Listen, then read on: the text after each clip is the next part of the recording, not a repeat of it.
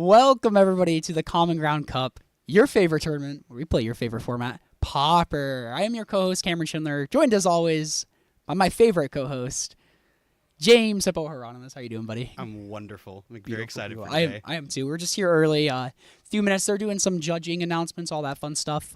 We're just here to talk up the chat. Hopefully, y'all got sound. I don't think there's going to be sound when it transitions to the floor cam, so there will not be sound for that. There's just too much going on out there for there to be sound. But you can hear our lovely voices instead. Yeah, exactly. With first-time chat, Dredge, Gruel Ramp, all that, Terror. Yeah, I think we're going to see I think we're going to see a good portion of the metagame here. Except for Hippo and I were talking about this earlier, but Tennessee's kind of allergic to Affinity. Yep. But since it is like a larger event and there's stuff on the line, I think we will see some Affinity here. A lot of Jund Brood scale out there. There is just a like lot of walking Brood around, like seeing people sleep up on stuff. Can we see how many people we got in chat?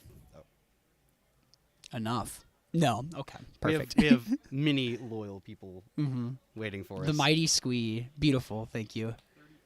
38. Beautiful. So we want to also thank the shop here today for hosting us. It's a game night in Columbia, Tennessee. It's your one-stop shop for Magic, Lorcana, Pokemon, Warhammer, and many more nerd-like activities. Sick Pokemon plushies. Every time I scrub out of a tournament here, I like to pick up something like that. There's a Bulbasaur hanging in my Chrysler 300 that rattles still. My buddy Zach tried to help me fix that. I need to get that fixed. But you can find them all on all socials at Game Night TM. So go check them out, and if you need anything, come down to Columbia, Tennessee, and get your Magic the Gathering cards. Is what we're here for today. Hippo, this isn't Cube. You're right. This is not Cube. I agree with you. We're playing Constructed Magic. Nobody drafted our deck. Came from Reddit. Nice to meet the commons here. Thank you. We appreciate that. I'm glad to reach some people. It's going to be a really, really fun day. Getting more eyes on Pauper is the goal. Getting more events like this, getting coverage and stuff that people can reference. Just get people excited about the format. Not too excited. Could you imagine a Pauper Pro Tour? Is that something you want? No, actually, it is not. No. I like to think of Pauper as kind of like the vintage, where it's just kind of very community driven, and let's keep it that way. Yeah, and we have our first round pairing already. We'll go and spoil it with it's Austin Walker versus Jonathan Turner. What is Austin Walker playing, Hippo? Austin's gonna be playing his trusty Black White Blade deck. And he is playing against Jonathan Turner, who is playing Jund Wildfires. So similar to Jund Brood scale, like very similar cards with the Writhing Chrysalis, the Cleansing Wildfire package, pretty similar mana base. But instead of the combo, you're just playing this huge mid-range game plan with Refurbished Familiar is just a powerhouse in this format, and you just have a plethora of removal and card draw in black, Deadly Disputes, Snuff Out, Cast Downs. That's going to be a grindy matchup, so we're going to have a really intense matchup. Funny enough, Austin and I had played this matchup before, so... Cool. I know Austin has put in a lot of work over the last couple weeks preparing for this tournament. He wants to hoist that trophy. Speaking of trophy, we have a trophy today for our winner. Look at that in the chat. You recognize that name? Ooh, we got Skura in the chat. Go. No fairies on first round of coverage, Skura, but hopefully to get some here. All right. Shortly. Who would you say if you had to pick a favorite to if win? Pick a favorite here? Based on decks. I'm actually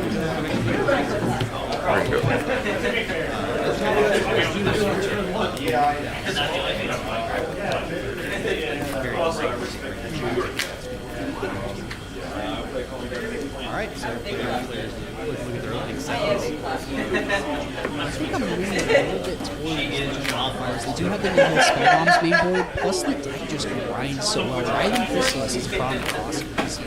He likes to start Okay. Thank you. And if the game's done, you'll have Was that the? Yeah, we're good. Yeah. Here is a Do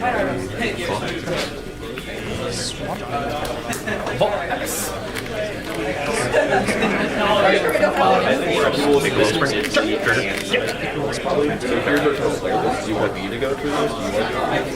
Okay. And companions work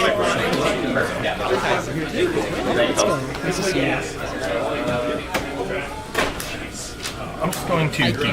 Commentators right now, so it's in the chat. Alright, it's your own new stuff. Austin's going to run out of Dawnbringer Cleric on turn 2. Guessing a Get- gain to gain 2 life. Yep, there option, he goes. I would imagine.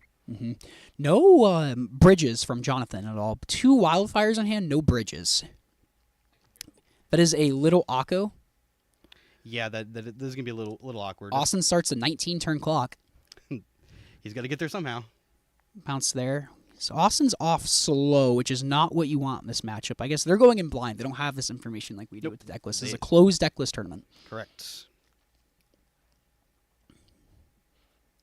Now, I wonder if Jonathan just wants to see a bridge just to get this ramp plan going. Yeah. Otherwise, well, I mean, he actually could. Well, funny enough, he could actually fire off the bridge on the. No red mana. Oh, he does not. You're correct. So he also he didn't fetch a red mana off of his Twisted Landscape. I don't think it's necessary because all your bridges do tap for red. Yeah. So all your bridges can cast Cleansing Wildfires. That is an important part of. Oh, there's a mountain. there's a That mountain. probably makes sense why I didn't fetch for that red right there because it's right there. Oh man, that's there's the Chrysalis. that's Let's brutal. get started. You see Austin kind of step back a little bit. He's like, "We're doing this." That was a lot of the testing points. We were talking. He's like, "I feel like they always have the Writhing Chrysler." Oh, so Cameron has picked the Jund Wildfire deck for the round, and I have picked the Black White Blade deck for the round. We got a judge call going on. Not quite sure what about. Are we just missing I think tokens? we're just missing tokens. Yeah, it's just tokens. Yeah, we can. There we go. Those are 0-1 spawns. You can sacrifice them, and you can make a colorless mana. Whenever you do that, it puts a counter on the Writhing Chrysler. A very, very, very powerhouse. It having reach. They just Yeah, the card cascades out of the game pretty quick. We have talked to ad nauseum We about certainly Writhing have. Chrysler. It is a tricky card to navigate around. You have to use the removal on it, and Austin has. Is it 3 Tithing Blades main board in his? Yeah, he's got Tithing Blades. He's also got a couple copies of And Tithing Blade awkward against Writhing he's- Chrysalis. Yeah, he's got a couple copies or 3 copies of Cast Down as well. So he's probably going to be saving those exactly for Writhing Chrysalis, I would imagine. Those Tithing Blades are super, super awkward. You have those. Jonathan happily sacrifice a spawn here, keep them on Yeah, lay because back. that also just grows your crystals. And we do see a cast down Austin's hand. So he's looking to fire that off in the instep. There's no need to. He can't push through damage here anyway. No, he's just gonna be sitting back for a couple turns. Chrysler number 2. Yeah, that's pretty brutal. Yep, that is. That is the state of the Pauper format. Put two more spawns into play. Yeah, Spawns into play. that is not what Austin wanted to see coming into the first round. No, this is not the best for him. Jonathan, on the other hand, pretty happy. Opponent's not up to too Oh, much. he's already got the Neil spell bomb to close off the opportunity for tithing or for Omen of the Dead. We see cast on that first Chrysler that was attacking. Bridge from Jonathan. And go. Deadly Dispute there. Austin just got to dig for another answer. We got to see another cast down. You said there's 2 cast downs main There are board? 3 cast downs. 3 cast downs main board. No snuff outs? No stuff No. outs. Not enough swamps in his deck Yep, to facilitate that. But Jund Wildfire deck is only playing 3 swamps, but can get away with playing the snuff outs because you have the wildfires and you have the twisted landscapes to go tutor for that swamp to put into play, which is nice. Correct. There we go. Thank you. That is perfect. Beautiful. We got Thank you, some Steven. tokens incoming. Brother is not looking good. You are correct. Yeah, we see a lot of comments. People, Hippo is a bit low compared to Cameron. That's just us generally. I'm a little louder of a talker. I than do Hippo. speak softly. Look at those gorgeous RK Post tokens. Austin's rocker. He is rocking the RK Post. Austin's got some good taste. His You ever- basic choices for today are also Ooh. great. Yeah, they are. Those beautiful Ice Age basics. Bounce it, replay. So he plays 2 mana for the Glint Hawk. He's just shortcutting here. He's tapped out, so he says Glint Hawk, play it. But I guess there's snuff out in the format, so he's got to play through that a little bit. There you go. Make it easier for us too. We can't snuff out the familiar though. That is true. That is true. Good point. Oh, Double familiar. That's pretty good. and black floating from that Orzhov Basilica there. Yeah. So look, I can see in Jonathan's hand he's got a Pulse Marasa. So at any point he can just fire off and get back that Chrysalis. That's going to be a huge game. There it is. Man. Or no, if he just discards it. Just discards it. Oh, the pole. Wow, that's He's also got a Nyxborn Hydra in hand as well. that is also a banger. Just post that up on a spawn, and the Yeah, spawn then is you've now a got threat. Yep. double threats on the board. Would be pretty good. And Austin does have a Dawnbringer Cleric's main. He already fired one off, though, and it's in the graveyard. Thank you for the follow, Frumbus. What are we gonna see here from Jonathan? A refurbished familiar of his own. Yes. We see Austin hitting on that suffocating fumes. That is really good here if he has a tithing blade, because Austin can go suffocating fumes to clear the board, and when his tithing blade can tag this Chrysalis now, which is very nice. Correct. But as Hippo pointed out, Jonathan is going to play this Nyxborn Hydra, and unfortunately Austin's tapped out here, so he can't get the. Oh, is he just gonna put it on that I Furby? think he's just gonna make this huge. Wow. On the, I mean, all right. You have 3 counters. We've put all of our eggs in one basket Yep, here. there you go. 4 counters there. Perfect. That's 5. With all the spawns. Well, 4 counters in the Chrysler. Oh yes. From the second, interesting. Yeah. I make him deal with that. That is so now the tithing blade line is still open from Austin to suffocating fume tithing blade, but he still has, because of how bestow works, it'll come back once the creature dies. Correct. He'll just have a nice 5/6 with reach. Squee, I don't know if we're gonna put on Poison Storm on coverage. I don't think anyone was bold enough to register that today. Don't know if I want to watch that. Yeah, it's not particularly good for the viewing experience. And there's the second best card in the format. Is that referring to I assume- Nyxborn Hydra or Refurbished Familiar? Refurbished Familiar, I would assume so. I agree with that. Writhing Chrysalis is a card. Interesting enough, it's like 3 decks only play it, and it's like the Gruul Ponza deck's not All right. really. Oh, we see an attack from Jonathan. Austin's debating on how he wants to block here. Yeah, Because that's he can't just take a full hit of this again. 9, 10, 11.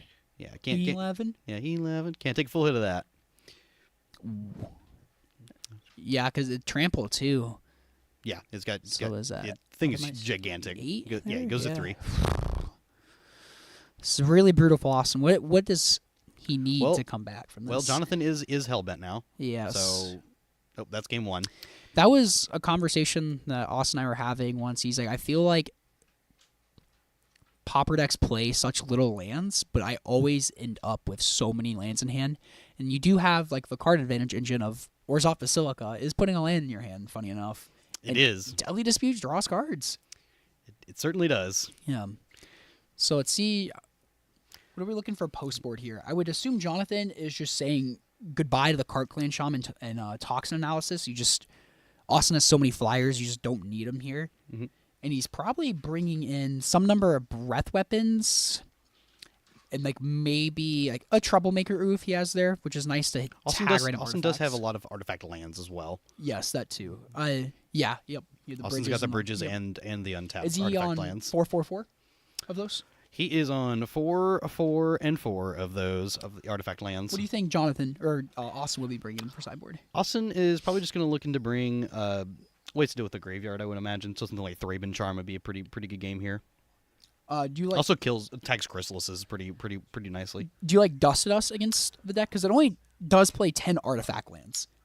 If you had cards you like just definitely don't want in your main deck, then Mm-hmm. then sure. But I don't know if there's like anything that Austin's looking to like not keep, other than maybe Stab is like the worst. Stab is like is the worst one. Pretty awful here. Yeah, so you just bring in like the 2 Thraben Charms, just cut them nicely. And I think you do keep some number of Tithing Blades in, even though they're not the best card in the world in this matchup. It gives your Glenhawk a purpose. Because once all of those are gone, you just dilute your artifact count so hard, and Glenhawk becomes like awkward in picking up lands. It can, yeah. Especially if your opponent's also trying to blow up your lands, it just becomes really. Someone said Deadly Dispute, which is on Awkward. screen, might be the best card in the format. I am pretty hard pressed to agree with it. I would also agree. Probably the best non-bannable card in the format. Yeah, it's kind of like it might be like Brainstorm territory where it isn't kind of like Legacy, where it's just like it's just kind of the part of the format.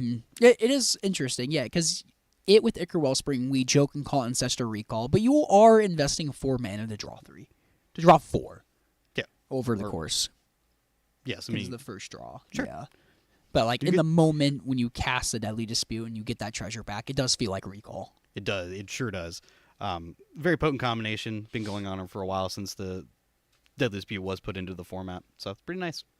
Also, if I agree with what Squeak said for bringing in Broodskill of sweepers like Fumes and Hadar can turn hiding. Yeah, Austin's Blades. got a couple Drowning Sorrows if he wants to bring those in as well to get rid of the spawns, but I think he's just probably going to lean into the one copy of what's the Suffocating Fumes that he's got to do kind of fill that role probably. And this is Jonathan's on just the Jund Wildfire, so it's not the Brood Scale, but someone was asking, what do you bring in against Brood Scale? Austin has Trespasser's Curse, which is a nice little enchantment curse that you can curse an opponent whenever a creature enters the battlefield under their control. It drains them for 1. But we won't be seeing that in this matchup. I don't believe so. No, I wouldn't imagine so. I mean, you drain 3 off a Chrysler. You do. You do. It's a little harder than 3, though. That is correct. Well, what do you imagine like a good opening from Austin looks like to have a good chance in this matchup? This is really tricky because he has to be aggressive, but also have interaction. And this deck does like to dirt a little bit. It can play an aggressive hand, so I think he wants to see some number of Glint Hawks and Core Skyfishers. And you kind of just have to play into Jonathan not having the sweeper because those are the games you win. Yeah, the good thing is he does have the one card that does get around a sweeper and being the Core Skyfisher. Yes, it beats all the 2 damage sweepers. It does. But like you might just have to overcommit with like a Glint Hawks and Furby, even though they all die to Breath Weapon. But I think the games you win are when you're really, really fast.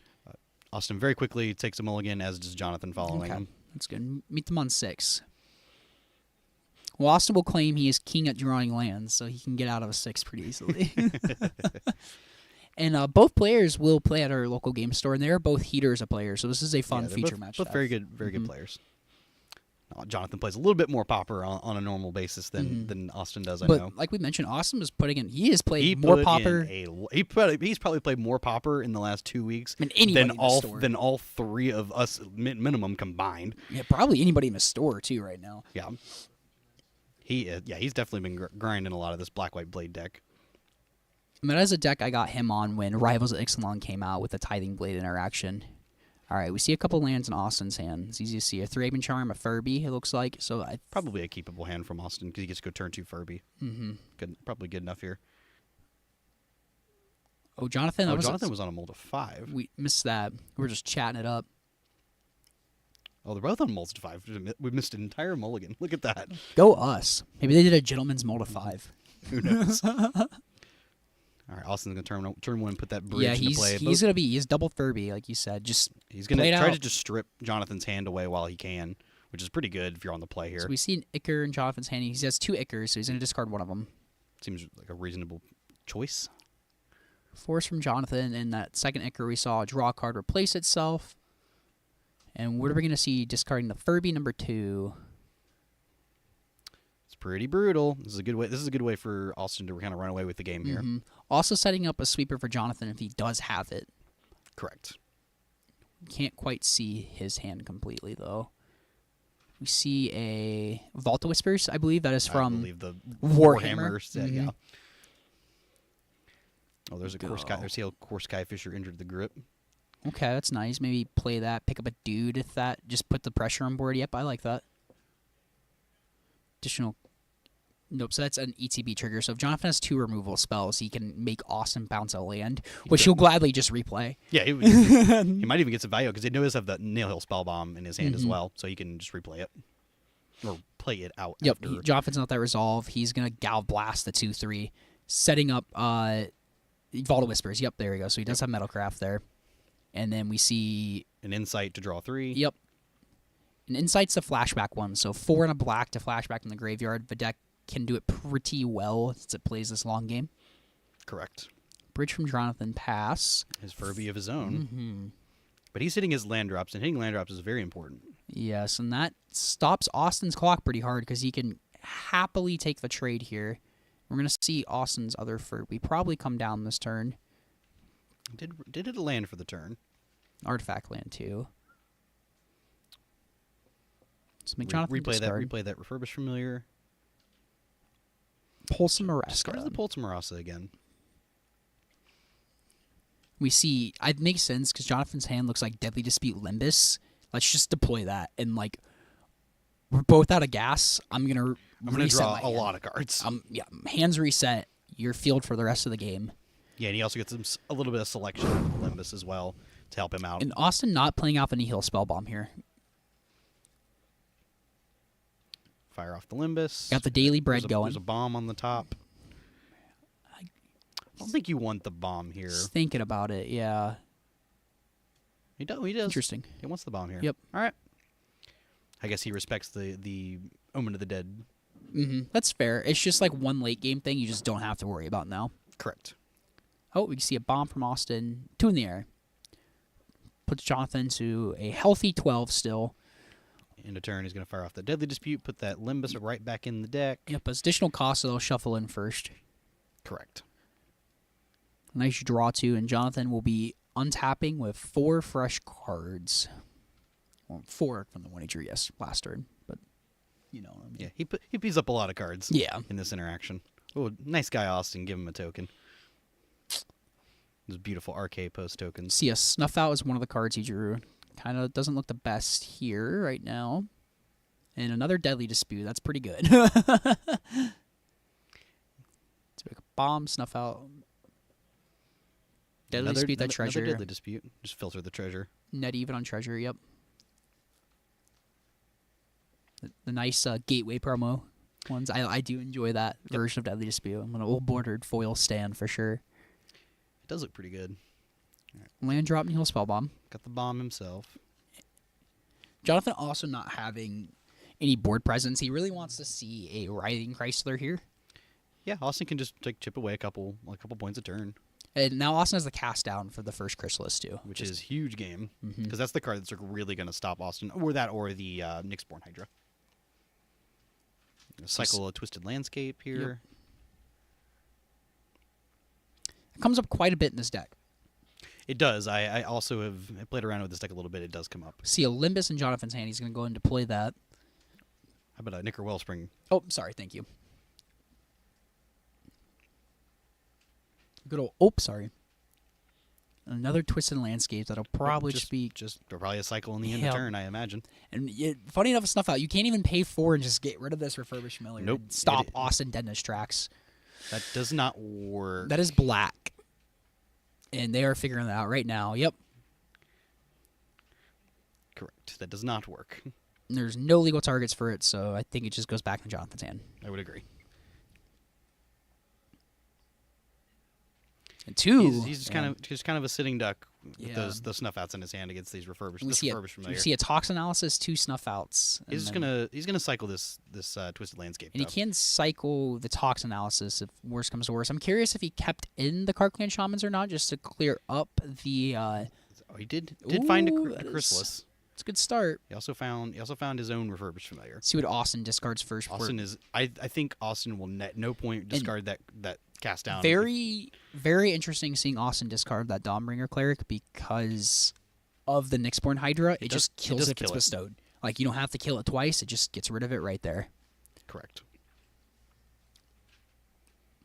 We see cast down instep. Austin's been holding on to that. I guess I don't know the last couple cards of his hand, so that might be better than Dawnbringer Cleric. Could even be a second copy with Thraben Charm, which also just more versatile than Dawnbringer Cleric, so that does make sense. Ancient In from Austin. See what he chooses to do with his turn. He's in a Thraben Charm, so he can probably just We could aggressively fire off a Thraben Charm on this familiar to start pushing damage. I think he wants to save it for the Nyxborn Could also Hydras. save for Nyxborn Just because you just need to get rid of these reach threats. Because at least you can, the very least, you trade with this Furby. It's hard to trade with a Nyxborn Hydra. Because they're both looking at bombs from each other, so they know that that's not an option to get anything back from the yard, really. Yep. Austin's tanking a little bit. He's thinking. I think he's thinking that line you were talking about. This is game 2. Jonathan is up a game.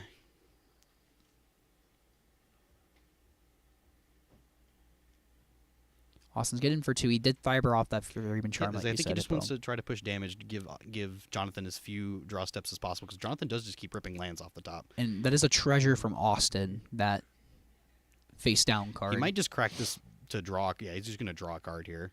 Yep. He just really needs to find some kind of action. He just found another land, so he's just Man. kind of sitting there. I probably time to cycle that Toxin Analysis. I would guess on the. I would imagine so. He'd Give a spawn three lifelink. three mana draw card there as well. Use. Just say go. No, I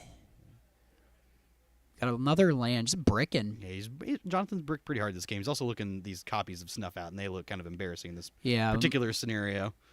Yeah, Yep, Jonathan is going to fire off make a clue here. Yeah, Austin says it's fine. Laughs a little bit. Yup, he's got another redraw. And found another bridge. You like them bridges. Just nothing here from Jonathan's side. Whoa, Austin. Can't quite see what he's got left in his hand. I think it was a deadly I dispute. think there was a deadly. I think there was. He's Or gonna he's just going to cycle his bomb as yeah. well. Maybe he already. And we're gonna see deadly dispute on treasure. Yep. Yep. Filter through the treasure, get a couple cards deeper. See a Thraben Inspector. Ooh, Core Skyfisher, nice here too. Get him for 2. And I think if you're Austin, you just play this hand. Yeah, I think you just kind of fire off and put Jonathan under a ton of pressure and make him have to have a bunch of outs for the turn. Jonathan has a land to discard. He's got plenty of lands to discard. And it's Austin to play this Thraben Inspector too.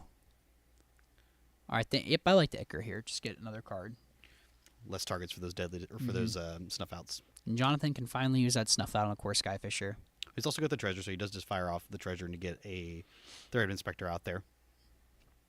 So if you're Jonathan and you're looking out the fire, 4 mana out, the snuff out the Core Skyfisher here on end step. Just get that out of the way now. He's still got to find an answer for the Yes, for the refurbished familiar. And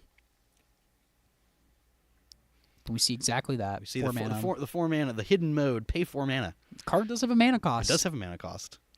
And finds another bridge. That's game 2.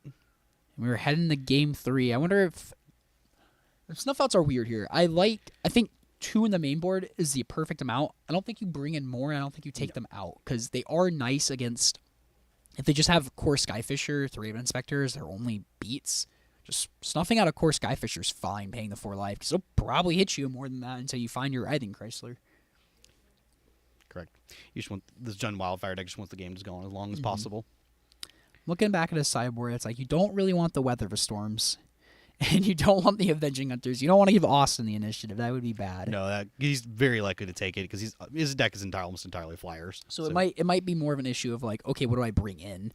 Because Duress is not super crazy against Austin. They're fine, Correct. but they're not. What are they? I guess tagging a cast down, clearing the way for a Chrysler. You could do that. I call that card something different every time. You sure do. And just a reminder, this tournament is also Austin could bring in Shrivel to do the same thing that was mentioned before about like having the sweepers. But I don't think you want like the full like 3 mana sweeper that just does a lot because it also kills your own creatures too. You want to be able to keep your creatures in play. Like Shrivel is not killing any of your 3 mana's opponent. Yeah. Yep. 3 mana one is opponent. Yeah. Yeah. So Shrivel's all though. Yeah, Shrivel is all. We don't want to. Or the 3 mana one, the Drowning Sorrow is all creatures. Oh yes, I thought you were referring to the main board. No. Suffocating Fumes is Yep. only opponent's creatures. Correct. Shrivel is not killing any of your creatures, while it is just killing all of your opponent's spawn tokens from the Chrysalis. You have your Furbies. You do have your Furbies because you're 1 creature. See, Jonathan on a mulligan. Jonathan is took a 6. quick mulligan there. Unless we missed a 6, that's another 5. But I it think- looks to be a 6. It looks like a mold of We 6 are to on me. the ball. Just a quick reminder: this tournament is brought to you by the Common Ground Podcast, your favorite podcast. We talk about your favorite format, Pauper. We do a podcast every Thursday. Talk about our favorite format, Pauper. Really fun stuff. We do a lot of casual topics. We do tournament recaps. But we also like to go in depth on certain things. Yeah, we go on some tangents, don't we? Yeah. Yep. Like we've had very good players on there, like Skura, who just annihilated mono blue fairies and just help us dive deep in that. We have dove deep in the red deck and stuff. So. And also another other big Pauper stalwarts like Kali Kai's come and join us for our end of year recap. That was really this fun. year. So hopefully you get more guests on this year is a goal. Yeah. So it looks like Austin has decided he kept his 7 for sure, and Jonathan is also going to go down to 5. This deck can go to 5 because Deadly Dispute just kind of just like reverts your mulligan so easily. It can. Now it also depends on the context of Austin's hand. If Austin has like a double familiar hand again, that's going to be really rough. Is there a Jonathan link to get to out of. find deck list today? Not currently, but that will get posted eventually. We lost viewing. There we go. We got viewing. I don't know if it's just going to be top 8 deck lists that are going to be published later, but that will be happening after retirement. Correct. So it's Jonathan's 5. Tucking down a snuff out. He has 2 Chryslers, which you want to see. Old Reliable, 2 Bridges, and he's looking at Deadly Dispute, Blood Fountain. I think he's pitching the snuff out to the bottom as well as what was the second thing he pitched? Hard to see. Looks like Oh, Blood Fountain over Deadly Dispute. Oh, blood fountain taking the bin. Mm-hmm. We did keep a double Chrysalis hand as well. But Deadly Dispute is awkward because you need your lands right now, and it doesn't look like Jonathan has a trinkety artifact to be sacrificing to He Deadly does not, Dispute. but he did hit his third land drop, so that puts him well on his way to casting his he Chrysalis. might just. Oh, interesting. We see the Deadly Dispute in hand. He might just end up Deadly Disputing his land here because you really need the land once to cast the first Chrysler. Yeah, he does have it, or he's also just gonna discard interesting. it to the Yep. familiar. Okay. Oh, He's got and the a wildfire. That's huge game here, actually. That puts him up to casting Chrysalis next turn. That is a good peel. That was a very good rip here.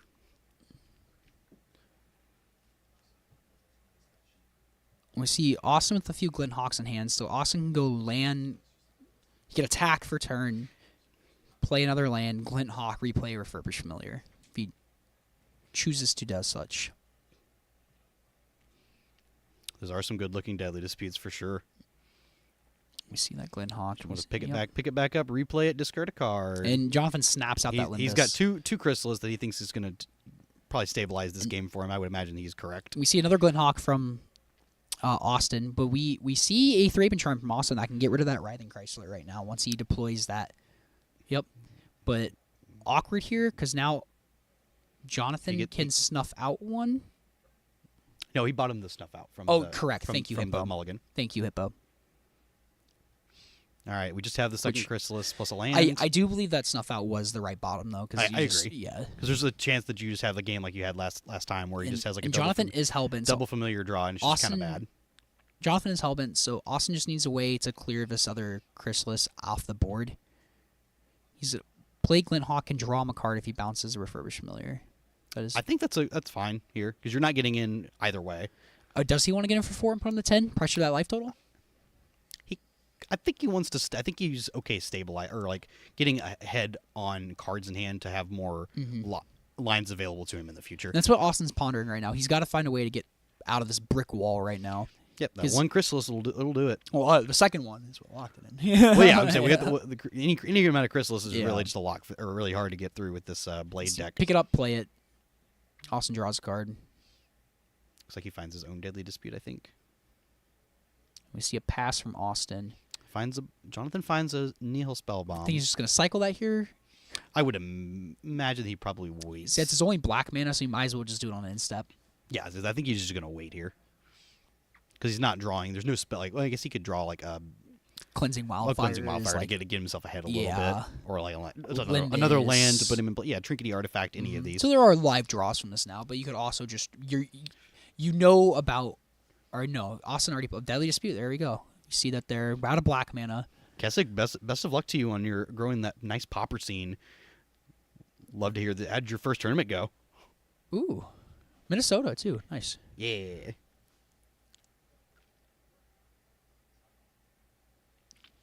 So we Austin pondering. Austin's got lots of plays available to him this turn. He's just. I think at some point he's just going to overwhelm Jonathan with the amount of flyers. Getting rid of that Deadly Dispute is going to be nice. Jonathan picking up his card, ready to discard it. I mean, eventually, Austin can make a great big attack. He is kind of susceptible to. There it is. He's going to fiery cannonade right now, or breath weapon. That's brutal for that Deadly Dispute not being able to cast it here. Yep. Let's see Austin's own. Got a bomb as well. And okay.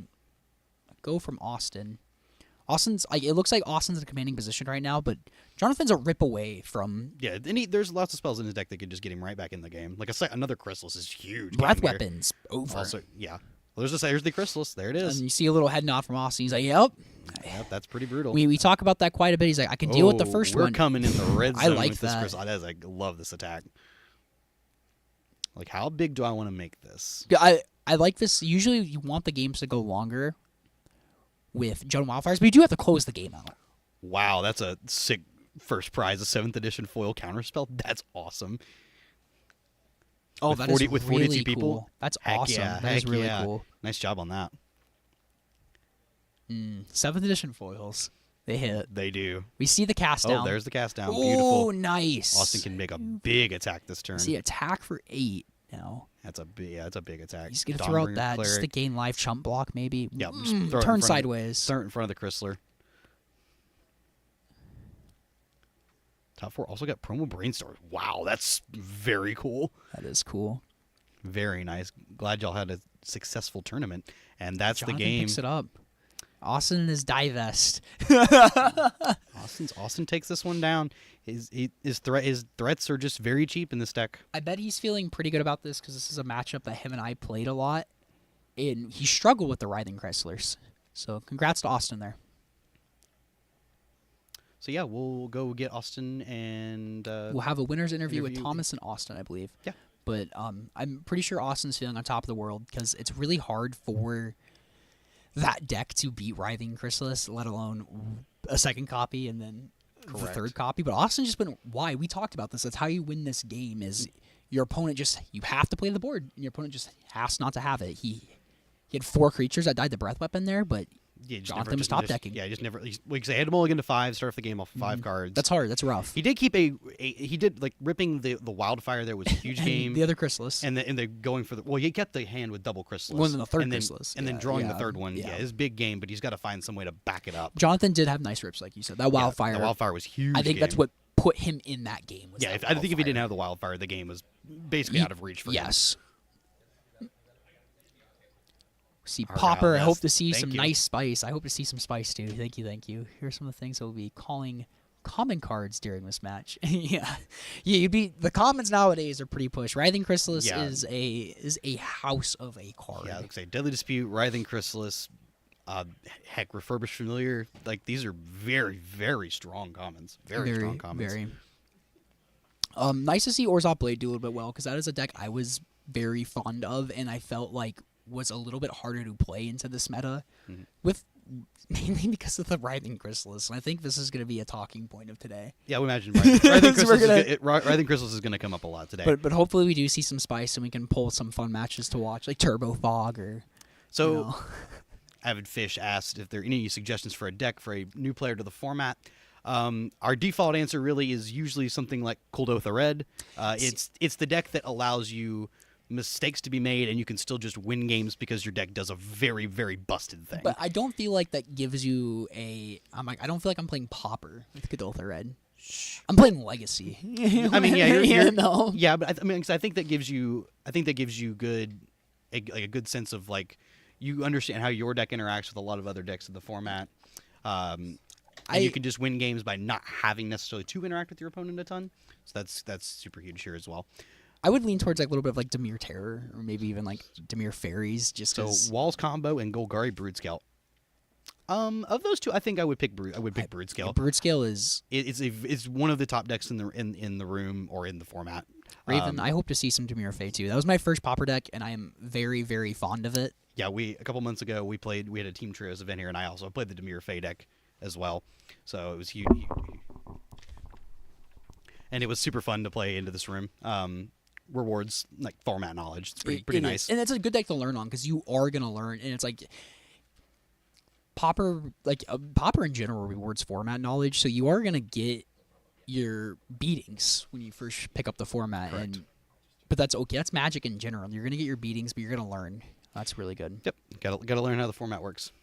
And we are gonna switch over to the interview where Thomas will be interviewing Austin, the winner of our match 1 with Black White Blade.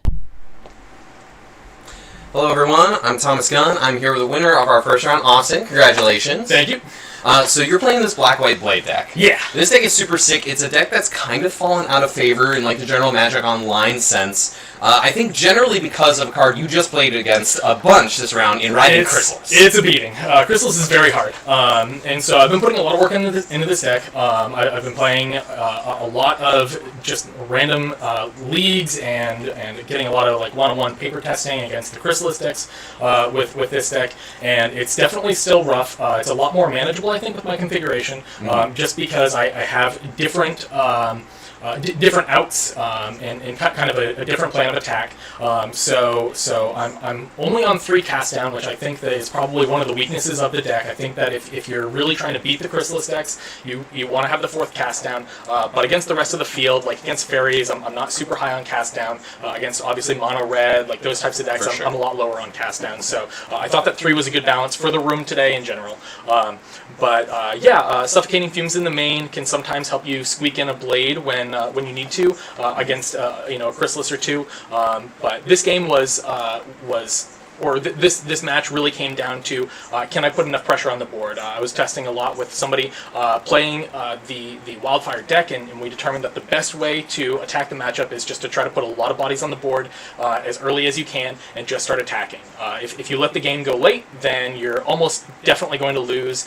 They have a lot of recursion, they have a lot of just bodies to block, and then if they can get a big Nyxborn Hydra, then it's really hard to come back from that. So yeah, that was my plan. As you saw, game 3, I kept double Glinthawk and a refurbished familiar, drew another couple Glinthawks and then a core Skyfisher, and it was just about trying to strip the hand. Obviously, my opponent was on a mold of 5, and I kept my 7, so that's obviously very tough to come back from when you're in a heavy resource exchange type of deck. For sure. So yeah.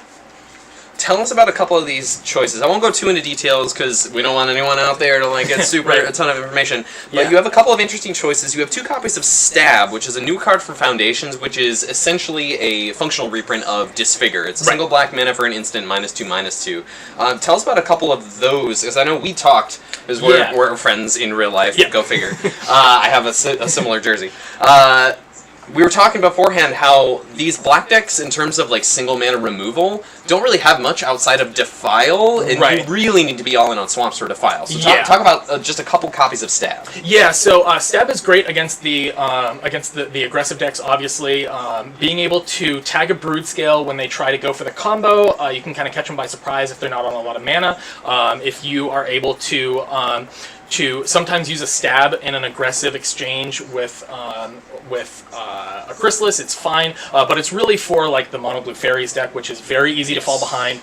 So just being able to turn 1 Stab their thing, so that they don't get to put a ninja into play, or if you think that they might be on the Deep Hours Ninja, you can stab it afterward on turn 2. But yeah, just being able to tag an early fairy, being able to tag the Blast Runners, or Sure. Tomb Raider, whichever one. All of the X2s. Yeah, all of the X2s. What your out of- Suffocating Fumes can't hit. Exactly, Yeah. exactly. It just gives you a way to not fall behind against those decks. So yeah, we had talked, you and I had talked a bit before about both Defile and Snuff Out, and how you really got to be all in on the Swamp plan, and I don't want to be all in on the Swamp plan because I want artifacts for my refurbished familiars. Exactly. One last thing I'll note, a couple of spicy copies in your list. Talk to me about 3 copies of Divest. This is a single black mana sorcery. Yeah.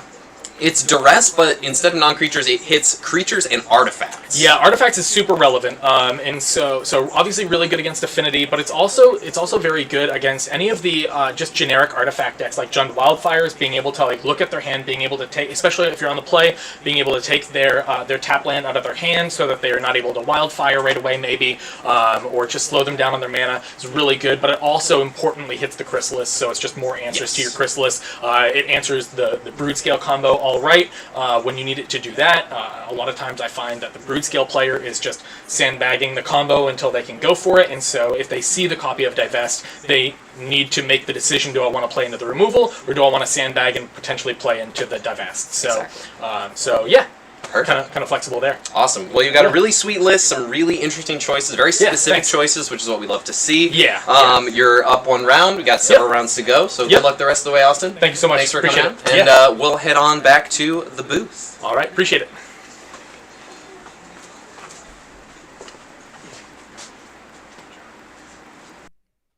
Nice little transition there. I like that. Brain Snare, thanks for the follow. Ooh, thank you. Very good interview with Austin. Had very nice things to say. And someone said in chat, credit for this guy calling out his opponent's mulligan. Good sportsmanship. Austin's nothing but a good sport. Correct. I agree. Austin, good people. Mm-hmm. He is a pleasure to play against. I have given him many beatings, and it was always fun. Correct. So what type of cards need to be printed or downgraded to make Coggates a viable deck? Remove Writhing Crystals from the format. There you go. That's your answer. You can fight through it, Chrysler. You can. It's just that's the card that's really kind of holding that deck back. Brood I think. Scale holds it That back also a lot, was too, yeah. Doesn't help that I poison either, but Correct. Yeah. Yeah, it's like most of them do. But yeah, I think that there's a couple of those Drazi cards. Those little Drazi cards are really bad for the thanks MH3. for the birds. Yeah, they are. They're really bad for the birds.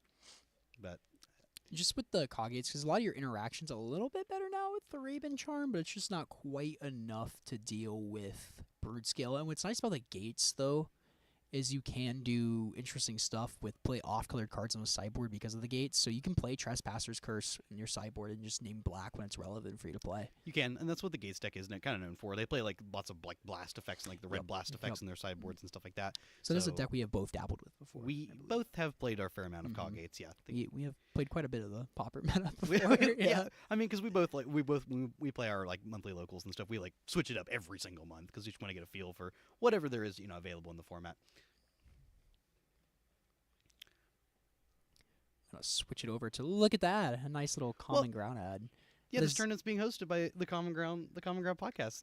We are 2 of your 3 co-hosts, myself, Cameron Schindler, James Hippo Hieronymus, my buddy next to me, Yep. and Thomas Gunn doing the winner's interview. But we'll be switching it up every Thursday. Listen to us on whatever your listening app of choice is. And we're at this lovely store in Game Night in Columbia, located in Columbia, Tennessee. It's your one-stop shop for Magic, Lorcana, Pokemon, Warhammer, and any other thing that makes your nerding heart happy. You can find them online at Game Night TN and all of the major socials. And I just gotta put out there too, Steven the owner is just an awesome guy. He puts on these really cool tournaments. He listens to what the people want. Correct. And he is not shy from putting all the money from the tournament into the prize pool. Correct. So that is just it's a huge reason for us to come here and do tournaments and stuff. So we love that, and we will be back soon round 2 for the round 2. Thank you, y'all.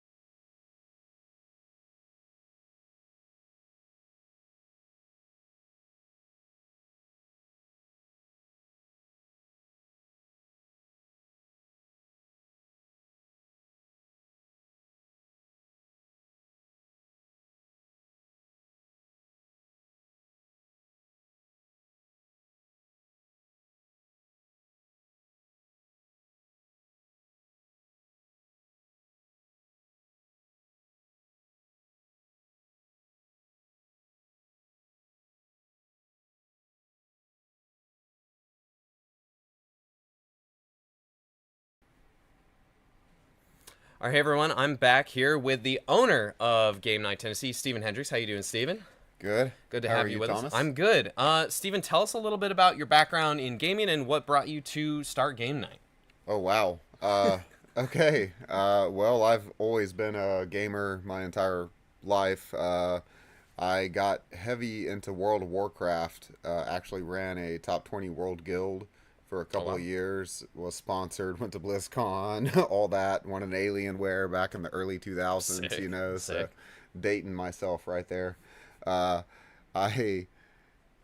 got out of World of Warcraft and was having withdrawals one day, and so I was in Walmart and I found a pack of Magic, and I was like, they still make this game? Because I played it as a child. I started in 1993, and so I went hard immediately. Found Game Night.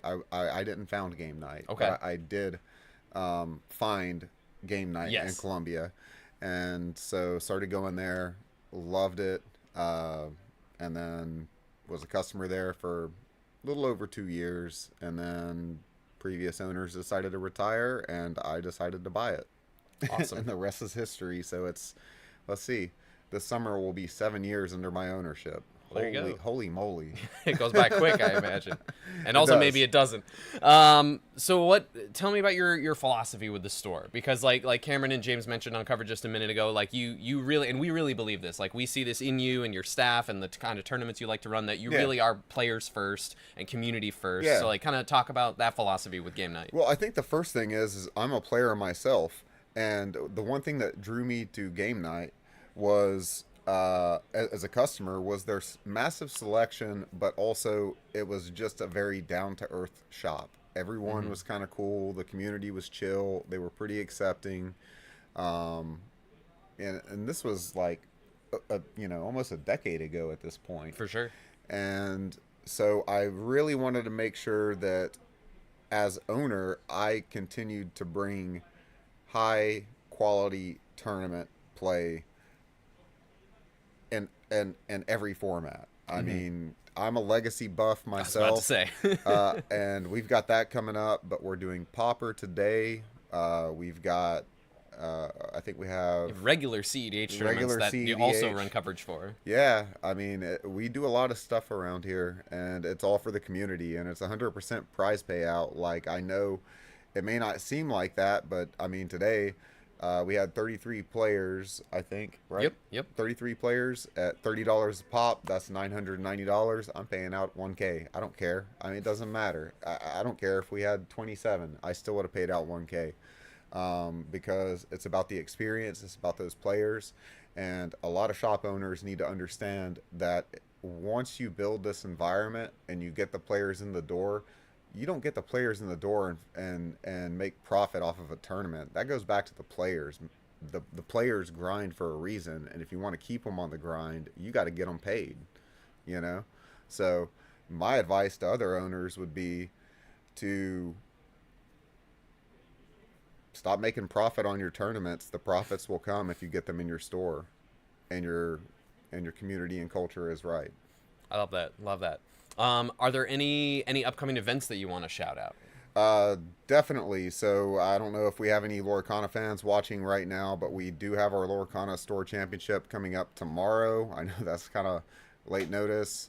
So check our website, GameNightTN.com, or you could check us out on Facebook at Game Night-Columbia, and check out what's going on. Next Saturday, the 25th, we have our what was it? CEDH, our first big CEDH event, and then we plan on doing that monthly. And the very next day, the 26th, is our RCQ, which got snowed out. Yes. And yes. so we rescheduled to Sunday. So hopefully the players who are interested in coming to the RCQ can make it, because I know not many shops run them on Sundays. Game Night's not like other shops, man. We'll open early, we'll stay late. That's how it Hell goes. yeah. It's about the players and the community. Awesome. Anything else you want to shout out while we have some time? You guys. Y'all have been killing it, dude. Well, we're really happy to be here, and we really wouldn't be able to do this if we didn't have someone like you and your staff to really help us collaborate and make it happen. Dude, So I've got the best team. My team is solid. I mean, to say the least. They go above and beyond every day. I've got one guy. We don't even open until 1. He's here at 11, 10:30 every day, just because. And I love that. I love to see that passion, and we're growing. We're stretching our legs a little bit. We're getting ready to open a Nashville store. that's right. In 2025. Excellent. Which is this year. I keep saying I'm Right. stuck in 2024, right? I know. So this year we are doing it, but that is a collaboration, 50-50 collaboration between myself and JC's House of Cards in Huntsville, Alabama. If you haven't checked them out, I highly recommend JC's House of Cards. Yeah, another great LGS in the southeast area. Absolutely. But we are going to JC's House of Cards, and game night brings you whatever store. Yeah, We're still deciding on the Name name. to be determined. I've got one in mind, and it is high up on the list. I'm not going to divulge it yet. Cool. The main thing we're looking for is the right location with parking and ample square footage for what we want to do. It's a 24/7 gaming experience. If you've ever been to Jeff's, JC's House of Cards, highly recommend it. Just shout out to him as well. Awesome. Well, thank you so much, Steven. Thanks Thank for you. having us and trusting us. Absolutely. And, Thanks for doing this, man. Y'all have been totally professional. Hey, we try to do our best. Try to make a good show. So, yeah, stay tuned, and we'll be right back for round 2 in just a few minutes. Thank you so much, man.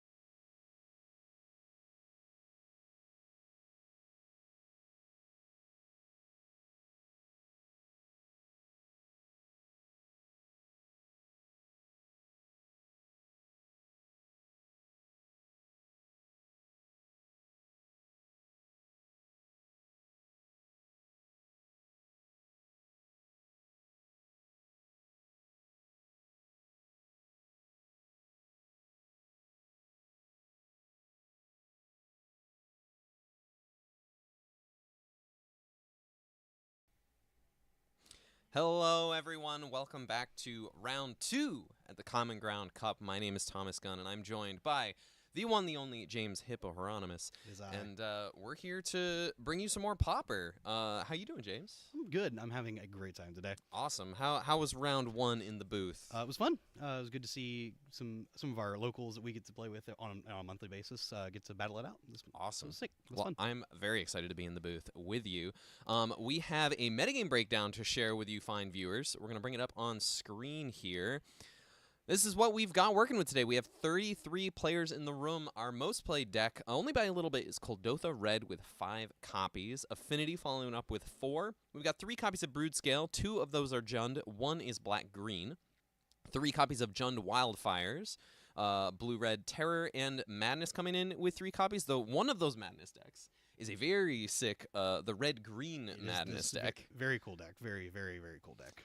We've got 2 copies of Mono Blue Terror, 2 copies of Mono Blue Fae, 2 copies of Black White Blade, which we just saw on stream from Austin Walker, and 6 one-ofs. We've got a Mono White Aggro, Elves, Gardens, Walls, Black Green Fog, and someone was brave enough to bring Flickertron. I think I know exactly who that is.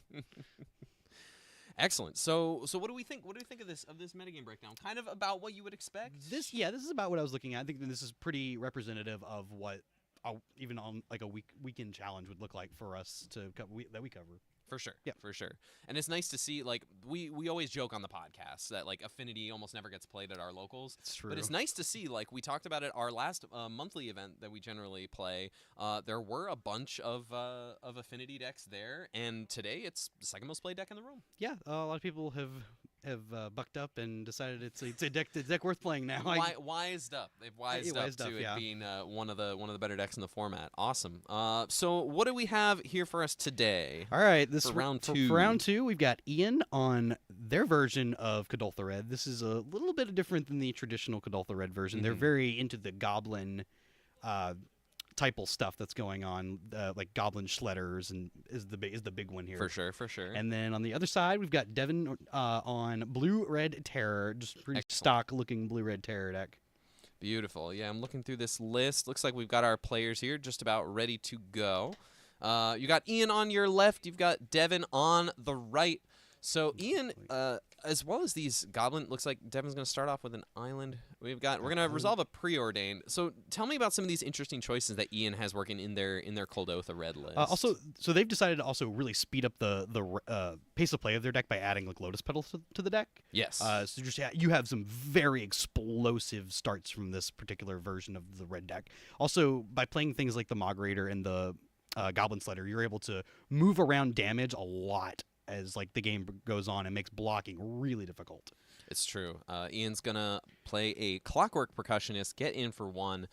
This will be a nice threat to ideally get a card off of in exchange for a removal spell.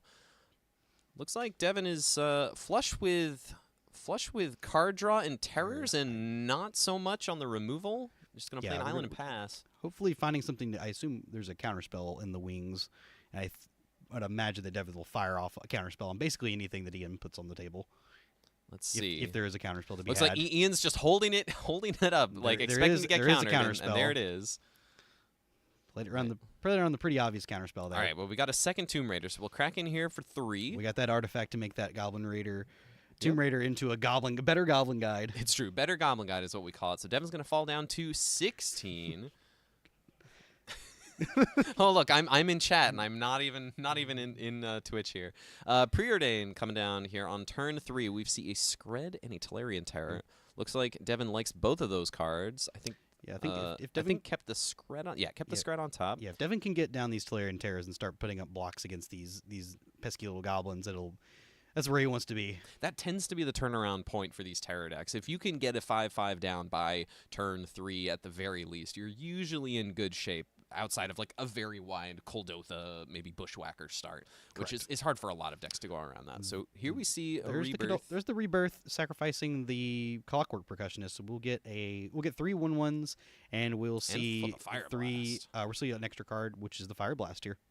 So this is another innovation of Ian's. Ian, a lot of the Coldotha Red list, the standard lists, are running either 1 or mostly 0 Fire Blast.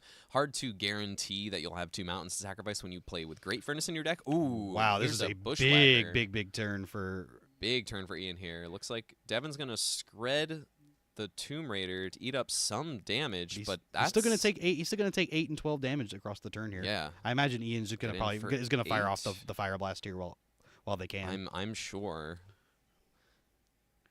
Oh nope, we've chosen to keep those mountains in play. Looks like Ian. All right, Ian's gonna pass. Oh, it is still next turn as well. On the It is percussionist. still, it is still next turn. Yes. So we do have another turn worth of information to gather. All right. That is a nice thing about the Clockwork Percussion. It's not like experimental synthesizer in that way. Correct. Yeah, it looks like Ian also running the synthesizers. Also, make note, we talked about or I talked about the Goblin side of the deck. We also play 4 copies of Goblin Grenade. Yes. It's a classic. That's even more burn. It's a 1 red, sacrifice a Goblin, deal 5 to target creature or player. We've got a lightning bolt on this Goblin Bushwhacker here. Put a Tolarian Terror, 2 We've Tolarian got Terrors. 2 in the terrors now. We've got exactly 6 spells in the yard. Beautiful. Let's see if Ian can just finish the game out with some burn spells here. Well, there's a Tomb Raider coming down. Tomb Raider. And A that's Goblin Goblin Sledder. Sledder is gonna be a good one here too. Ooh. This is what we're talking about, the being able to move around damage. Like Devin will be able to block a couple things, but then Ian can just move there's that no damage, artifact. move the damage over to make the unblocked creatures better. Yes. Oh, looks like it looks like this is lethal. So Goblin Sledder allowing to sacrifice everything that was blocked and everything else in play to pump up the 1 unblocked Goblin token, get in for at least 4 damage. Yeah, just 4 damage. And then the Fire Blast for lethal once Devin is tapped out. So that's going to be game 1 going to our Kuldotha Red Plus pilot, Ian. So let's look at these sideboards here. Let's start with Devin's sideboard. We have 4 Cast into the Fire, 1 Gorilla Shaman, 3 Hydroblast, 4 Pyroblast, 1 Red Elemental Blast, and 2 Relic of Progenitus. What do you like here out of the sideboard for Devin? Devin's gonna want to bring in those Cast into the Fires and those Hydroblasts. That's really that's really what he's looking for. Just want to be lean, mean, and efficient. Get those terrors down as quickly as possible. I would agree. How do you feel about 1 or 2 Cast into the Fire? You can sometimes pick off some X1s and potentially... I mean, you don't usually want to exile an experimental synthesizer or a Clockwork Percussion. Well, is Percussionist when it dies or when it leaves the battlefield? I believe it's when it dies. So unfortunately, that would also pick that up. But you could just exile an artifact, but it's not very effective. I will admit that when we were looking at Ian's sideboard, I had to look up a card. I have never seen this card before. Beautiful. So let me read through the list, and we'll read that. We'll save that one for last. So Ian's sideboard, we're looking at 2 Cast into the Fire as well, 2 End the Festivities, 1 Flaring Pain, 2 Pyroblast, 3 Raise, 1 Sylphok Lifestaff, 2 Tormod's Crypt, and 2 copies of Hearth Charm. Yeah, Hearth Charm being the card I had never seen before, but it's a single red from Visions. It says destroy target artifact creature, or all attacking creatures get +1/+0, or target creature with power 2 or less is unblockable. So what Ian can actually do is this is what makes really, really good use of like the Goblin Sledder stuff going on, because you can just make this for creature sure. unblockable and just dome them completely with this Hearth Charm. That's very cool technology. I imagine that's really great against the decks that are trying to go wide, that are trying to maybe in the mirror you both get a bunch of rebirths. Yeah, you're off. like, oh, I'll just block. I'll just have all these things that block, and it's like, well, no, you're just gonna die. That's awesome. You're just gonna be dead. Ian's list is always, I feel, super innovative. They're another one of our local players. I mean, many of these people in the room are local players to us, hosting this in the Middle Tennessee area. But Ian is definitely one of our locals who generally does well. We've talked about them on the podcast a bunch. Their list is really, really sick. So what is it going to look like for Devin to do? Like we basically need to have. I imagine we need to have another fast terror start, and being on the play. Being on the play again is certainly helpful. Looks like Devin did bring in a Cast into the Fire. Yeah, I think. Devin's just going to want to be able to remove as many of Ian's creatures as possible. I think that's just the game. But you're the control. Obviously, you're the control deck here. Like, you're not going to out aggro the Kuldotha red deck. Exactly. Looks like Devin is keeping. Ian is going to go down to 6 cards. Yeah, I think like we've talked about this before. I think you just want to blue blast every single red thing that they're putting into play Yep. as quickly as possible. Yeah. Bolt everything. You're probably trimming on counter spells because you have 1 mana interaction to bring in instead. Correct.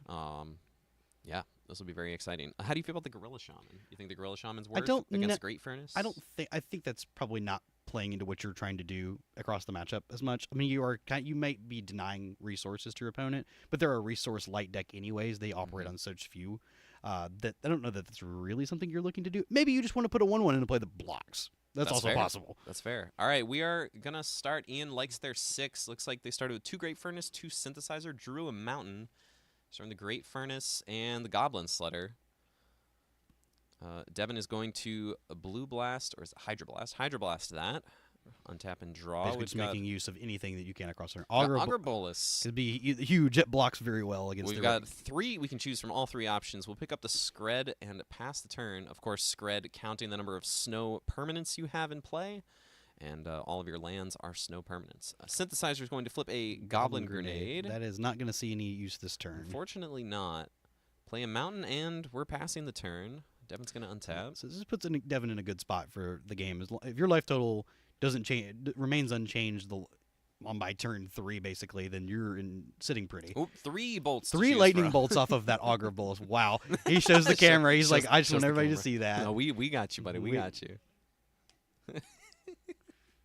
All right, 1 Augur Bolus getting feisty, but these 1/3s are pretty good blockers. Yeah, they block all these good ultra red creatures very, very well. Looks like Ian's flooding out just a little bit, but the synthesizers will hopefully dig us out of this. Nope, Another there's mountain another- off the top. There's a mountain. Not exactly what you want to see. Gonna play the mountain. Nope. I wonder if they'll deploy another synthesizer. Looks like they will. Probably, because their deck is just full of 1-drops. It's true. There's a Bushwhacker. I mean, Bushwhacker. you're just going to put it into play because you can. There's a 1/1. Not super great into these Augur Boluses. This game, Devin's gonna get rid of it at the end step here. yeah, this game's slipping out of Ian's hands a little bit here. Certainly looks that way, especially if both augurs are attacking. All right, Devin showing a sign of strength here, getting in for Yeah. 2. Ian down to 17. Devin's got pretty firm control on the game. It's like turn 4 and he's taken no damage. So Yeah, this is a good sign for Devin fans. all right, Ian's gonna crack a synthesizer, put a 2/2 into play, and flip that top card. It's a Tormod's Crypt. That is Ooh, good that's here. a 0. That is a 0 that also stops the terror plan. Pretty sure they had the land wrapped up, but that's fine. Correct. We got the Tormod's Crypt here. Thinking about casting something. Thinking. Ian is a very careful. There's also a very blast. careful, There's a considerate blast player. runner in Ian's hand. Okay. So thinking about just running it out now. Yeah, I would imagine so. All right, here it is. Devin's gonna let this resolve. Devin's just got lightning bolts Well, he's galore in his hand, thinking about something. or removal spells right. galore, I should say. Yeah. Oh, he's gonna fire off a brainstorm Mhm. actually in response to this. Is that a counter spell? Looks like Is he it- is kept it- in at least 1 counter spell. Oh, Devin, terror. if you only knew how much I don't know what right, so- alternate arts of cards are. That's okay. I feel like there multiple of our friends who brought Blue Red Terror have chosen this life. Well, I did sleeve up somebody's blue red terror deck, so I know all the arts of my own Yes. cards. All right, we got a lightning bolt targeting the blast runner. Gonna fire that off. I just now saw this comment This is all still on end that step. they hope Devin plays with the same passion as he drives. Oh Lord. What could that mean? This is an interesting spot. So Devin could potentially try to cast into the fire of the Tormod's Crypt here and try to pop You it. could All right. force the action, but yeah, but let's- there were enough spells in the yard that Ian probably just doesn't want a possibility of a terror Exactly. coming down. wisely not giving Devin the option to just untap, have priority, and just put a terror into play before you get to even put the Tormod's Crypt to good use. Correct. We're gonna fire off an Ash Barrens. Excellent. So go cycle and search up a land here. Imagine he'll just play that for the turn. I imagine we're done attacking with a 2/2 on the other side. Yeah, there's about to be multiple 2/2s in play. It's gonna become kind of difficult. But that's okay. Devin's deck is trying to build towards these 5/5s, so Correct. should be able to handle this 2/2. Devin's also got these nice sweepers in his main, even just in his main deck with the breath weapons. So even if things got a little out of hand, he could just That's also true. sweep them up with a breath weapon. Yep, we got 2 copies of Breath Weapon in the main.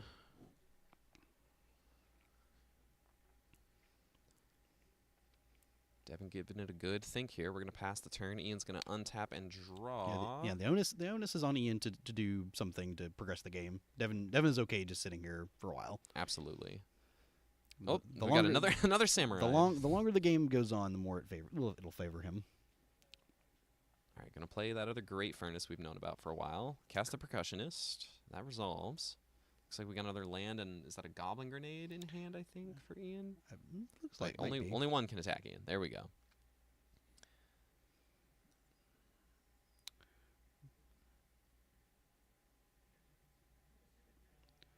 Let's see. All right, we'll choose we're no attacks. Choosing not to attack. We still have another synthesizer next turn to crack, so Ian's not out of gas yet. There's also the possibility you just quad goblin grenade Devin to death. There's a possibility of it. See Devin tanking over here a little bit, see what he wants to do. He's got terror, counterspell, cast into the fire. Let's see how aggressive he wants to get. Oh, he's going to just get rid of the synthesizer now so to deny Ian an extra card. Interesting. Does this matter if we're doing this in second main phase or end step? I think synth is it'll just end no matter when you do it, I imagine, Correct. right? It is just until the end of turn. Yeah. Okay.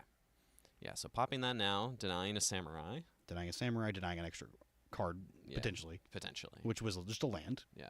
Which is fine. Totally fine. Fine to get that out of the way for Ian. Yeah. So we'll see if he. I imagine this clockwork percussionist probably gets into the red zone this turn just to look at another card. I don't mind that. Or getting in with the squad. Everyone's coming in. You're gonna get in something here. I think I like just double block. I think I like double blocking block a 2/2. samurai. Yeah. Yeah. And just take 3. You've taken no damage, and this is turn 6. Yeah. Yeah. No, this, I you're like this totally block fine a taking lot. 2 damage here. Yeah, you don't really want to eat the percussionist and give Ian another card. The other samurai is going to go right back into the sleeve with its friend. We'll see a blast runner put on the stack here. And Devin probably. Let's see if Devin wants to counterspell this or not. He's probably just going to counterspell off anything he basically can. He just wants to maintain control of the game. All right, so this is a sledder. Mog Raider. Yeah, Mog Raider. It's the Mog other Saka. What does Mog Raider do? It's basically the same thing as the Sledder, but I believe it's only goblins. Okay.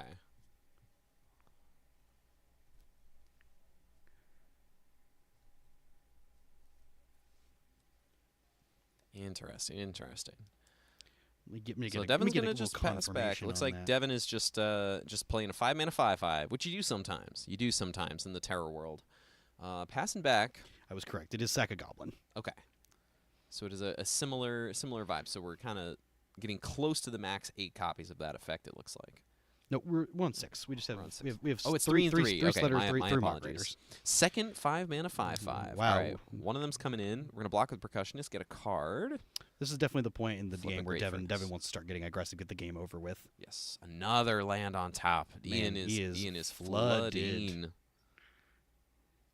We're gonna pass it on back. Devin just threw a scred. It looks like Devin's getting pretty comfy just bashing in with a 5/5. He's still got a counterspell to back and a scred, so not a whole lot can go terribly wrong for him Right. at So this point. we'll see how if any blocks are made. Just take 10. Looks like we're gonna just take the 10. Devin knowing the shortcut to hold down and it'll subtract by 10. Thank you, Devin. Oh. We've got a Kuldotha. Kuldotha does something here. That's going to get countered. It makes a bunch of blockers. All right, so Ian's going to pack it up. Yeah, Ian's going to pack it up. All right, so we are going to go to game 3. So as we imagined, say Devin brought in like the cast into the fires and the hydroblast. That's exactly what we thought. Beautiful. Ian brought in the Stormod scripts and the pyroblasts, as we thought. Still kept in like 1 or 2 counterspells, and they were relevant. Yeah. I am kind of curious to his thought process there. I know when I've played Blue Red Terror or even like an Ephemerate style deck, that I tend to want to shave on these counter spells just to keep my mana interaction on the lower end if I can. For sure. Also, they fight things once they've hit the battlefield as well. Counterspell doesn't fight things once they've hit the battlefield. Yes, accurate. And that you do just want like a maximum amount of answers to Kuldotha as well, to the actual Kuldotha rebirth. Correct. Beautiful. All right. We're just getting our life totals reset here. And we'll Devin's like, oh, I'll be on the play. No. Nope. Ian gets the choice of play or draw in game 3. It's I'll assume true. that they're going to go for the on the play I option. assume Ian will be on the play. And this will be the first game of the match that Ian is on the play. And I imagine we'll see a reasonable difference. Kuldotha on the play is a very different monster. Correct, especially with Ian's version having this like hyper aggressive nature of it being like lotus petals and in the Absolutely. mix. Absolutely. I'm curious if they actually took those out post board. That'd be interesting if you expect the game to drag on a little longer. Yeah, you Maybe may- you, don't you may wanna not- draw you may a not treasure want- token off the top of your deck sometimes. Especially with as many lands as they drew that last game, or they saw last game. And Sure. They drew, just hit a bunch of them off Yeah. synthesizers and stuff too. It was so many lands. All right, lots of lands. Opening hands here. But since they're on the play, they also might want them that capacity too. Yeah, Ian's gonna go to 6. Ian does not like it. Devin is working with. Looks like Mountain is the only land. I think there's a Lorien revealed, but Yeah, I think Devin's gonna have to fire that one back. all right, both players going to 6 here. I'm not sure what life tracker app is being used on the tablet. I bet we can find that information for y'all. Beautiful. Nierline says life tap.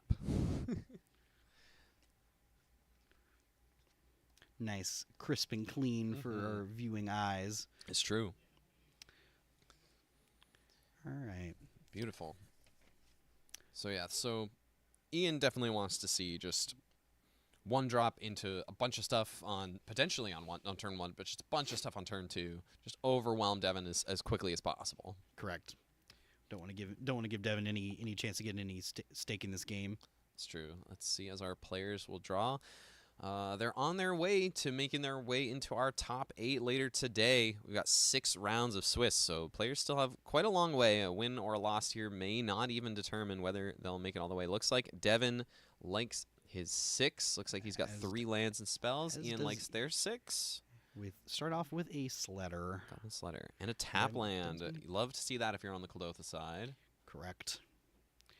Whatever it is not getting blasted this turn. All right, synthesizer to start off. Reveal Mog Raider. Correct.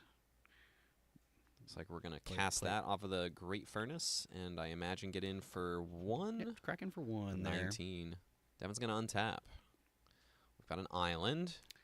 Oh, Looking at this cast in the fire, might just tag this Great Furnace, but I don't know if that's no, going to be the I play. think Oh, I think he's one actually and just going to one? 1/1 try to kill both of these creatures, which You can Ian is just going sacrifice to one of them. You're going to protect Yeah. one of them, Yeah, which is fine. that's fine. Okay. Just keep the board a little bit clear. Totally reasonable. Interesting that it was the Raider that was kept. Actually, All right, we're gonna rebirth the synth. So now the this yeah, is the way this is clear. Ian's game plan. This is what we're wanting to enact here. The way is clear. Flipping lands is maybe not the plan. Looks like Ian also has a couple lands in hand, so unfortunately, a couple of land-heavy draws. And not playing a over an excessive amount of lands, just the normal like the 16 lands are from the red deck. It's true. It's true.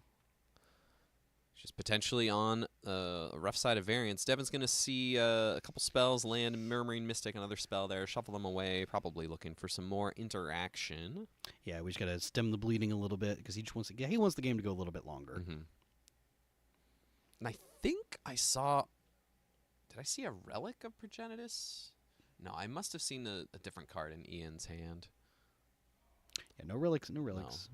No, I know Devin's sitting on a Lightning Bolt. That looks like a Lotus Petal, I think. Yes? Are they I the don't fancy think so. Lotus I don't- Petals? It's a fancy card. Oh, could be. Alright. Let's get in there.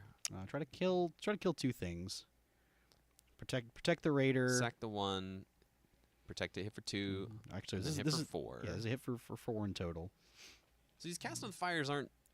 They're not Aren't great, these super especially they are. impactful? It's because what Ian's doing is using these like Mog Raiders and Goblin Sledders is really good against the traditional style of ways that this like Terror deck would deal with the board. For sure. And you're able to you're even able like with the Kadoltha Rebirth and one of the 2 sack creatures, you're able to like keep your creature or keep a couple creatures in through Yes. a breath weapon, which is really nice. Exactly. Devin keeping Skred Hydroblast on top with this Preordain. He just wants removal spells. Absolutely. Draws the Skred. Also has a Lightning There's a Bolt in Tormod hand. script. Okay.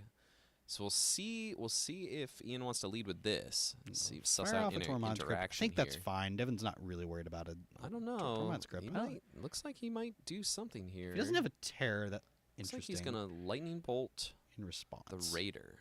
in response. I imagine this is targeting the Raider. I would assume so. I haven't seen anything to indicate. Looks like gonna sack Sack the Raider itself to give the token plus one. Yep. Sure. This is a blast out of Ian's hand. Okay, gotcha. That's what it is. All right, Tormod's Crypt is gonna be That's why cracked it looks here. That's why it looks fancy. That's why it looks fancy. Oh, from like the Planeswalker the- spellbook or something. I think it's the new ones from the Future Sight Border ones. Oh, I believe. Okay, gotcha. From That makes whatever sense. Mystery Booster. Mr. Booster 2. Whether is it Terror or it should play Ponder or Preordain. That's an interesting question. I think. Okay, here's something that was told to me. All right, the counterspell is going to get blasted. Oh no, you're correct. It was the spellbook one, the Chandra It was spellbook. okay. Gotcha. I've heard it told to me that if your deck is shuffling or cycling more, maybe doing more brainstorm things, that you want Ponder. But if your deck is just kind of setting up, like one thing at a time, just trying to like ease through some stuff, you'd want Preordain. I like in a deck like Mono Blue Terror, I think Ponder is the better choice. You look deeper at cards. You're thought scouring the top amount of your library away sometimes, brainstorming, cycle with Lorien Revealed, and you're doing some amount of that here, but not so much thought scour. So I think Preordain is better. For Yet another here. 5-mana terror from Devin. But Yeah, life totals at 5 could just be dead to a Goblin Grenade. It's true. There's a Tomb Raider. And a passing. Pass. If Devin can untap Yeah. with a counter spell to not die to just another 5-mana Another terror. 5/5. Shipping the turn. All Still right. dead to Goblin Grenade. Yeah, we're dead to Goblin Grenade at any point here. The Blast Runner does make blocking a pain. We're going to draw here. Looks like just a couple of red cards. Ooh, we're getting in the red zone. Getting in. Oh, this has got to be a breath weapon that Devin drew. Looks like Ian's going to go to 10. It is a breath weapon It that is a Devin breath has drawn. weapon? Okay, I yeah, think breath I think weapon and a actually spread. I think Devin actually needs to fire this off in upkeep if he doesn't die to a Goblin Grenade. But he does not actually know that Ian has Goblin Grenade in their deck. I believe we saw one off a flip in game Oh, one. we did. You're correct. He just Yeah. may not be thinking about it. I think I would have It's fired that true. off in the upkeep there. So Okay. that's not an option. Sure. We're gonna Fire in just for attack. 2. Just Just gonna fire attack off a here. breath weapon Fire here. off the breath weapon. No. That's And it. that's going to be it. Man, that aggressive Ian attack is from going to Devin. fall. Yes, that aggressive attack and no blocks is going to bring the match to its conclusion. Devin's going to take game 3 here over Ian with Blue-Red Terror. Yep, I think we've as we've talked about on the show a few different times. I think this is a pretty good matchup for the Blue-Red Terror side. They have so many rats, they have so many cheap, efficient counterspells, and they have cheap threats. Like it's just a recipe to beat up on the red deck. Even if Ian's deck is able to do the things a little bit faster than the normal red deck, but overall the cards out of the Terror deck are just really poised to beat this red deck. Absolutely, I agree. You kind of need to make sure you can get your foot in the door, like Ian was able to do in that first game. Really get your foot in the door and really kind of have enough things in play already to invalidate any of the counter spells. Devin was really able to leverage some counter spells. Throw away a couple of cheap interaction spells early, but then leverage the counter spells and the blue and red blast back and forth in some interesting spots. And even just a 5, as we saw, just 5-mana 5/5s. Sometimes that's just what gets got the there. job done. That's what got Yeah. there. Yeah, 5-mana 5/5s Ward 2, pretty good. It's true. Pretty yeah. good. So we're gonna get Devin for an interview in just a few minutes, and then we'll ask him some questions. Cameron will be on the interview with him. Yeah. Was there anything else that we thought was really interesting from Devin's list here? We No, this locally looks seen him play this list for a pretty little while. stock. I think the one card that not every list is playing is kind of the Behold the Multiverse. It's just kind of Sure. just a good card. I mean, I guess that serves as copy number 4 of like an Augur style card because he's not only playing the 3 Augur of Bolus. For sure. So it's just a good way for him to dig deeper on. It gives him something to do on turn 2 and then progresses the game later. For sure. Awesome. Cool. Beautiful. Yeah, no. So no, that was a great match. And also, props to Ian. 1-1, still very, very, Very live live. in a longer 6-round local tournament. But yeah, congrats to Devin. We're gonna pop on over to the interview shortly here, and yeah, we'll got an interview between Cameron and our winner, Devin Northcutt. Red band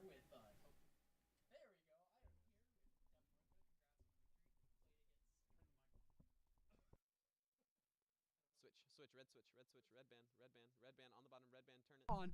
I am There it here is. with Devin Northcutt. You are. Nice to see you, buddy. Nice How's it to see going? you. How's Doing it well, going? doing well. You just beat Godolphin Red with the Goblin Spice. Thoughts on that deck? That deck is very sick. I But didn't deserve that after the game 3. Whoa, we saw the Sledder put in the work game 1. Yeah. So And- I should have remembered, and then I didn't read the card the second or third time that I messed up. in No, the game. you played it well. The Cast in the Fire is still was tag fine. a goblin. You're Yeah. forcing them to make a decision, Right. and that And he is- made the right one, and I hate that. Yeah, but you did play well, Yeah. and I think you did something a lot of Magic players don't do well. You lost game 1, Yeah. but you stuck in a very good game 2 and 3. Yeah. And I'm very, very impressed with the jamming terrors.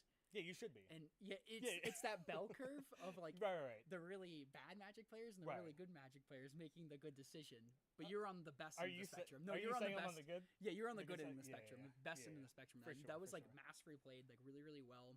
Is that what you want to see today? Like, do you want to play If I against the face Godolphin only matchup? mono red, I would be very happy. I'm very nervous about the Jund Broodskill matchup, like I always should be. But That is, you have the counter spells for that. Yeah. And even with both, you have, is it Breath Weapon main board? we have Breath Weapon. How on many board. copies of that main Two. board? 2. And that, And 0 on the sideboard. it's great against mono red. We Yeah, saw that's it. the point. Game 3, Yeah. it locked it up for you. We Yeah. saw the swing of the terrors, and it's like, oh, it has to be Breath Weapon. Right, Or it's right. insane. Yeah. Well, no, I'm also insane. I would have done it either way. Yes. But, and it's fine Yeah. against Brood Scale, too. Right. So it is there. Game 2, you stole that one with, they kind of just petered out with the lands. They had 10 or 11 of their 16 lands. Which that will That's happen, awful. and then you again, you and 5-minute terrors are best friends. We saw that both Yeah, games. yeah, yeah, both yeah. the games you won, you were playing Right. 5-minute terrors. So I had the choice of holding up one removal spell or putting a 5/5, which disincentivizes them to attack, which is much And- better. and you saw that Right. Mm-hmm. game too.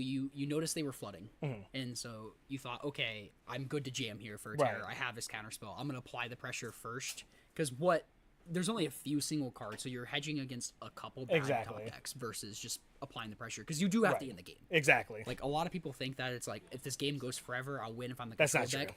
They That's the they opposite have because the burn goblin- spells. The goblin grenades are Yeah, huge. We saw right. one hit you for 5 there. I was like, "Is that for 4?" He goes, "No, that's for 5." And I looked at my life total and I was like, "I'm gonna lose this." Yeah. I was like, "I'm actually And about to lose this." With game 3, and that was a decision that they were talking about in the comms too, was you're jamming the terrors, and it's like, okay, do you jam the terrors here or do you play around the goblin grenade? But again, you have to end that game. So yeah, I that think was if I one don't point. end the game, I'm gonna lose. Well, I think either way I could, but got lucky Congrats, there. buddy. Thank you, thank look you. forward to seeing you more. I'm gonna win. Don't worry. Okay, I got it. okay. We'll throw it back to comms. Thank you, Devin. And if I lose the rest of delete that part. Just delete that part.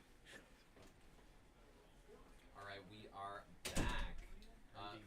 Thank you so much, Devin, and thank you, Cameron. Yeah, I think you're spot on about the Blue-Red Terror deck being a pretty good matchup into the Coldotha deck. He seems to agree with me. Absolutely. You just have so many efficient answers to basically everything their deck's trying to do. It seems, and you have like that gigantic threat that's just 1 mana. It's really, really difficult. For sure. Can we turn up the volume some? Yep. Yeah. All right. So, maybe we can bring up that metagame breakdown slide again, and we can take a look. Yeah. So let's take a look at this. So we had one of our Blue-Red Terror players, one of our Coldotha Red players. Let us know in chat if there's any specific decks you definitely want to see us cover over the next couple of rounds. We're definitely interested in following along, mostly with the players that are doing well, and of course, as we get along into the day through the tournament, we definitely want to cover the matches that are, winning ins into top 8 and things like that. But let us know in chat if there are matchups you want to follow, and yeah, we'll try and put them on screen. Speaking of us and what we're here though, want to give a shout out to us in the Common Ground MTG Pauper podcast. This is our podcast, the three of us, myself, James, and Cameron. We are your co-hosts. It comes out every Thursday. We have a lot of fun with it, and yeah. Anything you wanna share on the pod? Come give us a spin. We do it weekly. Yeah. Not to mention, we also are working on our YouTube channel as well. It's true, we are. Yeah, come check it out. Also want to give a shout out to Game Night, located in Columbia, Tennessee, your one-stop shop for Magic, Lorcana, Pokemon, Warhammer, and more, online at GameNightTN.com and GameNightTN on all major social media networks. We're here today down in Columbia. It's a beautiful, gray, drizzly day, but we're having fun on the inside, hearing nothing but laughs out in the back. So, or well, we're in the back. Yeah, we're in the nothing but laughs from the main store front, the store floor. So yeah, we're excited to be here. Yeah. And yeah, Be a good time. We're having a good day. we are having a good day. Nice bunch of people come out, and we'll be right back with round 3. Awesome. Thanks so much, fam.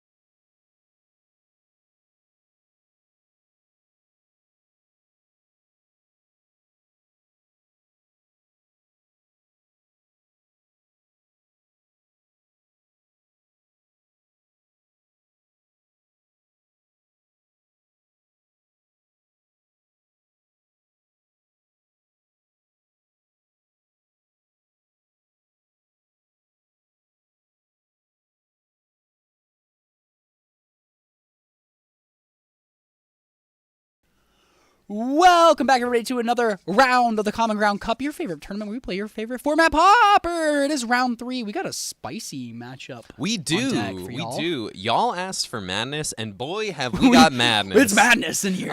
We've got a madness mirror match in the in the feature match area. Mirror, but very, very, very different. Very different. So we'll go over these decks in a hot second here. So this is a madness mirror. Both of these players are 1-1 in our tournament, still very live. Oh yeah, top oh yeah. 8. A lot of magic to be left played. Exactly. So we're gonna start with Jeff Harlow here on our left. What's Jeff working with here, Cameron? This looks like just kind of stock what you would imagine when you think of the black-red madness deck. We have your mix of like these artifact lands and stuff, but there is a little bit of like, because you have the Galvlast package, some mainboard spice with in the festivities, Electrickery, each at 1 copy, just getting those decks that are going wide like Mono Blue Fae and Kadoltha Red.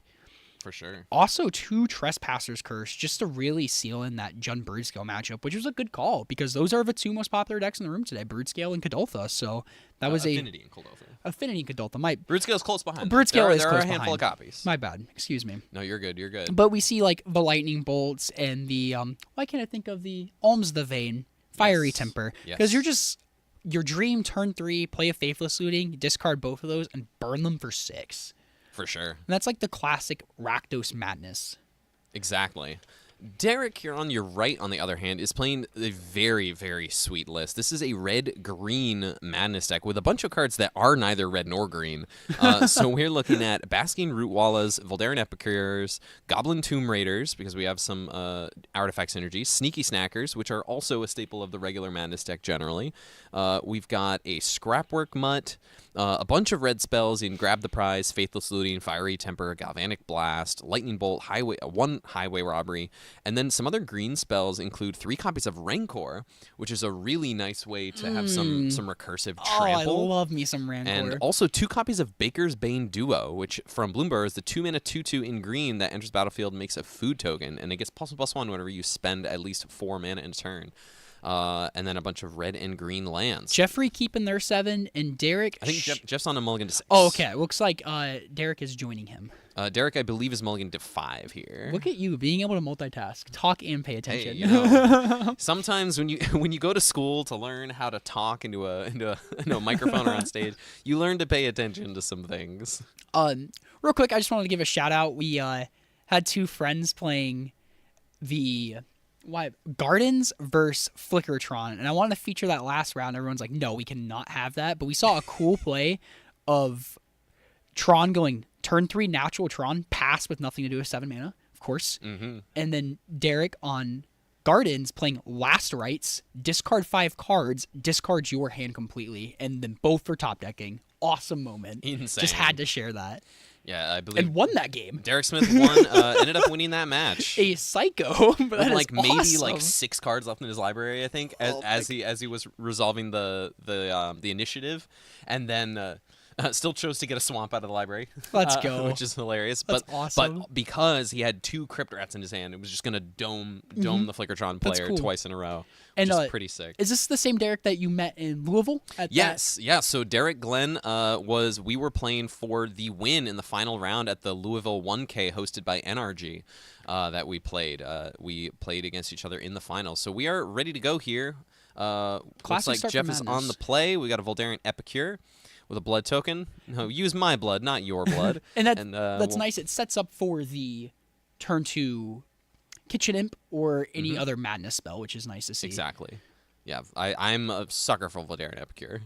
Just good versatile creature. We love these creatures. The Red Thraben Inspector. Yes, I would absolutely call this the Red Thraben Inspector. We got a tapped red-green bridge on Derek's side, followed by a tap land on Jeffrey's side. Getting them for 1. Ping for 1. Is relevant in this deck because this deck wants to nickel and dime you until you're at 0. It's true. And it'll gain some life along the way. Epicure going to swing in for 1. Jeff down to 17. And man, if Voldaren Epicure gets in there for 1, a shock that made a blood, it did its job. It's true. Because these bloods in this deck, it's just card advantage because you're discarding a spell that you can cast. It's true. That's why loot in. And here's the Baker's Bane Duo. This 2-mana 2/2. Make of it, we've got a reader. Derek's gonna get a lot of this today. He's gonna get a lot of the picking up the card and just, what is this? I gotta read this. I would be doing the same if it wasn't for Thomas letting me know what that does. But like, that's the food here. We're probably going to see a go for Jeffrey. We'll see what Jeffrey's untapping with. We know he has a few Madness cards. We see the Alms of the Vein. We saw the Fiery Temper. Mm-hmm. And now we got options. Alrighty. Don't see an Imp, which is like what you want to always lead on with these decks. We see a Grab the Prize. So now they're just debating on what they want to do for turn. We're going to see a Mountain here, land for turn. Lots of options in hand here. Mm-hmm. I like Grab the Prize, maybe, just to refill that. How do you feel about that, Thomas? I don't mind to grab the prize here. It's 5 damage. Isn't that insane? It's pretty strong. It's just a straight draw, too. I mean, certainly while your opponent's tapped out. Especially with, like, if you see Baker's Bane Duo on the other side of the field, and you're thinking, I don't know what my opponent's up to. I kind of like just firing this off and just getting some damage and making sure you can take care of what may be a potential threat and do all this while your opponent's tapped out. And we're going to see the 2 damage marked from there as well. Nope. Yep. So put Derek down to 15. That card. I am a big Madness enjoyer. And then Jeff's going to draw. Got land, it looks like. Beautiful. We already got land for turn. Nope, there we go. Oh, yep, I already Derek's played on it. land. All right, Epicure's going to get in for the last point of damage here. We got Jeffrey still at 20. Derek down to 14. Good basic choice on both players. I really enjoyed the Kamigawa lands as well as that. I don't know what that is. It's a nice old one. Mirage? Maybe Ice Age? Ice Age, Hey, maybe? wasn't Ice Age all snow covered? Nope, they had 1 normal of each. 1 normal of each, okay. Faithless Looting. So now Derek's showing him his play, and you're like, I'm also a Madness deck now. Maybe it's just a value looting. Looks like though. he's got a Root Walla. Oh, Root Walla Sneaky baby. Snacker. And Jeffrey's like, oh, it's a Madness Mirror now. All right, so we got the Basking Brood Scale into play. Wild. Root Walla, not Basking Brood Scale. It's a different card. that's Sorry, the Root red Walla. one. That's Let's get that downshifted too, though. While we're at it, we'll talk to our people at WotC. We'll talk to our people. no. You talk That's to your Blazing people. Root Walla. I literally said Brood Scale. Oh, That's a already problem. downshifted. All right, here's the faithless, another Faithless Looting. This one is not going to trigger the Sneaky Snacker. We've already drawn our 3rd card for the turn. The Snacker was in the bin post drawing the 3rd card. We got an Ice Age. Thank you, James, from my account over here. Discarding a couple of lands. So not the strongest of Madness-based starts for Derek, but we do have the Snacker going here.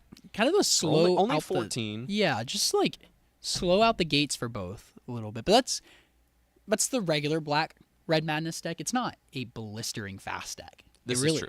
It's not. This is it true. can pressure you pretty hard.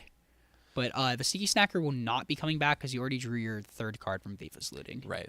They're just checking in with the judge here. That is not correct. And I think Derek realizes that. Yep, they're chatting about it now. We can hear them from the other side of the door. A little bit. And they're talking about exactly this. Garrison, a very, very good judge. Absolutely. Yeah. Yep. So correctly ruling that the card will not come back on the 2nd Faithless Looting. Kevin, thank you for the follow there. Appreciate that. For sure. We're Feel gonna like pass back to Trespasser's Jeffrey. Curse does not do enough against Brood Scale, says in the chat. It's an obstacle. But game 1, it's hard. It's really hard for Brood Scale to do that. And they can combo through it. They're on Nadier's Nightblade and Makeshift Conditions. They have both to combo through it. But I've seen Alms in a vein there. All right, gonna ditch the Alms to the blood. Dome Derek for 3. Go up to 23. Left Ultra 23 to 11. We'll draw 11. off of the blood here. And that just pure card advantage. Like, these bloods are just, it's draw a card here. We see that It'll add main up. deck Electrickery. And Root Wallet is a 1/1, so we are just going to kill it there. That is nice. And Derek's like, Just to get it out of the way for the Epicure, you know, Mm-hmm. just every bit of damage. Looks like Jeff has quite a few lands in hand as well, so just trying to make sure you can and you it's can get the party going. that's rough with the Madness deck too, because once you kind of run out of gas, it's like now you have a 3-mana burn spell, and you don't have the looting. Like, if Derek floods out, they have the Faithless Lootings to flashback. So I think Jeffrey really wants to see a looting here. Man, we see Grab the Prize, Grab the Discard Prize. Temper. Yep. That's 5 damage to the face. Temper's just going to go to the Epicure. Yep. And 2 upstairs, down to 22. Gonna draw a couple cards. I think Derek's taking advantage of Jeffrey flooding out a little bit here and just can play it slow. And we see the... For sure. And here's the Sneaky Snacker now. This is the 1-2 punch with these 2-mana draw 2 effects. See another Root Walla. And we need that blazing Root Walla downshift. And this can be a deck. This could certainly be something. An engine of sorts. Man, I'm feeling inspired already. I'm just like thinking about Rancor on a Basking Root Walla. And it's making me feel things. It's pretty sick. Yeah. All right, looks like Jeff's got some choices here. We've got to grab the prize and an Alms of the Vein. Looks like that's the direction we're going to take here. Discard the Alms. We'll just see where Jeff wants to send. Alms is just target player. Alms doesn't hit doesn't hit any target, I believe. No. That's It's just a drain. the player. Straight or drain. Okay.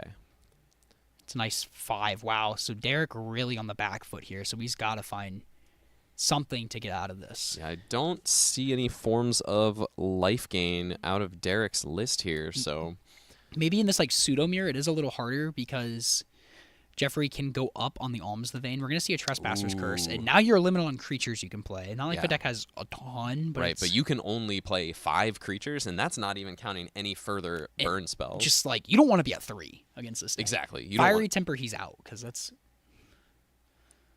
When we see Jeffrey have the Grab the Prize in hand, and Derekson plays own Grab the Prize, discarding So Root we're going Walla. to discard the Root Walla, cast the Root Walla, which is good. They're going to trigger the curse. Put Derek down to 4. Jeff's going to go up to 24. It's also going to insulate Jeff's already very high life total, which is just... We're just getting stuck between a rock and a hard place at this point for Derek, between the any burn spells off the top versus trying to get any pressure into play with this Trespasser's Curse. How does Derek get back here if Jeffrey just goes land, and Derek goes Rancor? I mean, that's probably the way to do it, though. Derek does have this food token. Let's not forget. Derek so he is at 7. Can potentially be up to 7, depending on if he can afford to leave up mana on this turn. Looks like he's got a Tomb Raider in hand. He's trying. He really wants to deploy, but going to 3 is really dangerous. Yeah, it is. That's rough. All right, looks like he's going to play the tap land, get in with the Snacker. Playing it safe. There's no other hasty threats from Jeffrey that the Root Walla can block. Because we do have Imp. What do we... of looting from Jeffrey. So we're probably going to see a Grab the Prize, discard a land. And just put Derek to 2. Let's see here. Discarding... We've got a Faithless Looting if we want to just fire off some damage. But nope, just going to discard a Swamp. Oh, so correct. no damage. Good catch there. Oh, we see that Temper. Is that Fiery Temper plus Land? tap land? Yeah. That's the ping land, yes.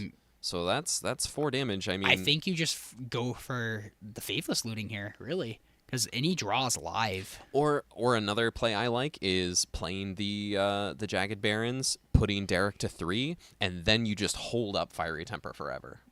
Okay. Because then if Derek goes to crack the food, You're dead. Then you get to Fiery Temper and win the game. Very wise. So but maybe Derek could...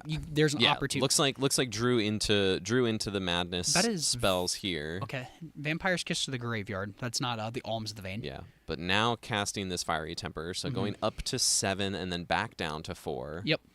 But the Alms of the Vein not getting cast here. Jeffrey should be gaining 3, so Jeffrey's at 25 after that.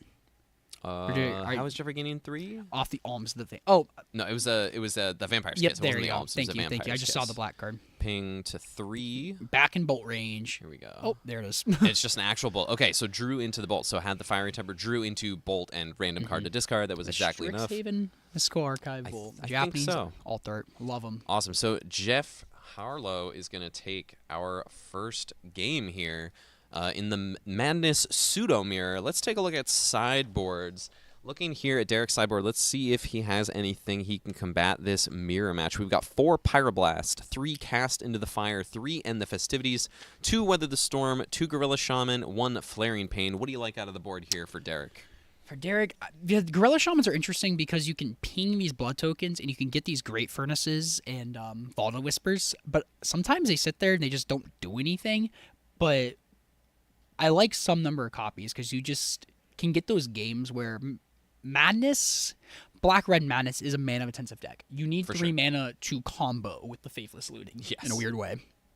So the Griller Shaman can choke you, but I don't think we saw a Great Furnace or a Vault of Whispers from Jeffrey game 1. So that will happen.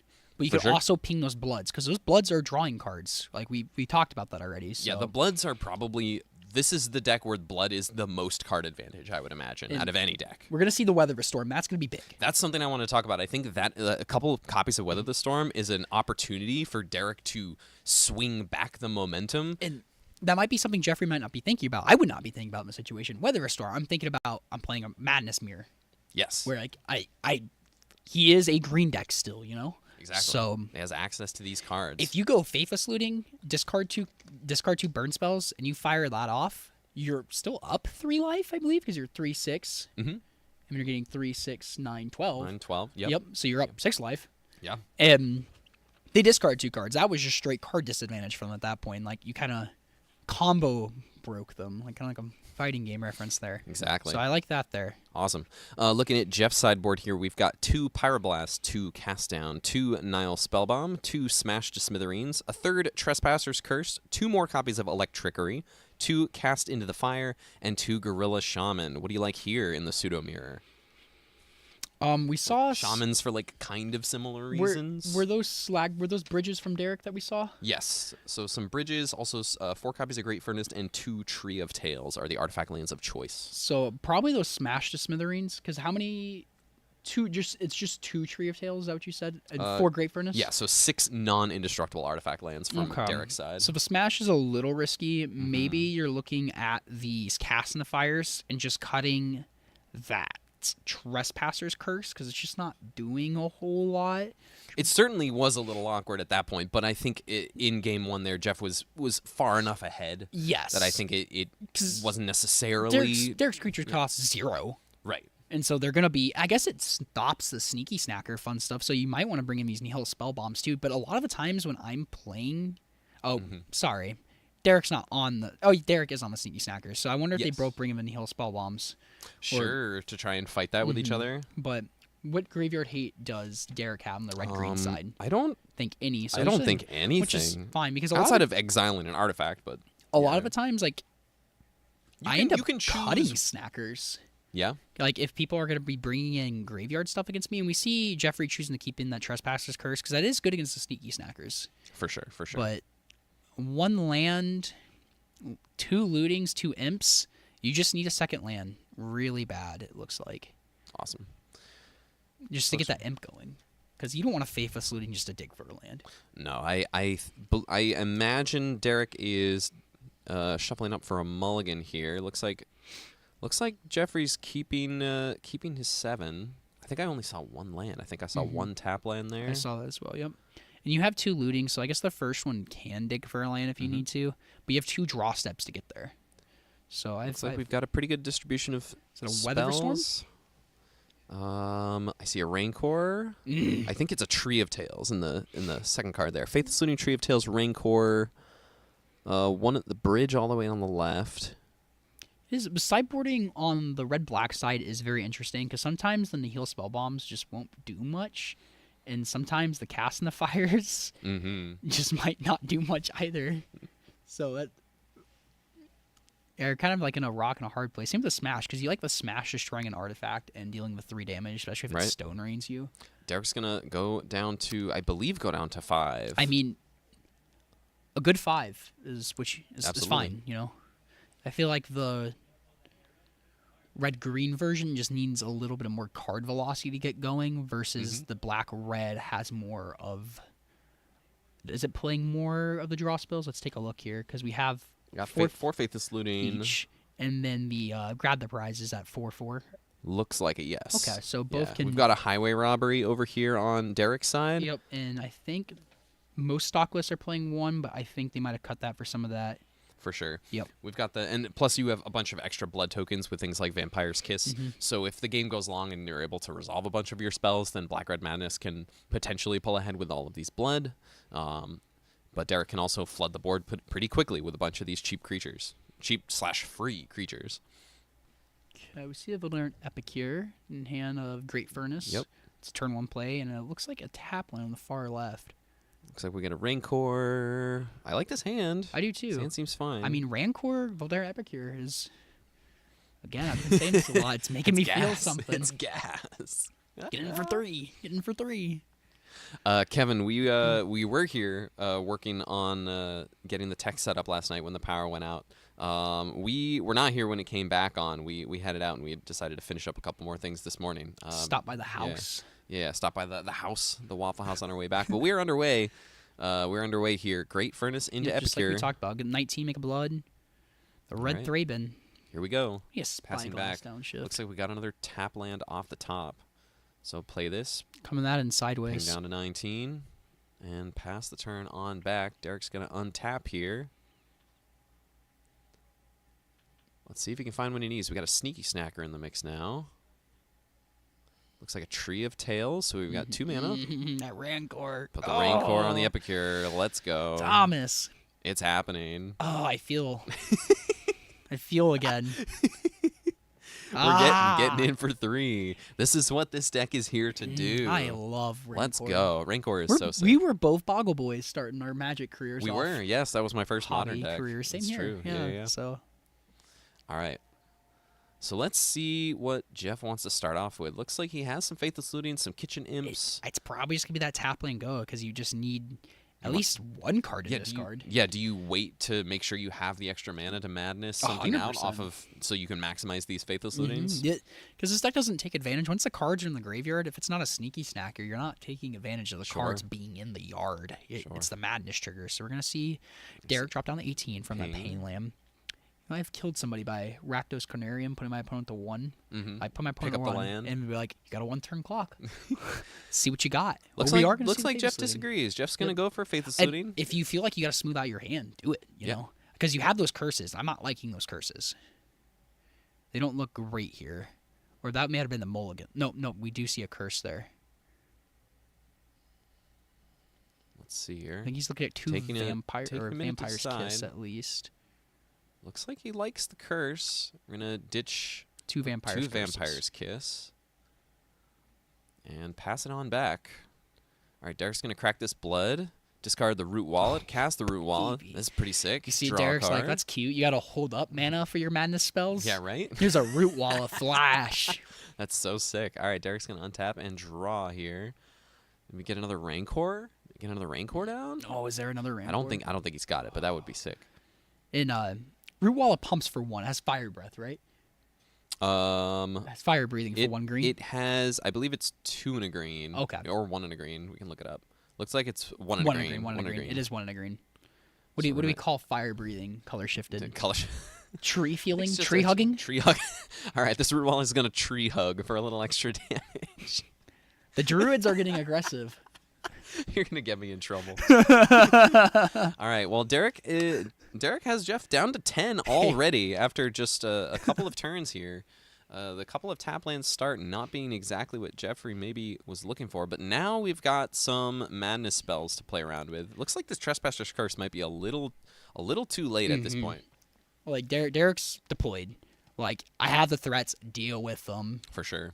And now we might be value looting here, and it's once you're pitching, you got to do what you got to do. But like, okay, you got to draw your 2 cards Yeah, first. you do have to draw your 2 cards first. Might so, change your mind Yeah. because you got to temper now. You might want to temper something. Oh, yep. So, okay. Maybe leaking a little information here. Because I like tempering a root wall is not terrible. Because It's true. or if you want to make Derek use their mana too, I understand both plays. Mm-hmm. Looks like we're going to temper the Epicure. Use your mana. What do we do? No, we're tempering the Root Walla. I like that. And then play the Kitchen Imp. Okay. Get something off the board, put something into play. But has leaked the information now that there is a second Kitchen Imp in play. Hey, sometimes you just play face something like, I got it. What are you going to do about it? It's true. All right, let's see what Derek can build from here. Thank you, Squee. Cameron is a Lorax with his mustache. I hear speak for the trees. Speak for the trees. All right, we're going to trample over for 1 with the block. Epicure going away. Rancor coming back to the grip. Just being able to be used as a constant source of damage throughout the game. Gosh, I love it. And the good Bridge, old and here's the Rancor. Gorilla Shaman. Rancor on the Shaman, baby. Rancor on the Shaman. Passing the turn That's back. amazing. And that's just a threat that just... The Vampire's Kiss look not great now with the Bloods, so that's... Jeffrey seeing the future and being like, I'm not going to be able to use these Bloods. They're going to get blown up. There you go. There you go. Very strategically choosing not to have any artifact lands in play. It looks like no artifact lands in Jeffrey's list. Yeah, no, I no noticed, artifact lands, no Tomb Raiders. I misspoke at the beginning of the round. I realize that now where they're just off the Galvanic Blast package. All right. Which, I get it. If you don't want to get... I hate getting dusted. It's not fun. For sure. All right, we've got a Vampire's Kiss here. A little life total exchange happening. Couple Derek's probably bloods have thinking, been yummy made. blood. We're probably going to see a crack blood immediately because you got to use these bloods pretty fast. Otherwise, they're not going to be there next turn. Exactly. And you can always use them once Derek decides to put the mana into them. Is the sacrifice part of the cost? Yes. The sacrifice for the blood is part of the cost. But if Derek goes to blow up a blood, Jeffrey can be like, crack the blood, discard whatever. Crack the blood in response, for sure. But at least then you force some action in that way. All right, Jeffrey's going to go for one of these. thinking. Komodo yes. Drake with hate outlives the hateful. But I speak for the trees. So. Also saying Mox Monkey wearing pants. Mox Monkey's angry. I like Mox. Angry. I've never heard it called some Mox Rancor. Monkey. It's funny. All right, we're going to cast the Kitchen Imp. It looks like we're going to activate the Shaman, blow up the blood. other blood. And both bloods are gone now. Fortunately, you don't get to keep both. And there we go. Yep, there we go. We got the draw off that one. One in the graveyard, one off to the side. Just as the Lord intended. Just as All right, the we're gonna Lorax. As the Lorax intended. All right, we're going to untap. Looks like Derek's looking at... Sneaky Snacker here. Sneaky Snacker. Is it another Sneaky Snacker behind? Ooh. Is it two Sneaky Snackers trapped in hand for Derek? Yeah, get that blood out of there. Derek wants to hold back with that Gorilla Shaman since he doesn't have another creature to deploy. Right. Again, Derek really wants to grab the prize here. Put that Sneaky Snacker in play. Get aggressive with that Gorilla Shaman again. Exactly. Because now you just want to make sure something can wear that Rancor. Exactly. Psychobabble, we have 33 players today. 6 rounds of Swiss for our event. Lots of Pauper to be had today. Lots of Pauper to be had today. It's already round 3. Y'all. Is that Temper? Right, Temper?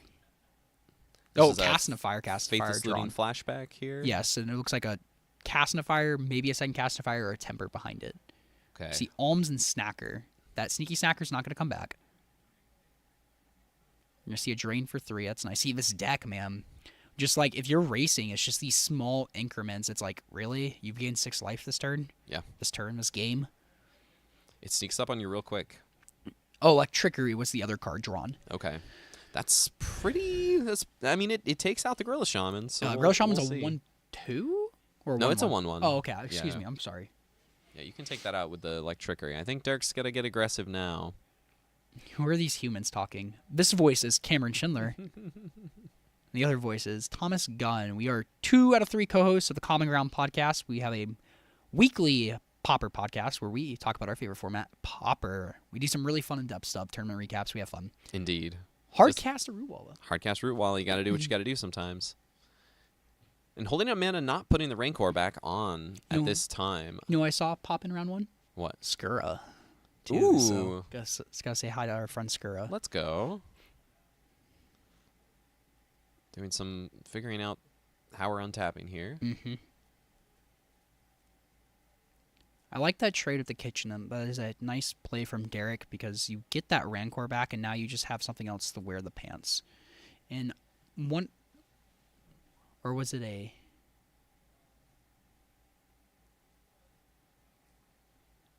Rancor to wear the Rootwalla. So I wonder, right? Okay, we see that Trespasser's Curse. Maybe I mean, a little potentially to bit pump too it up late. and save it from maybe a plus 1 or plus 2 damage. I believe. I don't. Oh, I see. I always get tripped up by Rootwalla's ability because And both of our phones are being used Yeah. for coverage Yeah, cameras right now, so we can't look it up right now. No, we just gotta go with our vast knowledge of Pauper. It's true. Which lacks in Rootwalla, I guess. We see a pass the turn from suppose. Jeffrey. Derek is gonna deploy the Rancor on the Baskin Rootwalla. Is this when Jeff fires off the electricity? He's got a bolt. You got to cast on fire too. So you could do Electric and cast in the fire, but I think oh man. He's thinking about it because that bolt is the only burn. That's all that That's Jeffrey true. has pressure right now. So Jeffrey's hand is a little bit weak. Both players need something. Yes. Yeah, we're in an interesting spot where I think Derek is stuck with some snackers in hand. I like. Okay, we're gonna cast in a fire root walla. All right. Just one and up to, so it's just one. Let's see. I really like. You have to get rid of this root walla here. Looks like we're going to pump it up, so it looks like it does pump toughness. Okay. Otherwise, I don't think Derek would be doing this. Agree. Excellent. And we're going to see the electric replay here. I like this a lot from Jeffrey because it's just two cards that are kind of just rotting in your hand a little bit. Yeah. And now that Derek, this Rancor is not going to resolve, so it's not going to go back to hand. So Derek is looking at two sneaky snackers that are sitting there that you're just going to say pass turn. Again, needs to grab the prize really bad. The Rancor's not going to go back to hand? Yeah. No, it does not Yeah. because it never entered the battlefield. Oh, this was all in response to the Yes, Rancor. correct, Oh, okay, correct. gotcha. I'm up to speed. My apologies. So I'm doing such a great job here. Jeffrey playing. I know it's easy to get lost in my voice. Jeffrey playing that very well in response to Rancor because now it's not coming back. For sure. Two bolts in the land. 2 bolts and swamp. I And I believe we have a Faithless Looting we can was that not flashback flashbacked as well. already this game? There were 2. Okay, there were 2. You're Yes. right. There was 2 because we saw 2 in the opening hand. We're gonna go and see that. I like this play a lot. Just play around what you got. Get your options. It looks like Another land and a Faithless Looting. probably might just be land here Ditch the lands, keep the action. and pass. I like Sure, that. I don't mind that at all. Mm-hmm. Yep, ditch the lands.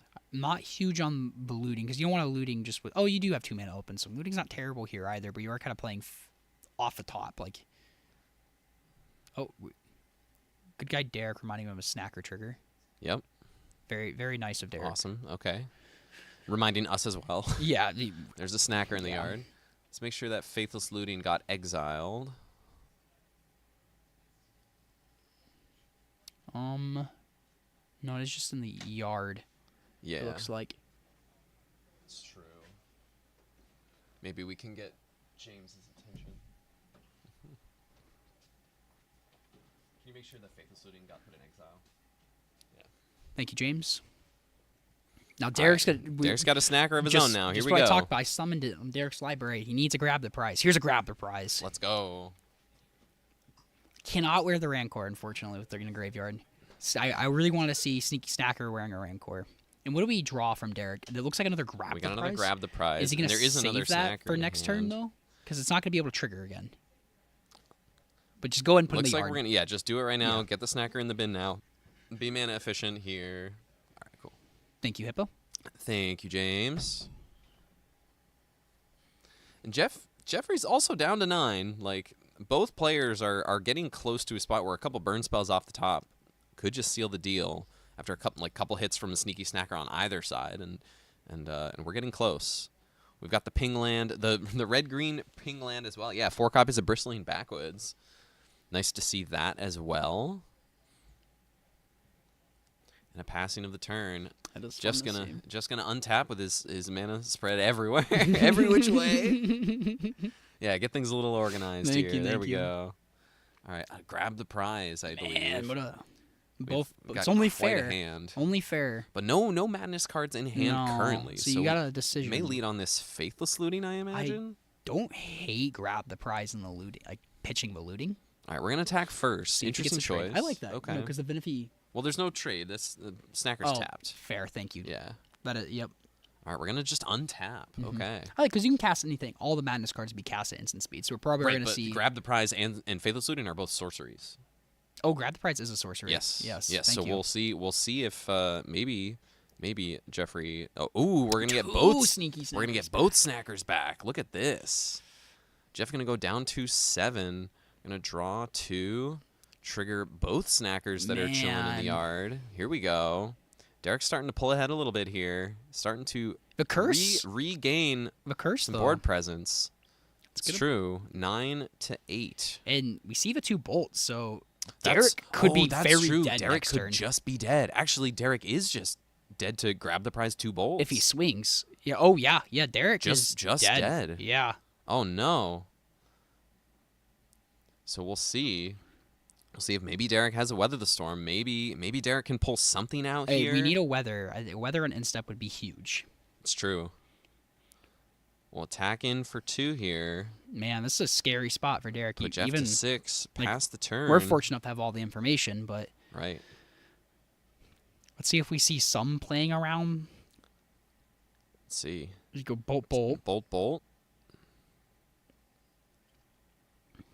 Okay. Derek says okay. Derek goes to 2. Mm-hmm. He's gonna untap. Okay, so I don't think a weather storm. Nope, no weather the storm. This may be it here. Yep. Thank you. Yep, Derek's at 2. Man, what a wild game. We're gonna see a looting. It looks like. Interesting. If this finds you just lands, then Oh, we see a Alright, bolt. There's a bolt. Okay. But if that found you because you have 2 damage, you Yeah, grab the prize, yep. just discard the Fate Saluting, and then And you the can Seeky's then you can Dagger. flashback it. Yeah, but man, if we're this wasting, is if we're fine. casting extra spells for this weather storm that doesn't Here's exist, the bolt. Go to 2. Derek's gonna we look. see the handshake. Extends the hand. So Jeffrey is gonna take down this pseudo madness mirror. Bit of an unfortunate. The Trespasser's Curse actually ended up being very relevant here. It did. Just it did. being able to yeah. just peck away, because Derek is trying to put a bunch of spells into play. Maybe we can come back to the booth here and before we head over to our interview. But yeah, Derek's deck just maybe not quite that well lined up against the main deck Trespasser's Curse. Ended up being pretty good in down the stretch in both of those games. Yeah, and like we kind of said that once he played it, it's like that's not terrible because we do have the sneaky snackers that are coming back quite a bit, and so that curse did, like you said, Thomas, it did end up coming into play. It's true. Yeah, we'll come back to the booth here in just a minute. Before And then we'll get our interview set up with Jeffrey here. curious to see if we got enough time. Here we go. Oh, look at that. Curious to see if we have enough time for a third matchup. Is that A third matchup. or a second matchup? Because that was pretty quick, so we might be able to like get a game 3 in to see if we can do that. Potentially. Maybe We'll see what we can do. Hippo walked away. Well, he's gonna go get Jeff set up for our interview Oh yes, here. yes, of course, yes, Yeah. yes. Maybe once that interview starts, I'll poke out. Would that be something? Yeah, interesting? we can pop out and see if anyone is willing to move their game 3 over to our Main deck Trespasser's Curse is a choice. It is a choice. Again, hedging for that Brood Scale because it makes it a little bit harder to combo off for Brood Scale because you can't kill them with any of the combo pieces because they just gain the infinite life. Mm-hmm. I guess with Nadir's Nightblade, it drains and they gain one, so they just stay neutral with Nadir's Nightblade. right, and but it still deals them a damage though. yes, well, you gain the life off Nadir's Nightblade, so if they have the curse in play, it'll just be net. Yeah, it's just negative. Yeah, they just have an infinite. That's it. Right, No exactly. biggie. Exactly. But it does like even like through munitions or anything though. It still curse does actually enough. How does you can kill the triggers on the stack, but wouldn't you just create more triggers? Wouldn't the curse just create more triggers, or am I forgetting something here? It does nothing, guys. Okay. Oh. What are we missing? I don't know what we're missing because with munitions, you only have one creature in play at all times. Right. Because you never have infinite spawns. You always resolve before. Much easier to see online. All right, well, Yeah. we'll have to take your word for it. We will. I'll have to Interesting. visualize the stack. It's Yeah, harder yeah. once it's just picturing The your stack head. the stack is tricky. It It's is. a tricky. The stack is what's the? I'm not gonna go there. Okay, we should go back to batches. We'll go back to what? Batches? Batches. That's before the stack was invented with 6th edition. See, I just watched the release. Oh. yeah. I got like 5 minutes in. Yeah, oh, Nice. I love it. Good stuff. Word. So is there anything else about the matchup? I mean, about the Madness deck that you see? I mean, 3 of our players today chose to bring versions of Madness, and they're all a little different. I mean, this red-green list is very spicy, very Oh, I sweet. love it. Yeah, the but Rancor. both of the black-red Madness lists are a little different. Our other one is playing some artifact artifact package. package with Goblin Tomb Raiders Nice. and things like that that. makes sense. If you're on the Great Furnace, just playing Goblin Guide is nice, For sure. And we saw the life gain spells be like very important in that matchup. Like, 'cause Yes. it got down to the wire. I believe was it 8 and 8? It was it was to Before 8 the and 8 at that untap, point. which we saw the double for bolt. sure. So like that life gain spell is like very, very relevant there. Yeah. And we see Hippo. Beautiful. Congrats. All right. So we're gonna get this set up for a second, and No, awesome. y'all, you're good. Y'all are good. And Yeah, no, I really like this red-green list. The red-green list has been very, very sweet. I see it pop up every once in a while. It's like people playing these like almost mono-red shells with all of these extra cards that are other colors. Like you can play Sneaky Snacker and Root Walla. There's another like mono-red. I'll have to pull it up. I took a screenshot. It was a really sweet 5 list that was mono-red Reanimator. That was just like playing Dread Returns and Yeah. Lotleth Giants. Yeah. Just like, but you can never cast them. But you just like Faithless Looting exhume and them. like no, you just sacrifice wait. 3 creatures with Dread Return. Oh, just like that's so cool. playing like Root Wallas and stuff. But That's cool. Looks all like right, we're gonna go ahead and ship it over to Hippo and our winner. Jeff Harlow. Okay. Awesome. All right, so Jeff, you just got done playing the pseudo Madness Mirror. How do you feel that Yeah. went for you? Honestly, I feel like he had to mulligan. I don't know if he made good mulligan decisions. I'm assuming he did, but he had to mulligan down to like 5 cards. I think both games. So it just, it's hard to have like hard to describe like what he just seemed Yeah, like you're he just- had fewer resources. He's just working on fewer resources than you were working Yeah. with, and you're just able to take advantage of that over the course of a longer game like that. Because both those games weren't the shortest; they were quite lengthy. Yeah. Yeah. I need more experience with the deck probably too. A friend of mine, Jonathan Dacus. Dacus, yeah. Yeah, he loaned it to me. Dustin and I drove down. I was gonna play mono blue fairies, but you need the fairies. Turns out you do need the fairy. Specifically You do need Stutter. You need Spellstutter sprites to Yeah, make so- that deck work. But yeah. Yeah, I played that deck back in the day, before they even had Pauper events on Magic Online with like Spire Golem. Yeah, With this that's- other dude, Nate 316. Mhm. I don't know anybody knows, but maybe Spike Boy M knows. I'm just trying to call people out All right. because I haven't played him forever. So So you said that was you were handed the deck. Did you have any options, or was that the deck you were like let's looking see. to play? let's see. He said he had Koldatha Burn a couple Yeah. weeks ago. Koldatha, and popular deck I in was the like, format. I'll play that one because at least I'll know how to play it. Yeah, But he had rebuilt it into this deck, and so I said, all right, let's do that. Cool. I think he had Dimir blue black control, right? like Dimir, That's like- kind of yeah. repetitive that I said that, but yeah, I'm usually play those, but it requires like more understanding of the format. Yeah, just having format knowledge. But Yeah, and I haven't if you're played going enough. to a format blind, just playing an aggressive slanting deck tends to work out pretty well, which it obviously did this round. So Yeah. So, but I'll play more in the future. I'm glad you guys ran this thing. cool. Thank you for coming in, and good luck for the rest of the rounds. Okay, thanks, man. Of course. Later, guys. Thank you. Awesome. Awesome. Thank you so much to James and Jeff. Did you pull the little? Awesome. Thank you. Awesome. Thanks, you. Jeff. And great stuff. Did a quick walk out on the tournament floor. Folks are getting just about wrapped up. There's only a couple matches left, so no one to pull for a third match or for a third game of a second match. But no, things are going well. I'm hearing a lot of laughter out there, a lot of smiles, That's people good. having fun. Good vibes. Yeah, Great vibes. very good vibes so Yeah. far, and so I want to thank everyone in chat for being here to be a part of that. I want to give another quick shout out to everyone working behind the scenes here. Our director Kyle is absolutely crushing it. Yeah. Steven and everyone else on the crew here is absolutely crushing it. We're really, really happy to be here. Shout out to the community, too. yeah, Like, yeah. really making this thing happen, showing up for this. We appreciate that a lot. Like, For sure. we've been kind of putting it out there and stuff, and like our crew and our friend group and just the community just represented. You know, they came out here, so yeah, awesome. people are showing up on here, and yeah. And part of the reason why we've been shouting this out is because we got to shout this out on our podcast, the Common Ground MTG Pauper podcast, your favorite podcast where we talk about your favorite format, Pauper. Though usually you say that line. Yeah. No, you got it though. No, Beautiful no. to hear it. We put it out every Thursday. It's on all the major podcast forums, places to listen to podcasts, and as well as we have a YouTube channel. We're slowly getting stuff put out onto that, and that'll build more in 2025 as kind of well. inspiring us to do more content. This For is sure. definitely giving us the Exactly. bug. Yeah.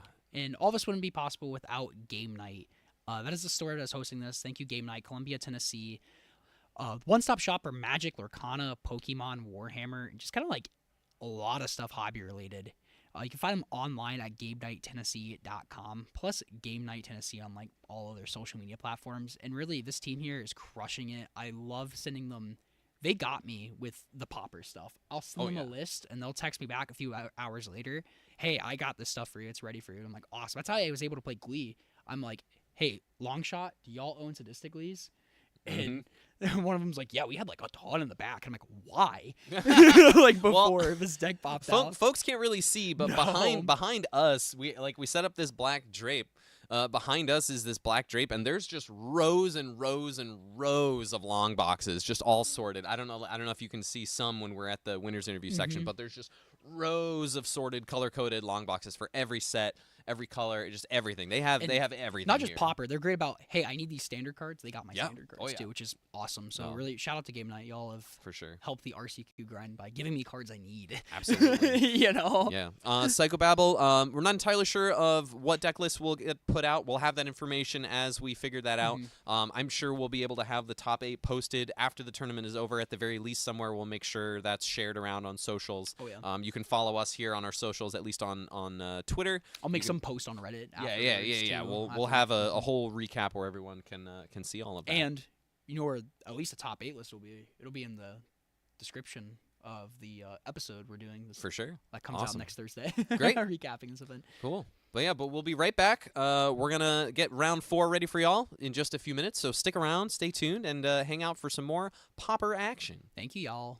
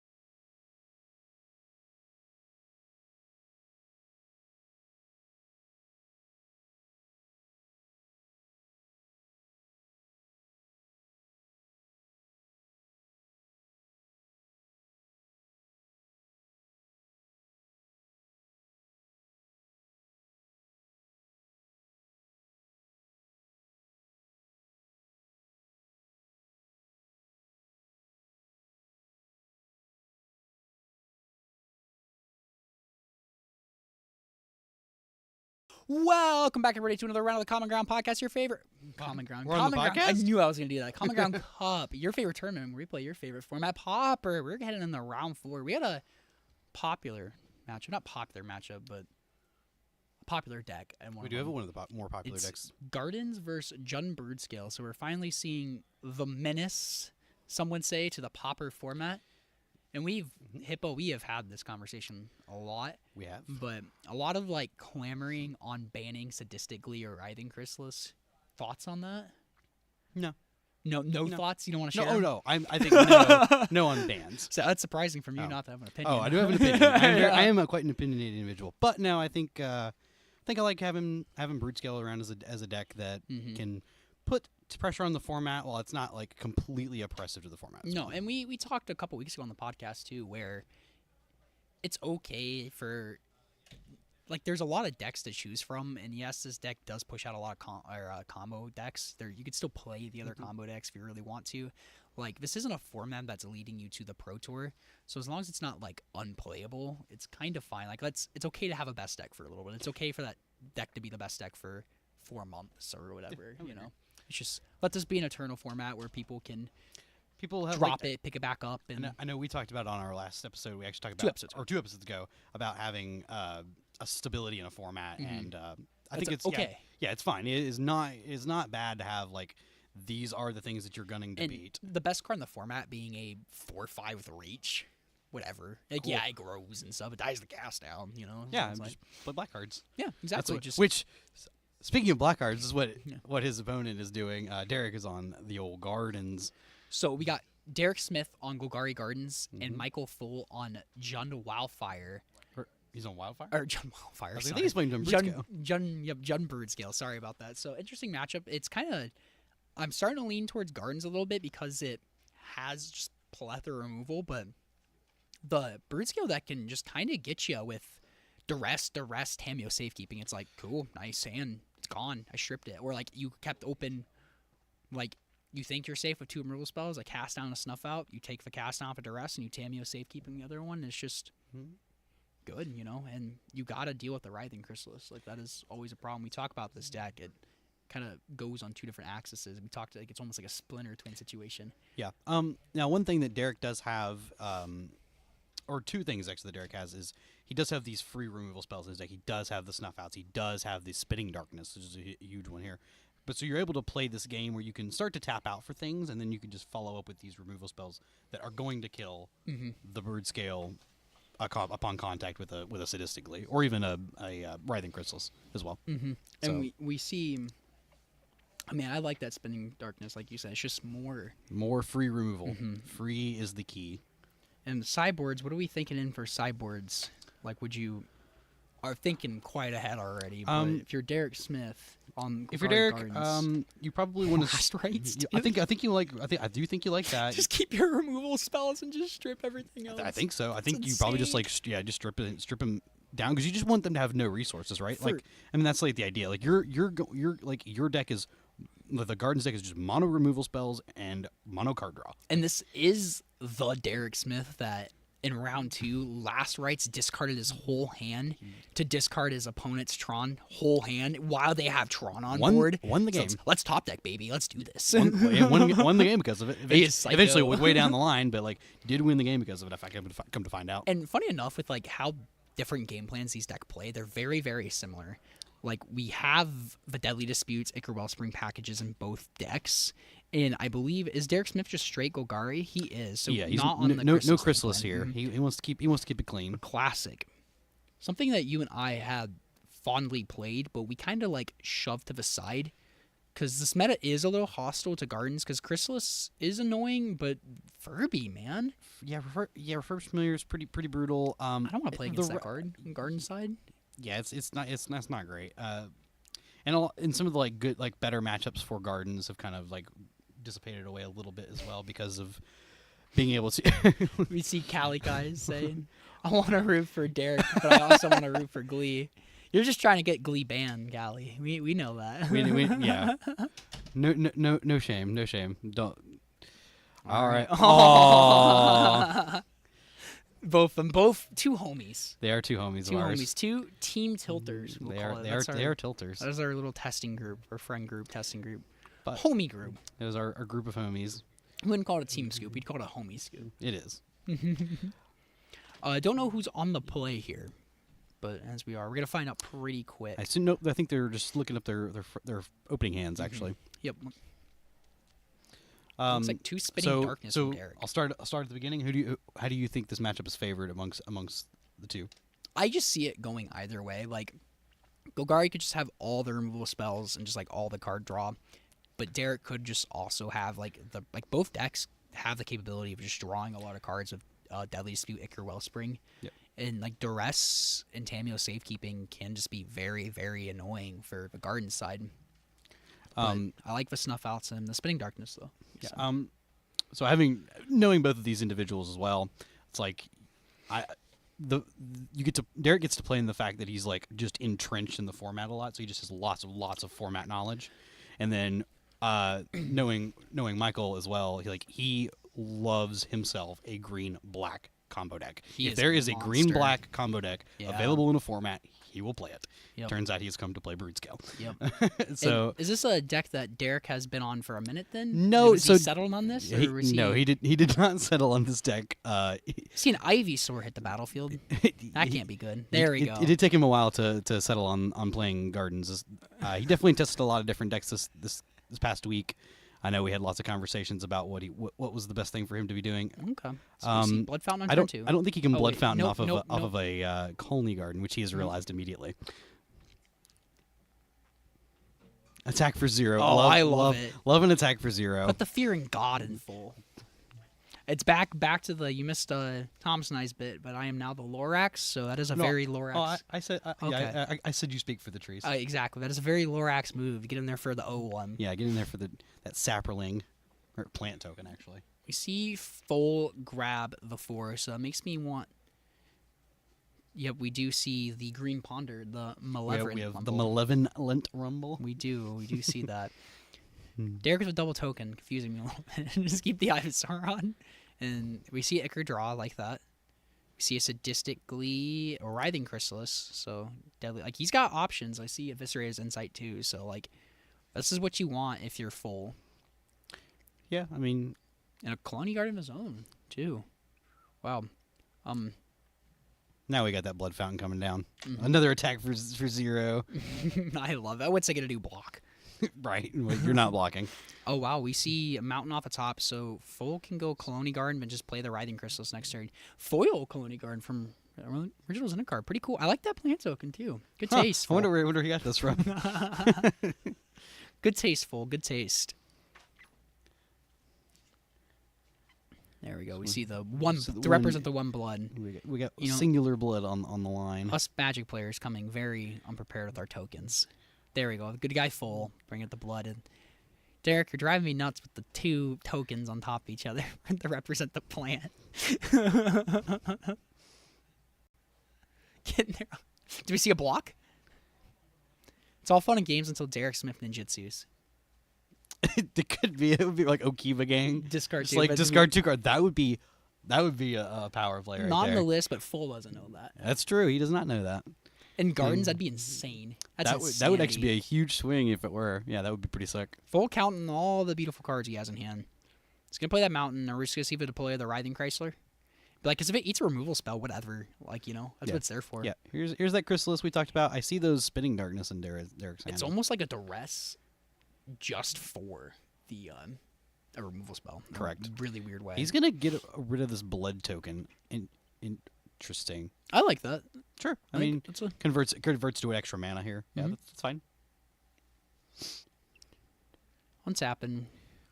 Derek. Let's see. Both we had players. both Spinning Darknesses in his hand. I can see a cast down there. That's nice. Both players just infinite options. Yeah, we have. I imagine this will not be a short match. No, we better get tucked in. We'll be here a while. See, Derek thinking about what he wants to do with across the turn. Did he swing with that plant token? I don't know exactly what he did. Huh. I don't know what I missed there. Really sacked? No. Huh. 2 huhs there. Yeah. Might have just been joking around and forgot that there's a creature on board. I think he might have. That might have also been. No, the case. number two. Yeah, Give it up for number two. Yeah. And man, getting these spawns out early, it's always nice to have these spawns around extra when you want to mana. combo. Yeah. Well, just when you start the combo, because it's just 2 less mana you got to worry about. See another Colony Garden from full, reaching for another plant token. Brought 2 tokens, very smart. Multiple tokens from full. I appreciate that. You're playing a deck that makes a lot of tokens. Bring the tokens. I like that. Oh, you mean the deck you packed for him? Yes. Okay. So Chrysalis past to Derek. Derek. We're just sending. We're cycling sending a this message with troll. that plant token. I don't need that plant token. Full. A little scared to block though with the plant. Full ain't about it. Or he doesn't want Nah. to be swinging in. He's not singing them. He's like, I'm not here for games. I'm here to game. We're gaming. We're gaming hard. Calico sending a message. Exactly. That's right. All right. Let's see what Derek wants to follow up and deal with the second Chrysalis here. Ooh, we got a Crypt Rats. Oh, are we gonna see the toxin analysis here? Oh, let's go. And Full's gonna learn a Pauper trick. Wrath of God gain 6, 7 life, but we can just sack. We're gonna sack a 4 of these, so he's gonna gain 4 less life in this. He's just gonna gain 4 life total. But he's gonna gain 3 life because he's gonna do a damage to himself too. Correct. But and to Full, he's gonna do a damage too. So will gain 4 life. Hippo, you're correct. So Derek will be at 24 once this is all said and done. They have not changed life totals. Don't know if we can. They're keeping life totals on paper. That's not very nice for us. I agree. Maybe we can. Can you tell them to do that for us? Thank you. And it should be 20 to 24. Or as long as they agree on the life totals on their life pad, that's fine too. Well, no, they should be 20, 24. Wait. Full should be at 19. Because he took 1 damage from that Crypt Rats. That's right. Crypt Rats. Cool. We got that squared away. Don't know if we can do that because we're technically interfering. So the Malevolent Rumble found a brood scale. Yep. Sorry, got a little. And we got that Eviscerator's Insight in the yard. That is a nice card, Derek man. taking an eyeball. Because this on game what's is going gonna on. go long. I was like, yeah, Derek taking an eyeball on wants to go over there because does he have any main deck graveyard hate? He does not have like a bomb or anything. His bombs are in the board. We might see a couple attempts at comboing from Full. We might not just see the one and done. And Full is able to, I believe, no enchantment and artifact removal too. So Full is able to run out this makeshift munitions and just get that out there early for when you want to combo early duress from Full. Wow, to see. Though there's an Avenging Hunter, Drown in Sorrow, and Double Spinning Darkness. So if you're Full, you're thinking if he has a second duress, you can get around the Spinning Darkness. Not even a second duress. If you just have the Tameo safekeeping, I think which we saw, he's good to combo next turn. If he plays around the top card of Derek's library, you know. We love playing around the top card of unknown Well, information. not playing around. Yeah. I mean, I'm sorry. Like, there's no need to. Like, you're safe to combo next turn. Yeah, as far as you know. A shorter game than we think. Let's see what Derek rips from here. I mean, if Derek grips another removal spell, he's still in the game. Mm-hmm. Full tucking that duress into the graveyard. He doesn't want Derek to see it. Yeah, we can't. Derek can't manipulate his graveyard because Spinning Darkness does check the top 3. the top 3 black cards of your graveyard. Man, though, at Sea Limbus, I think you kind of got to run it out. You need something. That's Yeah, you gotta find an answer so that you're not just completely dead here. But also, Full does have to find an out to do something with this infinite creature or power. He has creature. munitions in hand. He does have munitions. Okay, We see the munitions in hand. Okay. That's what I was wondering if yes. Okay. would I see have it been now. with the Gardens decks, but depending on the matchup, I like playing munitions early because it's just 1 less mana. You have to 1 less mana you have to use the combo with. Yeah. But we see 2 Tameo safekeeping. So Also, and the Acrewall Springs help too. If you didn't have it, perhaps see the brood scale. Put the Glee on there. Derek's going to attempt to go for the Spinning Darkness here. Put the Splinter Twin Receiver Exarch. Yeah, he's gonna force to do this. He doesn't know that they're. Oh, he's cast down. So he has the other one. He does have Nice. double answer. Cool. Interesting. He's choosing to show Full the cast down, which he has not seen yet.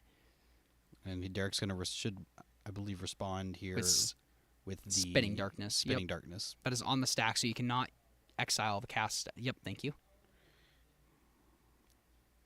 Do not let that resolve. You get a Spinning Darkness.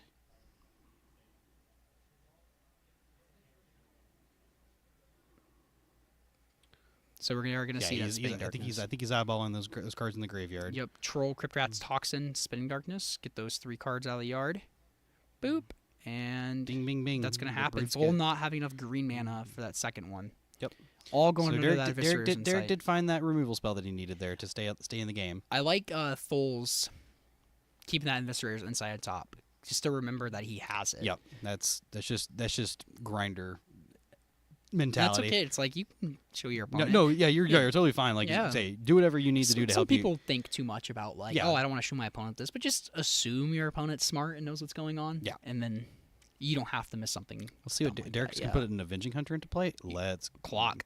That is a clock. Put a garden in play. I mean, I get it. Like if your hand you don't got the removal anymore, it's like, what are you doing? Like you're not. yeah, you gotta progress the game plan and get the Mhm. game over with. I like now it. that you don't have that you put the shields down. Eviscerator's Insight again from full, so we can see a Ichor Wellspring first. Yep, and we're gonna see that Eviscerator's probably That's after. a Malevolent Rumble. You probably just want the sheer amount of card draw in your hand. He, Oh, he nope. wants to find specific pieces because he has Makes neither sense. of the pieces of the combo anymore. That is true. Good point. Good point. We found a Nightier's There's one Nightblade, a piece. Brood Scale, and another Malevolent Probably picking Rumble. up that. Yep. Take there the we brood, are. take the Brood Scale. Yep, because he's still got the win condition in his hand with the munitions. And he's going to grab that second token, make it easiest for us on coverage. Thank you again, Full, for bringing the ample amount of tokens for your deck. Thank you, Cameron, for bringing an ample amount of tokens so that Full has enough tokens. You're welcome. I'm doing us a favor here. You are doing us a favor. Meanwhile, I'm over here forgetting to pack tokens for the people that I lent decks to. Never. Oh, we're going to see if a draw.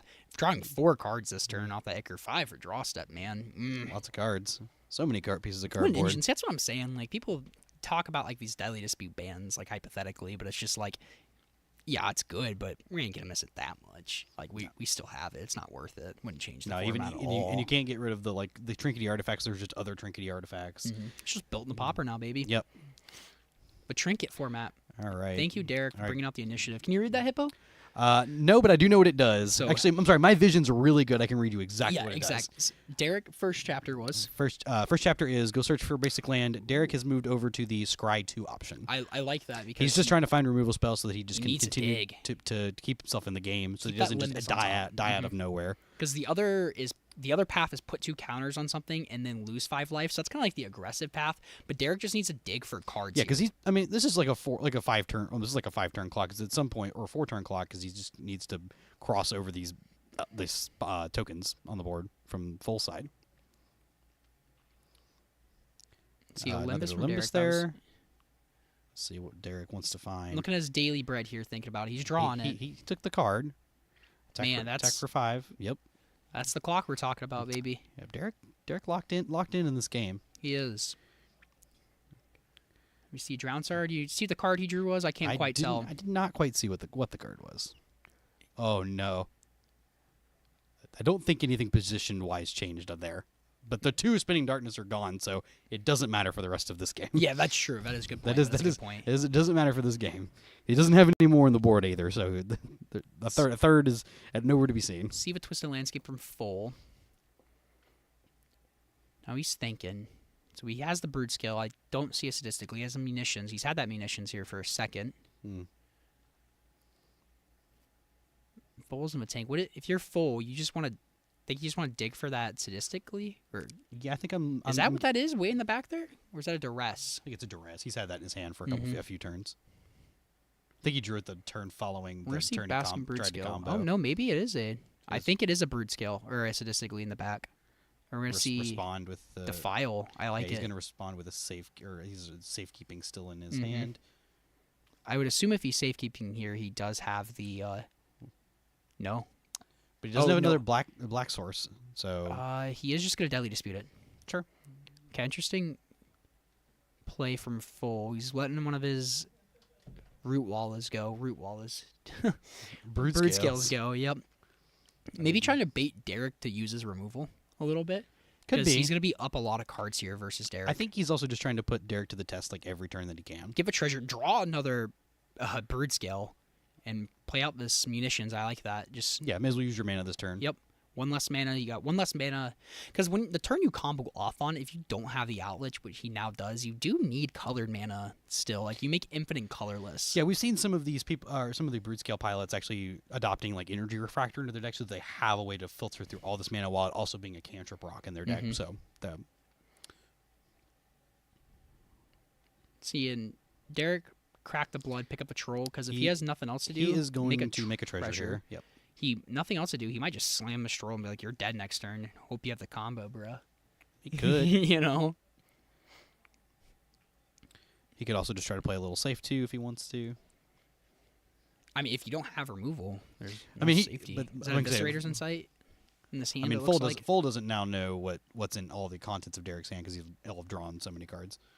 Drown in Sorrow. Get that spawn out of there. I kind of like that. Maybe you go to combat first.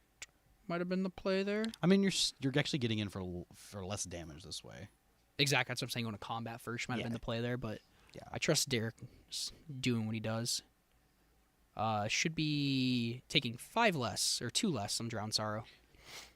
Correct. Hey, Judge. Can we go update correct life totals on our future match? Full should be up 2 life from the Drown Sorrow affecting the Avenging Hunter 2. Thank you, Garrison. Man, what a grid timing. That was beautiful. He walked in just at the right time. He can smell it. Because Full was at 14, correct? When he swung? Yes. Yes. So There now, we go. now Full is Now, at 11. the correct number. Yeah. 11. What we refer to Thank in you, our Garrison. group of folks as the holy number. The holy number 11. That's right. Our lucky number. We're going to see that in Eviscerator's Insight, it looks like. Probably What are we just gonna sack here? filter through a Limbus, probably. Or no, we're gonna filter through a yep. treasure token. He wants the life's not super relevant here. Yeah. You're either dead or you're not. Doesn't matter if you have 60 life. I love the common ground heart. Just that makes us feel good. Yeah, just saying there.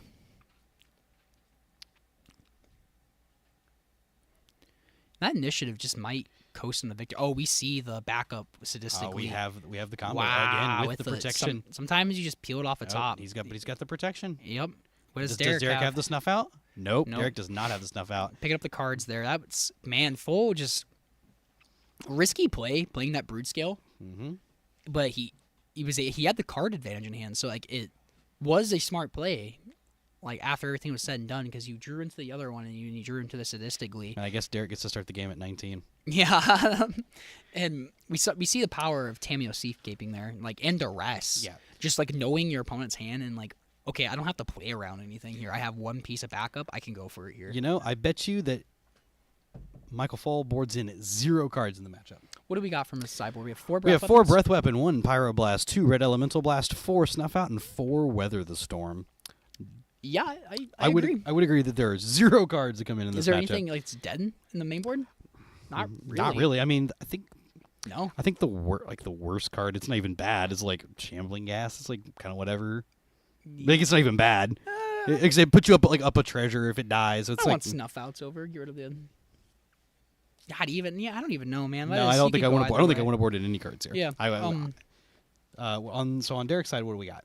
We got 1 Drown Sorrow, 2 Last Rites, 2 Nihil Spell Bombs, 1 Snuff Out, 1 Toxin, 4 Troublemaker Oofs, 4 Weather Storm. So Derek has option. He's probably looking at those Troublemaker Oofs, the other Toxin analysis, the Snuff Out, and the Last Rites. Is what I would be guessing. I would agree with everything you just said. Because that Last Rites, man, you could just strip. You can just strip the hand, and they have just like whatever. nothing. Yeah. Well, Full is playing 8 Deadly Dispute effects. He's playing 4 Eviscerators, 4 Deadly Disputes. So like you're leaving yourself to get blown out by top decks pretty hard there. I mean, Derek's also playing in the similar game space where he's also got all these draw 2 effects as well. So Yep. How many is Derek playing in his? Derek is I got those right in front of me. playing. Look at that. He's got 4 Deadly Disputes, 2 Eviscerate Insight, and 3 Fanatical Arbiter. So he's playing one more even. But his spread of cantrip artifacts are the 2 Ichor Wellsprings and 3 Limbus. Mhm. But then you have the Nihil spell bomb, or not Nihil spell bombs, the Colony Gardens. Yeah, I would imagine like Tithing Blade comes out here because it's just really hard to tag it's really hard to tag like a Something for card that crystals. matters. Yeah. Yeah, it's really hard there.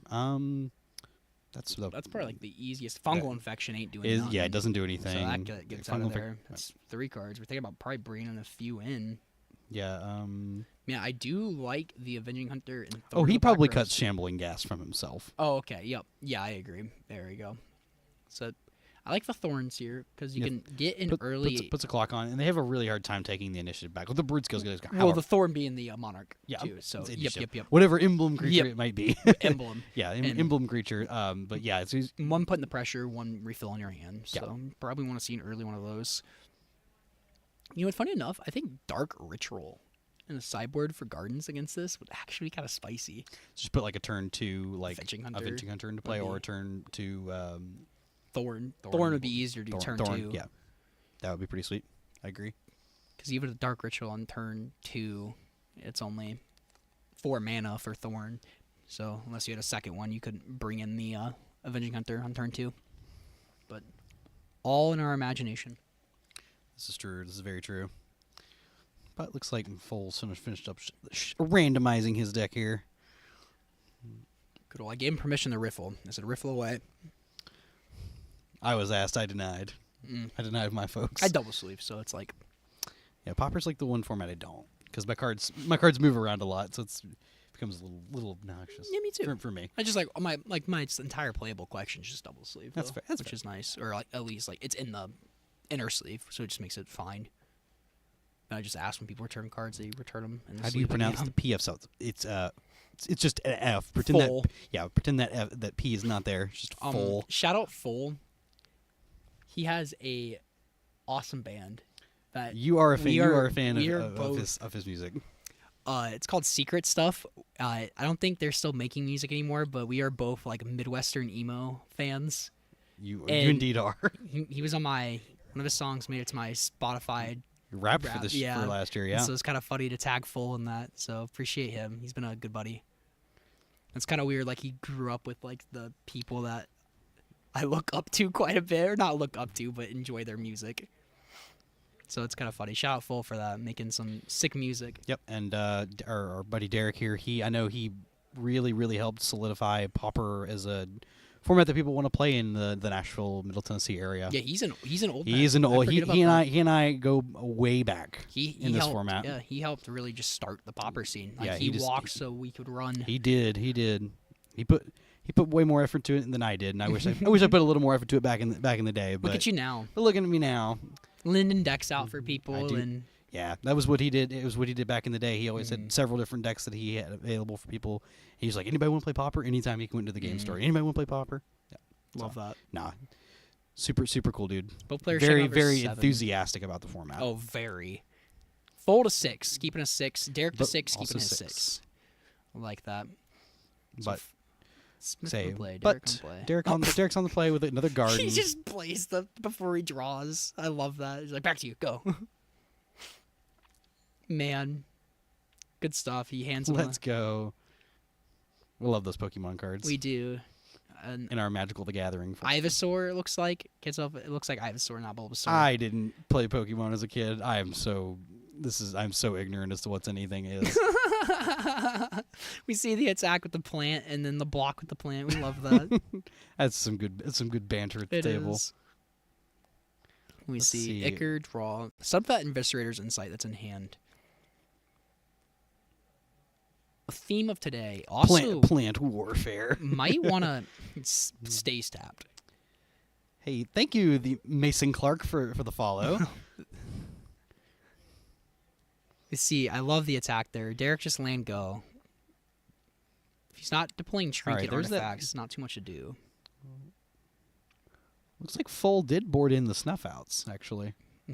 Oh, that makes. Oh, okay. I like it over Shamelin Geist because it's like if you're afraid of a clock, like if you're getting rid of the Avenging Hunter, it's like Yeah, You got all the I time think in the that's world. basically its only purpose is to get rid of an Avenging Hunter. because then you're cooking.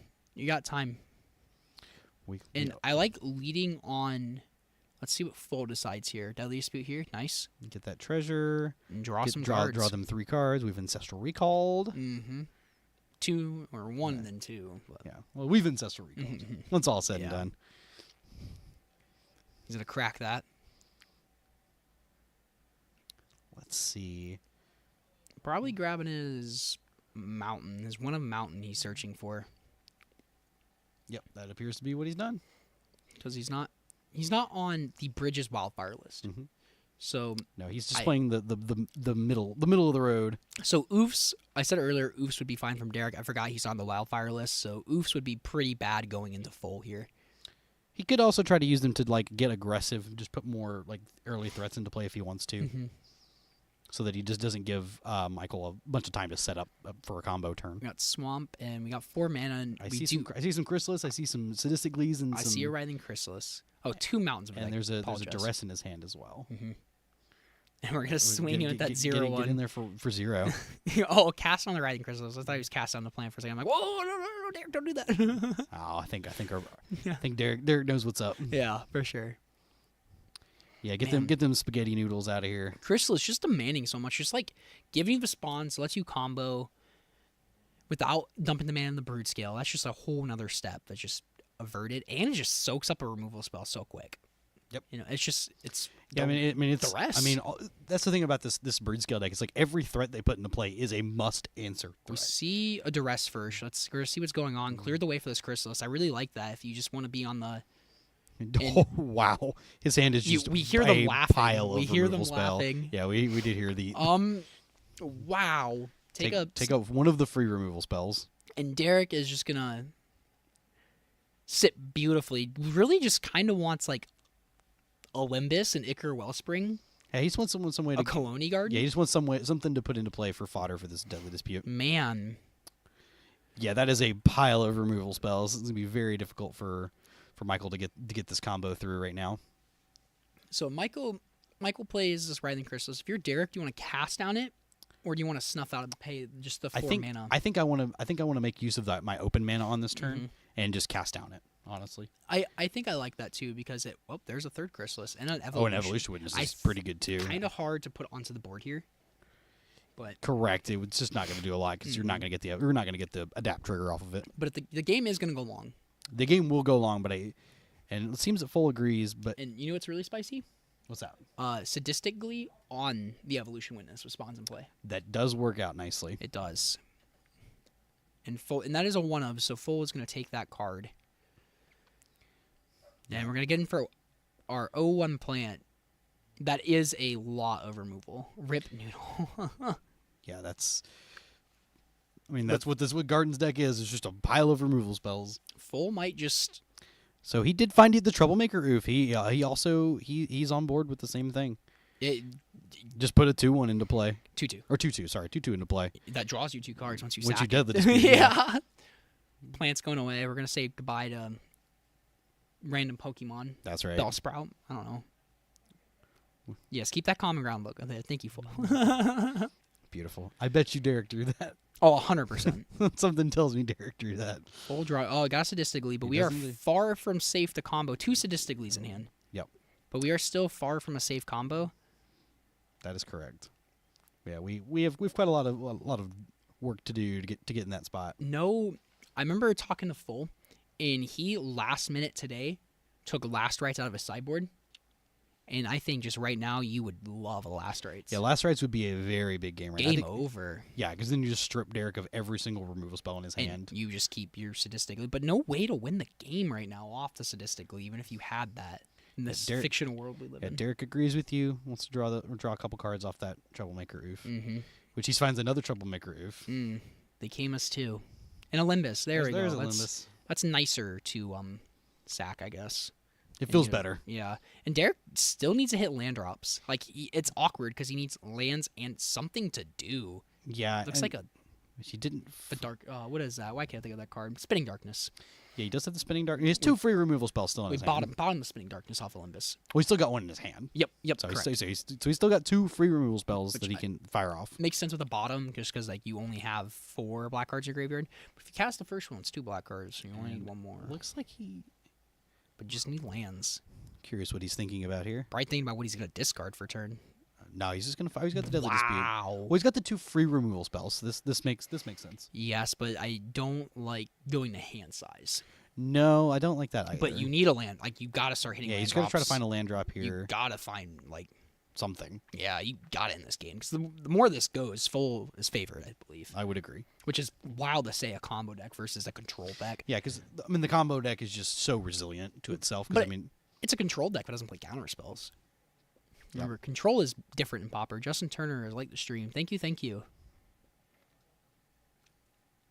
Draw Found a 2 Crypt cards. Rats and an Icar Wellspring, I believe. Now we're going to be moving to discard. Oh, no, we're going to crack 2. And we're going to cast down that. I down like that. Chrysalis, I like that. Do that now. Make use of our mana. We're not going to discard Eviscerator's Insight on the Chrysalis. Man, what a trading of resources this game is. Just Deadly Disputes getting flung, Draw 2s getting flung back and forth, response to removal spells. It's just Ugh. It's just crazy. Yeah. Crazy. Now, if you're full, playing this Evolution Witness? I mean, he's got the two pieces of free removal in his hand, which Use it, I mean, it makes him use it. It also like Probably want to wait till you can adapt it twice, which it's 3 and 2, so that's 5/7 mana to be able to adapt it twice, which we are at that threshold. So we are at the threshold. And if you want to eat all removal spells with it, yeah, that you know of, and 'cause then you still get back a card out of it even after you've done all that. No, because you play it, level it up. Oh yeah, remove it. I'm sorry, I'm thinking backwards. Yep. Yeah, no. So does he have like a safekeeping or anything like that? That would also help. Wouldn't be able to do it with the trigger still. Oh, we still got treasure tokens down here, so he's got some extra. Oh, he's got and the Eldrazi. Yes. Yeah, you have plenty of mana. He's riding high. He's gonna adapt it there. Derek's gonna think. He's gonna read it. Do I want to use my? I mean, I've kind of pressed into it as like hard as that is, In game 1 is going to be important because we might not see a finished game 3. Probably not. This I would imagine the game would probably go pretty long. Grindy. Because we were going to see that. We're gonna see the spinning darkness here. Fool's He's gonna gonna do it again. he's gonna do it again. Derek's gonna gonna see fire stuff back out. again. He's thinking. He's like, man. Because he's got. I mean, say because Foal's got the treasures and all those spawns sitting in play too. So we can do it one more time. Yeah. He's gonna let this go. Okay, I like that because it's still gonna die. Yeah. And he just gets to keep his snuff out in his hand. He's gonna pick up that Writhing Chrysler. It looks like. I would imagine so. A It's good a card, old- a card just puts people through the paces. The good old Writhing Chrysler 300. He just wants to. Also by not sacking any of these spawn tokens, he just gets this Writhing Crystals coming back on the following turn. He is just absolutely gigantic. I don't blame Derek for wanting to hold on to that beloved snuff out. I agree. He sees that he just doesn't need to like overextend his removal spells. I like that currently. attack there. Get in there. Attack with 2, yeah. Remember, we're fighting here. We gotta send a message. I'll attack for 0 with both of my creatures. Well, big yawn from our hippopotamus. I'm tired. It's been a long week. Oh, Drowning Sorrow. I love these Drowning Sorrows from Derek. Yeah, he's got one in the main deck. I wonder if he brought in the second one from the board or not. We are probably going to see the other Writhing Chrysler. And He has still not safekeeping. found another land. That is crazy. That is all the cards he's seen too. He has seen a ton of cards. And I think I like this from Full. Just playing this out, he has a safekeeper. We're missing. He has so many Basking cards. Bird Like, scale, though. he's under no pressure currently from Derek. Like He's got all Derek, the time in the world. he's got so much time to work with here to do basically anything he wants to. He can also just protect this Chrysalis with the safekeeping, even if you like at that rate too. You can run out of way to win with Full stack though too, because Derek plays more removal spells, and you have ways of winning the game. Is that a Nightblade in his? But as a Nadier's Nightblade. Cool. So even next turn, he could follow up by doing that, and he could also sadistically on his Writhing Crystals to double up the counters on it too. Okay, I would keep that probably just to win the game, because we do know about the Snuff Out. Well, he's got double sadistically in his hand He doesn't too. know it. Yes, again, but like you just need all these ways to combo. We're gonna see Flashback and Viscerator's Insight, sacrifice the token. Well, Derek did find his other land finally. There you go. We're gonna see a counter on the Writhing Chrysalis.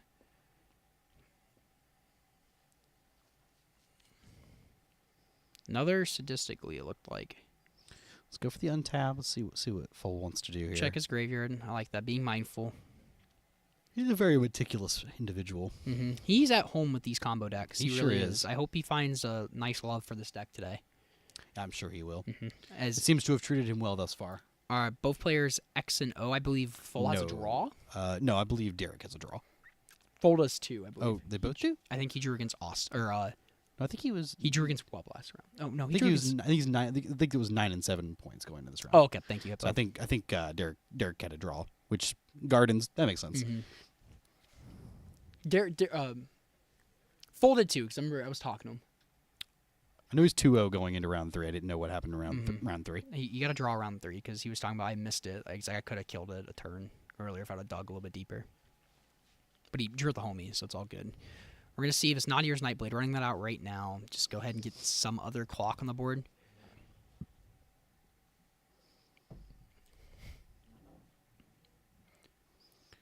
See what Derek finds to progress the game a little bit. He's still going to go find a Crip Rats. I'm gonna go and jam that. Wonder if he goes for the or if he has a toxin analysis. He does have a toxin analysis, but the safekeeping does protect against the Crypt Rats here. Mm-hmm. Let's see. Paul just really wanting a brood scale here. Yeah, he's got a bunch of ways to protect. There's also now there's the Nadir's Nightblade, so even these treasure tokens are going to do damage when they sack, and the spawn tokens as well. Yeah. I would be shocked if Brutescale has the backup plan of being the mid-range deck with the Writhing Chrysalis, but the backup plan doesn't quite work as well with Gardens. It works in the way where they deal with your stuff, but I don't think you ever, for the most part, you're not winning that way against Gardens. Just because they have the removal, but it's good that they use it on something that's not your combo. Mm-hmm. Cast a Malevolent Rumble here and see what he finds. How many Basking Brood Scales? We have a Safekeeping, a Colony Garden, and a Viscerator's Insight, and the Brood Scale. I mean, the Viscerator's Insight going to the yard's nice, so it's a good mill for full. So he's got the combo in his hand. You know what you do not want to mill off Malevolent Rumble? What's that? 4 Brood Scales. You really don't. That would be really bad. I would. That's a fear of mine. Hopefully it doesn't come true for I you. hope so. Any player out there. Unless you're playing against me, then I hope you know overall. Thanks. It's like the good old Cascade and put all the Cascade cards in the bottom of your library and you're like, nice. Oh, yeah. Let's see. You're going to deploy that. Wow. Put the Brood Scale into play. Is he going to go for it this turn? He is safe. He has the Glees to do it. He is safe to do it. Unless he cast down and... He's got the Safekeeping. Derek's got the Snuff Out. Mm-hmm. And that's going to... Now we need another Brood Scale to combo off again. He doesn't have it. But I like making him use his resources there. We're going to see the Chrysler get in. Yeah, well, Derek what Derek can do is Derek can actually put the do the Toxin combo next turn to actually just clear the board. Yes. Do we have a Toxin analysis from Derek? We do. There is one in his hand. We're rewinding. We're debating something over here. Oh, he's seeing. Hey, 1 second. I might want to. Yep, we are gonna incite the Brood Scale here. Oh, sure. Jiggle will draw 2 action here. Yeah. With the Snuff Out targeting it on the stack. Yep. So we have our stacks and 5 cards on the stack of Pauper. Very interactive game here. Yep. That'll resolve first. That'll resolve second. Yep. Perfect. Well, Snuff Out resolve first. That's what I said. Snuff Out resolve first. He puts it in the graveyard first. We're perfect. Yep. Derek's got this covered for us. Perfect. He's keeping mindful of that spinning darkness. Just it does matter. Hurting board states. Because there's been I know when I played this Gardens deck, not wanting to remove trolls is a big consideration. Fold just draws another Basking Brood Scale, and 4th copy of Sadistically. Yeah, I mean that's pretty good. Now he doesn't have doesn't have a way to actually protect the combo. Yeah. Yep. And Derek has the Toxin analysis to stop this all from occurring. I mean, he might fire that off on. He could, but he can also just get more out of it if he wants. You can only do so much when you're at 9. You're staring at a Chrysler, because if you're full might be thinking, okay, I need to attack first before I go for this combo. We see an Avenging Hunter from Derek, so he probably wants to. He's gonna put a plant into play. He is pressed into doing his Toxin analysis combo before he drops that Avenging Hunter down, I believe. Correct. I would agree. And man, against his Brood Scale deck too, Derek's probably like, okay, he just tried a combo. Does he have the combo again? Is what he's wondering. He's like, how likely is my opponent to have found that? Mm-hmm. He's just gonna pass, and he's gonna. I like that. Yeah, I like the discipline here. He wants to get as much out of this as he can. He Another found another Brood Scale. So 3rd Brood Scale, 2 Brood Scales in hand, 3 Statisticallys in hand. Yep. But he does not have the protection. No, is the big part here. Just goes for it at this point, and then I mean he does, but Derek just gonna now Derek does the thing that he wants to do. He's gonna Toxin analysis. He also has a clue token out of this too, so he gets an extra draw card out of this as well. And he is gonna gain. He's probably gonna sack there. So is that 1, 2, 3, 4? But he takes 1.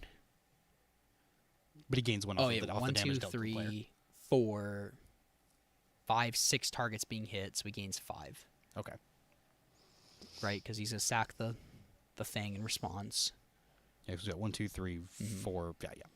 But I guess Derek could. Oh wait, no, that wouldn't make sense. We're Oh, gonna see a judge call. We got some questions here. 1, 2. I have to count all the time. 1, 2, 3, 4, 5, 6. So it's gonna 7, 8 targets because we have I wonder if Foles ever seen this interaction actually come up before or not. saw it last game Oh yes, I'm sorry. I wonder if he's wonder if for before this matchup.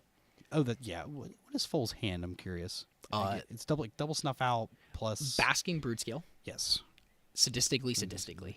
The Okay. 3 cards I know about. Okay.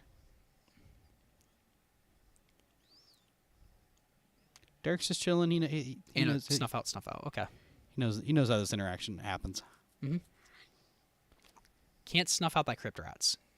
No, but you can snuff out. You could snuff out your own chrysalis if you wanted. That's just not. That seems bad. Seems bad. We just deny him that one life. You gotta save that for the threat. Oh, yeah. Because like he has the Avenging Hunter. He's probably gonna slam it next turn. Foles will be like, ah, Yeah, I would nice imagine. clock, nerd. Yeah. Probably.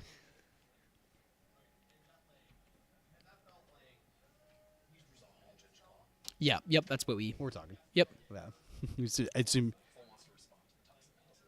Ah. Folk can respond to it, right? Oh. Ah. I see. I mean, nothing has changed here. There's comp Ariel, but I feel like if you go, sure, wait a minute, it's like, whatever. Nothing's really changed, really. My assumption is that he just wants to sack. Which you could just sack it in response to the Crypt Rats trigger. If that's all we're worried about, you're still going to drain for 1/2 off the Nadir's Nightblade. No, Yeah. is it entering or leaves? It's when a token leaves. Okay. Token leaves. Or a token you control leaves. So let's make sure they resolve life totals correctly. So There's a lot going on here. if that's going to sack, he's going to go to 23 to 10. Correct? Yeah. Crypt Rats is going to deal 1, 2, 3. 23 to 8. 23 to 8. Thank you. 1, 2, 3, 4, 5, 6, 7 damage. So you're going to gain 6 in total, Because you're going to double yourself 1. and then full will stay at 22.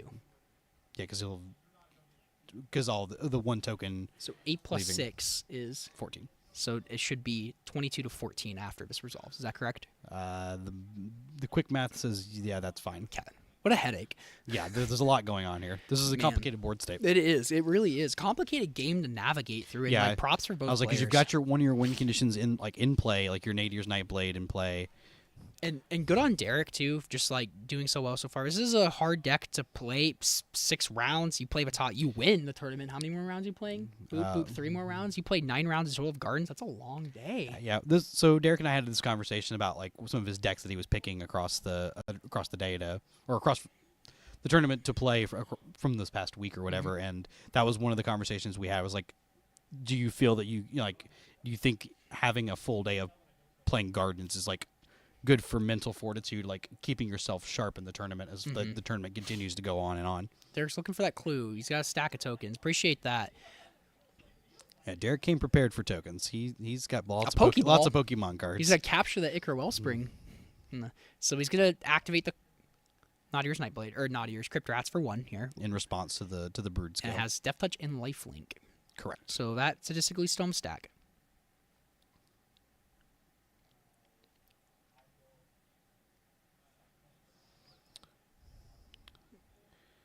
Yep. This is as we said. That'll get Counter bigger. there. I love that full. Just the Just want to make sure everything's nice and clean here. so Derek should be at 14. So that's 1, 2, 3, 4, 'Cause 5, there's- 6, 7. 7 things being hit. Let's see if they figure out the Gain math correctly. 6. Yep. And full should be at 22. All right. Thank you, LimTim11, for the follow. 22 to 14.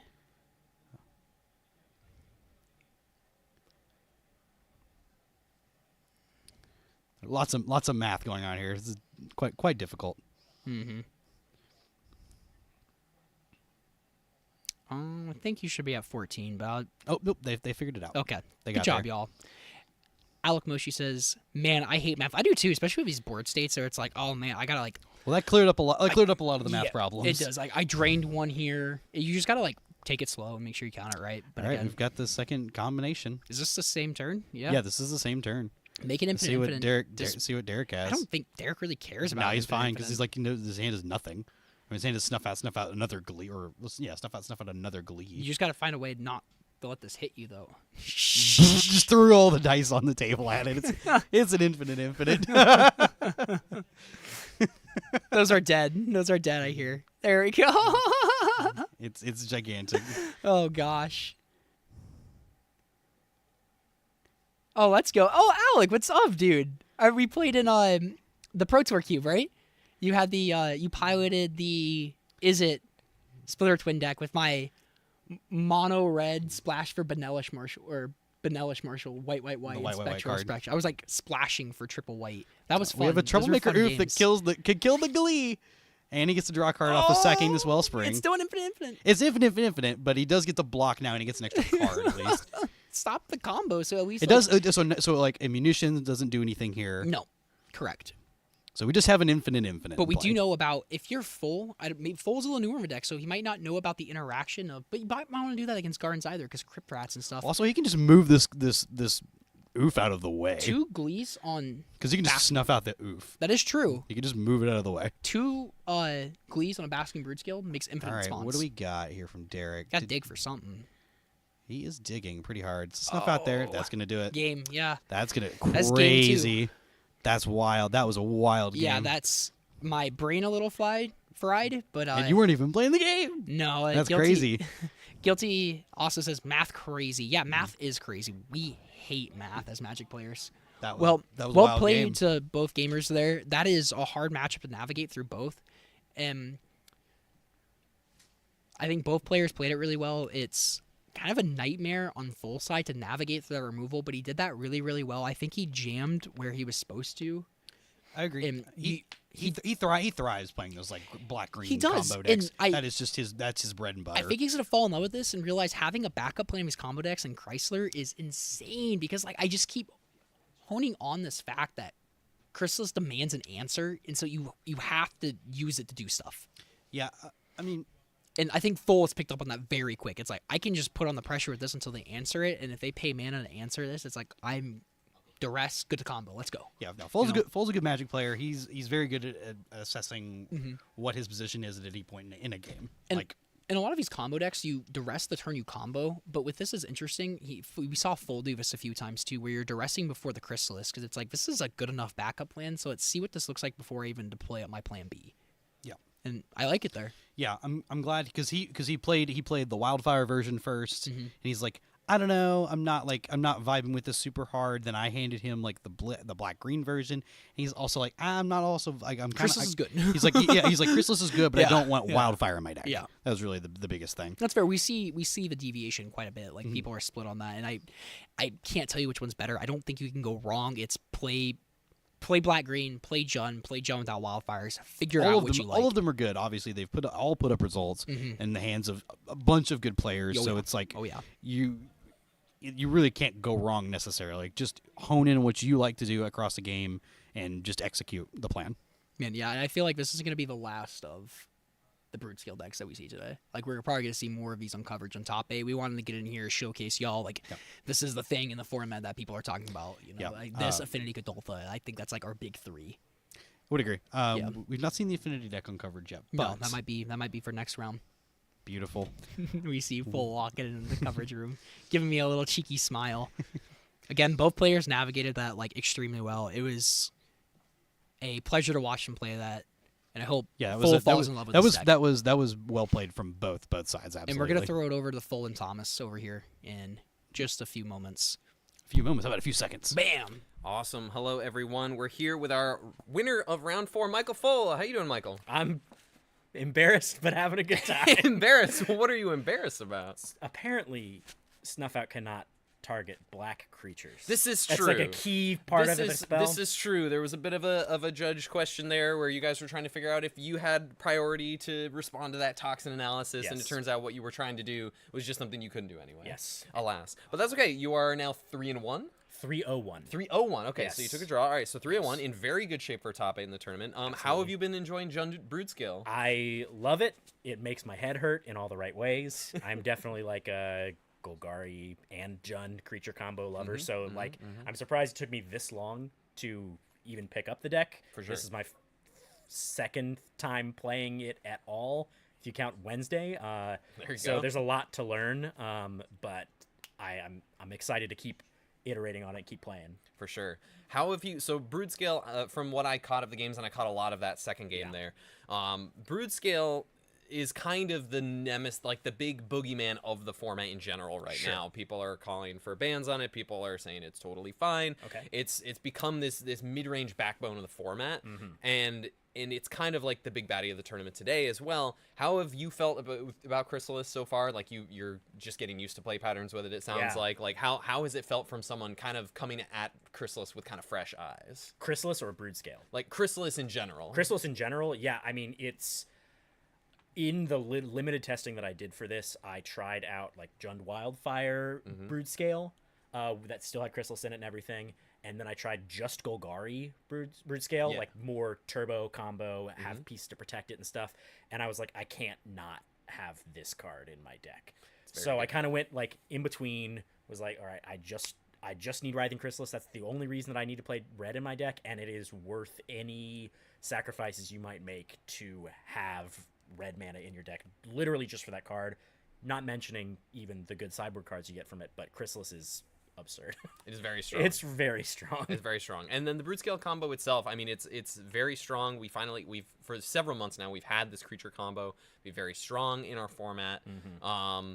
What has been like the most interesting play pattern for you throughout the day in terms of like trying to navigate into the combo? Because I notice you have plenty of Tameo safekeepings, you have some duress, you have some access to in your 75. What has been like kind of the most interesting way you've been able to navigate to these combo turns? Yeah, I think that what's really interesting is the key that I have found in playing the deck is just coming to terms with the fact that you are going to fail the combo at least once every game, probably. And so you have to navigate that in such a way where you are trading up on resources on it. And so my favorite thing to try and do is play the Evolution Witness and put a Glee on that. Yeah. And just like, after they have gone crazy, they think they've worn you down. You're like, all right, cool. Now coast is clear. I'm just going to get a bunch of stuff back, and we're going to go again. But in that last game specifically, I knew that he was going to be able to wipe the board with Crypt Rats in some manner. And so I was like, all right, I'm just going to go for it. I have this backup. I don't have anything to end the game immediately with it, but I knew that I had run him out of so much interaction that I just was like, all right, I've got to go for it. Otherwise, the game's just going to keep going forever, and I'm already up a game, so that's good for me. Excellent. Are there any other decks or any other players playing specific decks at the top tables around you that you've seen so far that you don't want to get paired against? You're 3-on-1, like you could like win draw into top 8 pretty easily at this point. So you're in really good shape. Is there anyone at the top tables or any decks at the top tables that you don't want to face? So maybe not necessarily decks, but individual card. Okay. I know that there is a Red Black Madness player, and I don't know if anyone else is packing it, that has Trespasser's Curse. Okay. And I did not pack any oofs, any way to deal with enchantments at all. So if they play that, I have to mid-range you, and that's not a great plan against some of the decks that will run it. For sure. But everything else, like I would love to play against, is it Scred? I would love to play against Austin on Blade, you know? So I'm feeling pretty good. Excellent. Awesome. Well, we're happy you're doing well. It's good to see a homie in the I mean, we've seen a lot of homies on coverage so far today. That's kind of the style of the event we're running, but really great. You're glad you're doing well, and congratulations, and hope it goes well for you the rest of the Thank the you rest very of the much. Round. Cool. And we're going to take it back to James and Cameron in the booth. Awesome job from Full there. Very nicely played. Just showing that prowess with those green-black combo decks. It's his forte. I like his saying, scared of any decks? No, not at all. Nope. Players. Individual cards, though. And players too. Yeah. Again, big shout out to ourselves. Gonna shout ourselves here. Common Ground, Pod, MTG. I'm one of your co-hosts, Cameron Schindler, always joined by James Hippo Hieronymus and Thomas Gunn, my two lovely co-hosts. We have an episode every Thursday. We're on all the streaming platforms they can do, Spotify, Apple Podcast, all that fun stuff. Starting to do some more YouTube content. We do some fun tournament recaps like this one next week, and some in-depth topics too. Like I like to plug the Scar episode because that was just so much fun, and I learned so much from him as well. He is a king at Mono Blue Fairies. So picked up the deck brand new and just came in and crushed everybody. Murdered like 33 and like 3 or something over a weekend. Some crazy record. But we also want to shout out our store that's hosting us today, Game Night in Columbia, Tennessee. It's your one-stop shop for Magic, Lorcana, Pokemon, Warhammer, and anything else your little nerding heart can handle. And we want to find you online at GameNightTN.com or on all socials at GameNightTN. Again, they host awesome events. They let us do like these really fun Pauper 1Ks. Hopefully to get more of these. We do these really sick team trio tournaments. Pauper is usually always a format there, and Legacy. So it's like you and I end up in the Pauper seats a lot. Yeah, on these. yeah. Imagine that. Yeah, Crazy. And it's really fun to see like the people of those formats come out and represents, because you got to throw a bone to the Pauper and the Legacy players because we don't get a lot of events. Yeah, it's So- and it's nice that you said nice for a store to be able to host something like that. Also, team events are great. Team And events the are a community huge shows blast. up for these yeah, things, we too. have absolutely blown out of people for these events. Even They're- for like the trios, this event and stuff. So Yeah. like awesome. Good job, community. community great. Community great. And with that, we're gonna take a break and we'll be right back. Bye. Bowdy.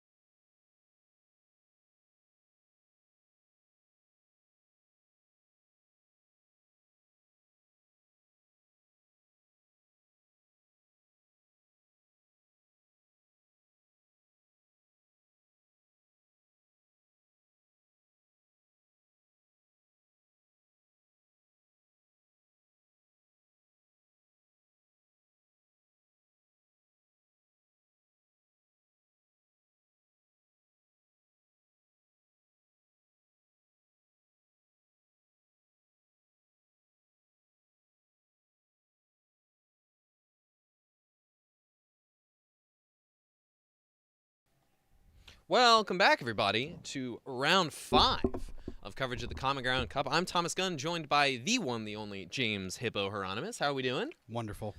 Excellent. And we have quite the matchup. We have Table 1 brought to you here today. These are our only undefeated player, and technically we have 2 other players who are technically undefeated, though they do have a draw. Yes. We have 2 players at 3-0-1 and 1 player at 4-0. Our player at 4-0 is our feature match from round 1, Austin Walker, on the Black-White Blade deck. And playing against them, who just won their match at Table 2. We have Aaron Wub Cunningham. Exactly. So Wub is playing this blue-red terror list, which we saw a version of that on camera from Devin Northcutt earlier today. Any notable differences here? It looks fairly similar. Okay, so Devin's playing a couple extra cards that Wub is not. For example, I know Devin was playing copies of the draw 2 card from Call Time. Behold the Multiverse. Yes, cool. But yeah, there's not a ton of difference though. Excellent.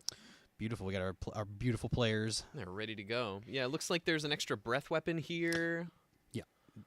Still, we got the lose focus. We have a couple dispels in the main. We have a cast in the fire in the main deck. Yeah, more tight list. There's less variants and cards going on Wub's list than versus Devin's. But yeah, for sure. And as a little reminder, Austin's list, this Black-White Blade list, he's rocking these couple of stabs in the main deck that are kind of unique to his list. Except it turns out the other Black-White Blade list is playing the exact 75 that Austin is playing. Wow. Except for disfigures instead of stabs. Yeah. Also, before we get too far into this round, we're going to pop back into the booth. We want to show off this trophy that these players are playing for this weekend. This is the very first Common Ground Cup. We got this specially made for the event. That's right. And our first prize winner will be walking away with this trophy. We'll present it to them in the interview. That's right. Later on. So thank you, Kyle. And yeah, so our players will get started shortly here. Looks like there's a mulligan on Austin's side. There might be another mulligan here for Wub. So what do you expect here from this matchup? I expect this to go in Austin's favor quite a lot because of the Tithing Blade cast down interaction. Sure. Wub's, the creature suite here is like the Tolarian Terrors, the Augur Boluses, and the couple of copies of Murmuring Mystic. So there's not a ton of pressure that you're able to put on post being like just getting edicted away with the Tithing Blades, and having that interaction between those two is really, really potent. And that is actually a reason like this deck, like the Tithing Blade really put a knock in the, like when it initially came out, put a knock in the terror decks being played. For sure. So it looks like we are resolving. Looks like Wub has mulliganed to 5. Just choosing which of their 2 cards to put back. You like this one, not that one. Nope, this one. There's a breath weapon. We got a Lorien revealed. I'm trying to not be too loud, though. I keep thinking I'm being too loud on coverage, and I go out there, you can't hear anything. Nope. We can hear them more than they can hear us. Exactly, which is wild. S for Cunningham. Yes, S for Cunningham. Cool. Maybe we should start calling them Esper. That would be very funny. Do you want to explain the lore of Wub's so nickname? many years ago, for a GP, Wub and I were traveling to a friend of ours had to register Wub for the event, and as a joke, at the time Wub had their hair cut in a very Skrillex manner, so we would call them Wub, and in the Wizards reporting system back in the day, you were allowed to register someone under a new DCI number, and their name in the in the old reporter was actually, and I'm not joking, Wub Cunningham. Amazing. Like when you would sit down at like an F&M or at a GP, that was the name you came across. It's like, am I paired against Wub Cunningham? And so the name just stuck, and we've called Wub for forever. That's how I was introduced to them. So we're off to the races. We got a tap land on 1 for Wub, a Thraben Inspector, and a Clue on turn 1 for Austin. Looks like he has his tokens lined up top. You can see the dice on top of them as such. We've got a Lorien Reveal, cycle for another tap land, and play it for turn 2 for Wub. Turn 2 for Austin, getting in for 1 with the Thraben Inspector.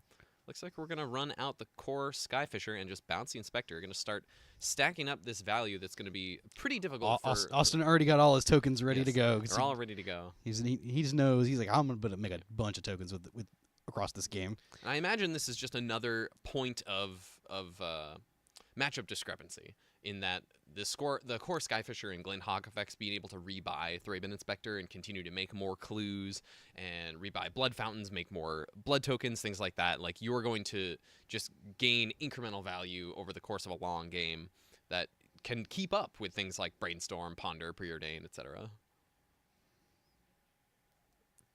Resolving this Brainstorm, we got 2 mana. Augur of Bolus. It's Very Augur time. unassuming Augur of Bolus. We've got at least 2 choices. We're going to take we knew we were going to hit from the Brainstorm. From the Brainstorm, yes. Wisely setting up the Brainstorm before casting the Augur Bolas. Correct. We got a second Thraben Inspector here. Austin deploys So another let's get in there for Ancient 2. Den, gets in for 2. Thank you, Powlid, for the follow. 2 more clues. We got 3 clues over here. So many clues. Passing back to Wub. And Austin's got that Omen of the Dead in his hand. So in case that core Skyfisher ever hits the bin, you can pick it right back up. There's one of the loops that this deck can set up. Correct. It's very powerful, potent. Omen picks up Skyfisher. Skyfisher picks up Omen. Rinse and repeat. Especially relevant against a deck that's not trying to exile your creatures with things like Journey to Nowhere or any red, like any Magma Spray type effects or Scorching Dragonfire that would like deal damage and get exiled instead. Correct. And I believe it's a couple Murmuring Mystic in Wub's hand, actually. If we can start getting those fired off with some spells, that's really difficult to actually for Austin to overcome. It's true. All those flyers just block all of Austin's flyers forever. We're going to get a block in on this Thraben Inspector. Come across for 3 damage. I was about to say Austin seems a little flooded, but has all these clue tokens that he can sack at any time. Yeah, he can at least convert all those lands into other pieces of cardboard. Exactly. So really not falling far behind, which is one of the draws to this deck. Looks like Wub's going to deploy one of these Murmuring Mystics. There it is. Waiting until they have a mana up to interact in some way. Looks like Austin's going to fire off this Cast Down. We just let this go because we've got the second one. Sure. I believe there was a second one in the hand. We're going to crack one of these clues, pick up another land. Draw a new card for turn. It's a Bajuka Bog. That is pretty relevant against the Terror deck. That's pretty good, honestly. We're gonna play that. We're gonna exile the Yard here. This is gonna be like when Devin was on camera. It's gonna be some 5-mana terrors. A lot of the I feel like. Yes. Very likely. It looks like we're gonna make the same attack here. Block 1, take 3. I think Austin's gonna. Yep, he's gonna crack a clue now. We found a Glint Hawk. Does that change anything? I think you still just leave up the clue here. Yeah, I like that.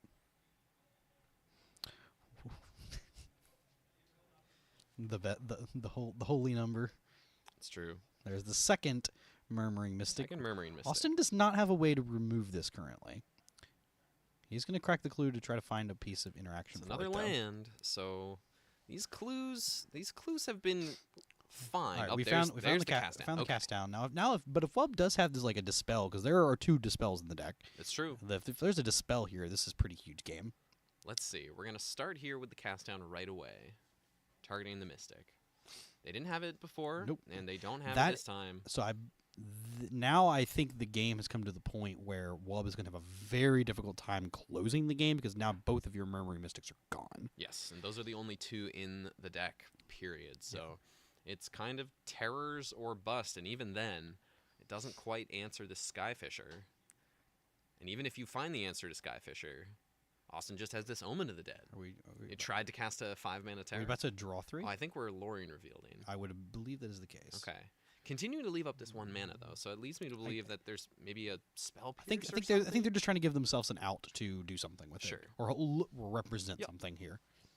So looking at a Ponder. That's a breath weapon. Doesn't really do a Breath ton. weapon is reasonable, but you don't really Still want a doesn't- breath weapon to Thraben Inspectors. Yeah, so it also doesn't get rid of that core Skyfisher, which is really the biggest card that's a problem It for you is. right now. It is. Yeah, it's gonna be a very difficult game. Especially once tithing blades start becoming into the mix. Yeah, This is true. It starts This to is become true. starts to become a big problem. I found a Scred. Pass back to Austin here. We're gonna untap. There's the blade. There's the tithing blade. So we have a 2-turn clock with this tithing blade now. We can also Play the just blade. we could just flip the blade too. You could flip the blade. Is there a creature? No, there's no creature artifact. There's no creature in graveyard. It's creature in play too. Oh, it is creature in play. That is also how that works. Yeah, you can get rid of those inspectors. Oh man, I've been playing tithing blade wrong this whole time. Got to I'm level. just gonna go Got for to it. level Alright. up. Yep, Austin's gonna go for the flip tithing blade. All right. It's an aggressive line. Love it. I also, mean, you can Blink- you can just pick it back up next turn with the core Skyfisher. That's true. You can. Or just do sorry, that the too. Glenhawk. The Glenhawk. And absolutely. replay it and drain again. So like Absolutely. you do have like it's really slow, but you do have a loop that that drains for one and kills a creature. Yes. We'll see. It looks like Wub has Very the expensive. Very Wub expensive. has the dispel now. That's 8 mana Yes. for a cycle of that. All right. We we're have gonna we have a Scred here. Scred the core Skyfisher. And- Finally get and that out of here. It might be too little too late, I though. believe that is the case. So we've got a 4 mana Tolarian Terror. That's fine, says Austin. I can hear his voice. That's fine. Not literally, but I can hear it in my head. It's like we've been around him enough. Yes. We're going to trigger the Tithing Blade. 3 to 21. And against a deck that has no life gain, this is just gonna going to be a gonna ticking put the clock. screws in. Yeah, Wub has 3 more turns at the bare minimum here. So this is looking pretty dire. Wub really needs to find something. What does it look like for Wub to get out of this spot? I can't conceive of a real way. Again, but with both the Murmuring Mystics gone, like Murmuring Mystic is your way to like to Right. stop the game plan Right. of like the pick up Tithing Blade, do that that kind of nonsense. So yeah, this I don't really see a good way for Wub to get out of it currently. I wonder what Austin is choosing. Looks like he's exiling the Lorien Revealed. I assumed it was exiling a spell. We're just going to pass back. We can just sit back on this flip Tithing Blade. What's the name of the flip side? Sepulchral something. I can't remember exactly. Okay. I don't remember exactly. Let me give it a look. See what we got.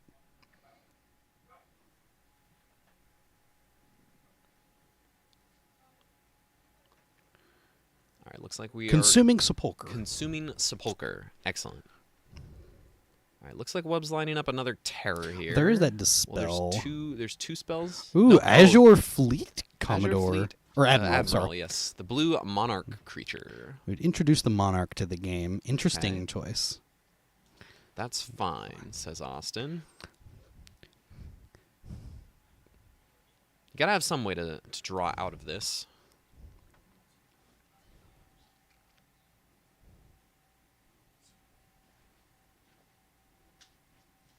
Hey, thanks for giving us a spin, Weiler. Yeah, thanks so much.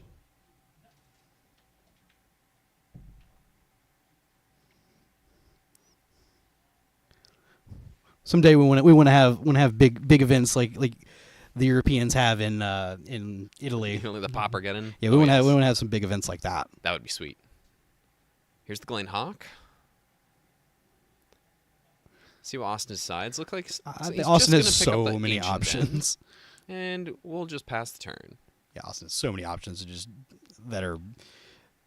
I find it very exciting. I can't consider especially with this blade. Like, there's no answers to the blade in the deck. Right. Like you could in theory do the loop that you were talking about, where you pick up the Tithing Blade and recast it and then flip it again. But there's if, no reason to. If Wub is sitting on a counterspell, then that's disaster. And then what if you never get those last 2 points across the line? Mm-hmm. So better. I think it's better to just leave it in play. Just wait a couple turns. All those beautiful counter spells, those Ice Age counter spells. Those don't happen to be your Ice Age They counter spells. would do in they? fact happen to be my Ice Age counter spells. I was about to poke at you. Those are and those lightning bolts. Those are gorgeous. I was meaning to poke at you because Wub did put this backwards. I didn't have a Monarch You token. didn't have a Monarch I do, token. but I couldn't find one quickly enough, and I Was so tired last Tisk, night tisk, when I tisk. put these together. All right, we're gonna. It was late. It was very late. It was late. We were working hard getting this all set up for you, y'all watching ahead of time. But looks like Wub is down to 1 off of the upkeep trigger of the Sepulcher. On 700 folks playing Pauper. That sounds like a dream. Paupergeddon. That's It's great. beautiful. Cool. Glad to hear the sound is better. It's our first time with a whole bunch of extra setup and stuff. So there's a lot going on back here. So we appreciate y'all's patience as we got some growing pains. troubleshoot from round to round a little bit. So thank you for your patience. It looks like Austin is going to win game 1. The flipped Tithing Blade is inevitability of that card is going to get Austin across the finish line. So looking down at sideboards, let's start with Wub here. Wub's looking at 3 Cast into the Fire, 2 Gorilla Shaman, 4 of each Blast, Hydro, and Pyro, and 2 Relic of Progenitus. What do you like here? Those Cast into the Fires, those Gorilla Shamans, and the Relic of Progenitus, actually.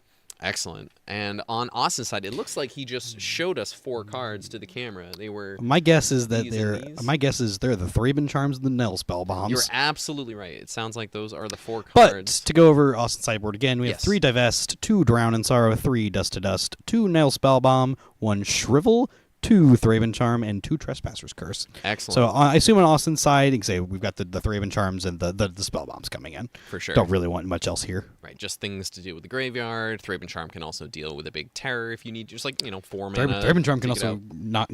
nag the yard too. Exactly. Yeah. Yeah. I imagine that will be the primary focus here. But Yeah. So Wub has just really got to be able to get down actually get down a really early terror and make force Austin to deal with that in Yes. a non-profitable way, and then back that up with the Murmuring Mystic plus a card. Yes. Plus a singular card is such a huge game because Austin is trying to fight such a mana hungry deck. Doing all the things that he wants to do inside of a turn to get rid of a Murmuring Mystic can be difficult with the amount of mana he has enough to spend to do that. Exactly. That's something that you notice when you play these blue decks. Murmuring Mystic is a great engine, but if you don't have ways to get it going right off the bat in certain matchups, it just falls flat very quickly.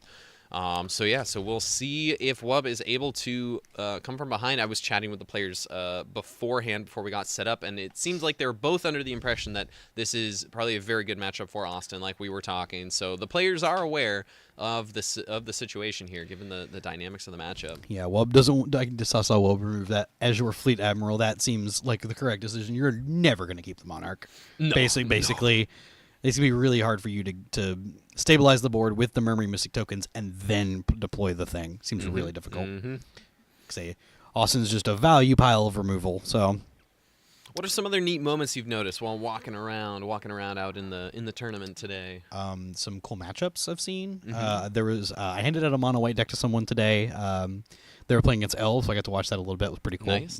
I got to see another black-white blade deck from that's Derek's friend, I believe. Playing against our little Scion. Excellent. Beautiful. Excellent. So that was cool. Just seeing cool matchups. Get to see a bunch of our friends get to play against each other for some cold hard cash. For sure. Could we grab the matchups for this round? Do you guys have the matchups? Round 5 pairings. This is the pairings. No, they should be over on the desk there. I want to see if we can work our way through. Looks like we're getting opening hands settled down. We got Tapland and Plains and a bunch of good spells here. Ichor Wellspring, that's a Thraben, great hand from Spectre, Austin. Glint Hawk. Yeah, it's just a totally fine hand. All right, Tapland for what? Cool. We'll go over that in a little bit here. All right, Tapland for Wub, and Austin's going to lead on the Thraben Inspector. Get that clue. Starting the same way we did in the previous game. Looks like Wub found, Austin picked up another land here. Gorilla Shaman's good game. Gorilla here. Shaman. I wonder if Wub just tags we the fire. clue We fire. now. I think we fire off against the clue because we just don't want the card draw here. I guess We we'll could also see. fire off on a land. Now Austin's lands look kind of awkward too because now that It's true. Ancient Den in his hand is just sitting duck. It's true. So Austin now Wub gets to fire off and kill the clue. So you deny an extra card there, and then on the following turn, Looks like we're having some issues with the iPad. All right, we'll get someone out to check the iPad in a second now. But it looks like we are at 20 to 19 in Austin's favor. Thank you, Austin. Beautiful. All right, we're gonna get this fixed in just a second. The Gorilla Shaman is gonna take out the clue, holding up the mana. Is there any thought to running out the Glint Hawk and just bouncing the clue? Since Wub didn't. Well, no, because then because then you'd have to return your artifact to your hand because you've removed the clue from play. You'd have to return your bridge. It's an ETB. It's not a cast. Yes. Oh, I see. Yes, Gotcha, it's gotcha, an gotcha. ETB. So Okay, never mind. This does not work out. It would not Don't work listen out to very me. well. Don't listen to me. I hate Pauper. Remember? You do hate Pauper, as you sit here and cover it all day. You know. All right, we've got another non-artifact land. Yes, we've gotten our lands a little bit underneath ourselves here. So the Gorilla Shaman kind of used its worth on the game so far. Now it's just a matter of what to deploy. Also, Gorilla Shaman don't make fun of me. I couldn't find enough matching I don't basic snow-covered islands. I have when I played Pioneer, I had one Ice Age and all the rest call time. Deck lists will be available later. Yes, thank you, Nair Lion. Yes, they'll be available a little bit later. We're going to work on how to get that out to y'all. So keep an eye out on our socials and all of that jazz, and we will share them. Game night, we'll probably also share them on the Game Night socials as well. I see a cast into the fire. That's actually a pretty big game here, too. That denies Austin a land. It's true. I believe it's cast into the fire. Yeah, cast into the fire does exile an artifact, so it'll exile that bridge if that is what Wub has picked up off that brainstorm. Lots of good options. Lots of good options, and a Lorien revealed to make sure that you can shuffle away those bad cards. We got a Or if Dispel. You may not even want to. They may all be bangers. Who knows? So it looks like the Lightning Bolt and... Thank you, Flint, for the Cast follow. in the Fire. Are they keeping the Breath Weapon? No, Cast in the Fire, something else going on top? Interesting. Fire off the Lorien revealed here. All right. Austin giving this some thought. Austin's going to respond. Respond with a Gorilla Shaman. Cast down? Dispel. All right, that's going to get dispelled. Okay. Ooh, that's an aggressive dispel there. I love that. It was the Cast in the Fire. It looks like Cast in the Fire. I think Breath Weapon? That was my guess. That was the bottom of the library. Right, but they were just on top. Oh, we just moved them. Okay. Yeah. Sorry. Yes. I missed that part. No, you're good. I was swooning over this dispel. Yes. All right, back over to Austin.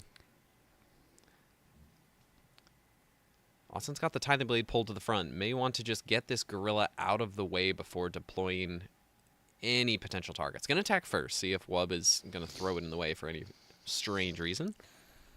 We'll play this Tithing Blade. Yeah, Tithing Blade's probably gonna eat that Gorilla Shaman. There's no annuls coming from. There are from no Wubs. annuls, no Spell Pierce either. No spell pierce. Just the. Austin may not know that, but that's, it is what it is. All right, so we got an Ichor Wellspring. We're going to draw a card, pass it on back. Now Austin has a little bit more breathing room of being able to deploy things like these ancient dens, make some more tokens, etc.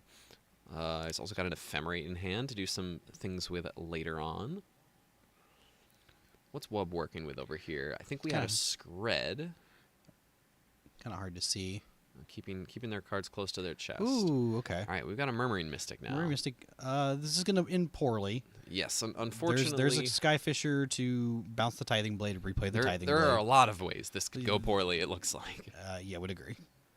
We're going to Glint Hawk, so shortcutting a little bit. Glint Hawk, bounce Tithing Blade, recast Tithing Blade. There's no free interaction from the Blue-Red Terror side. Austin knows that.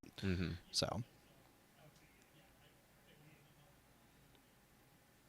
Okay, yep. Just making sure they do everything. Everything's above board. Everything's good. Attacking in for 1 with the Thraben Inspector. Wub will fall down to 16. Whatever Cameron got for lunch sure smells good. It sure does. Smells saucy. Saucy. Oh, that's what it is. It's Chipotle. Now I recognize it with my nose senses. We got another Gorilla Shaman. My nose senses. You mean your sense of smell? I said sure. Chipotle. Thank you, Cameron. Honey chicken. We're gonna fire off a Ponder I here. was going to find another Gorilla Shaman, which is actually pretty good here. Because now you actually can destroy 2 lands, which is huge. Like setting Austin is back, true. setting Austin back that much mana is a lot. Because like say we just discussed earlier, this deck's very mana hungry. It's true. Like it wants to use all of its mana like every single turn of the single game. turn. This is kind of the death and taxes of the format, if you will. There you go. There you go. Being played by the Death and Taxes savant himself, oh my right? lord! little inside joke for y'all. Oh my goodness. All right, Wub is going to Island Cycle, get their 5th land. We'll see if they do, in fact, as James has pointed out, if they do want to activate the Gorilla Shaman, because it costs 1XX to destroy a non-creature artifact with mana cost X. That's why someone referred to it earlier as Mox Monkey. Mox Monkey. It just for 1 mana kills any 0 mana artifact. 0 mana artifact. Or non-creature artifact. Well, yes, correct. Yes, but basically the same for our purposes here today. Yeah, no, only artifact creature in Austin's deck is those refurbished familiars. Looks like Wub is valuing holding up the counterspell. Austin's going to get in for an attack for 3 here. Where's a bomb? That's pretty good here. It's a bomb. Actually, it's not even that great because there's only. I mean, there's 5. I guess There's a two handful of mana, spells. 2 mana terrors here. In theory, Wub's thinking. Looks like it is yeah, resolved. it's gonna resolve. I think there's a. We're gonna sack it and. Well, I know Wub's holding on to a pay counter black. spell. Yeah, that would be my best guess as to why they didn't pop some lands. They may just pop some lands next turn. Another Thraben Inspector. There's a Thraben Inspector. There's a clue to be had. Wub saying hold. I wonder if we're considering counterspell on We're the gonna Inspector. Counterspell the Thraben Inspector. Huh. Interesting. Interesting. I mean, it is another card. It is It's another a card. random artifact to pick up. We have Ephemerate though. That's a pretty big game Ephemerate here too. Glint Hawk. It's going to pick up the Tithing Blade. I'll replay the blade. Replay the Tithing Blade. Get rid of the Gorilla Shaman. And Austin is locked into this game. Austin's been locked in all day. He has. He is our lone 4-0 player, and up a game here in at table 1. Yeah. So Wub needs to find like a couple pieces of interaction to go along with a Murmuring Mystic now. Yes. So here's the scred. Here comes the Ephemerate off of Rebound. We're gonna pick up that Ichor Wellspring, and that's gonna trigger it to draw a card and find another Glint Hawk, so we get to keep doing this. Or trigger when it enters, because it's when it enters and dies. That's not enters and leaves, right? It's enters in graveyard for the Ichor Wellspring. It is enters and graveyard. All right. Sounds like we have a judge call here. I would assume it's not for that match. No, it for that match? It's for our match here. Okay.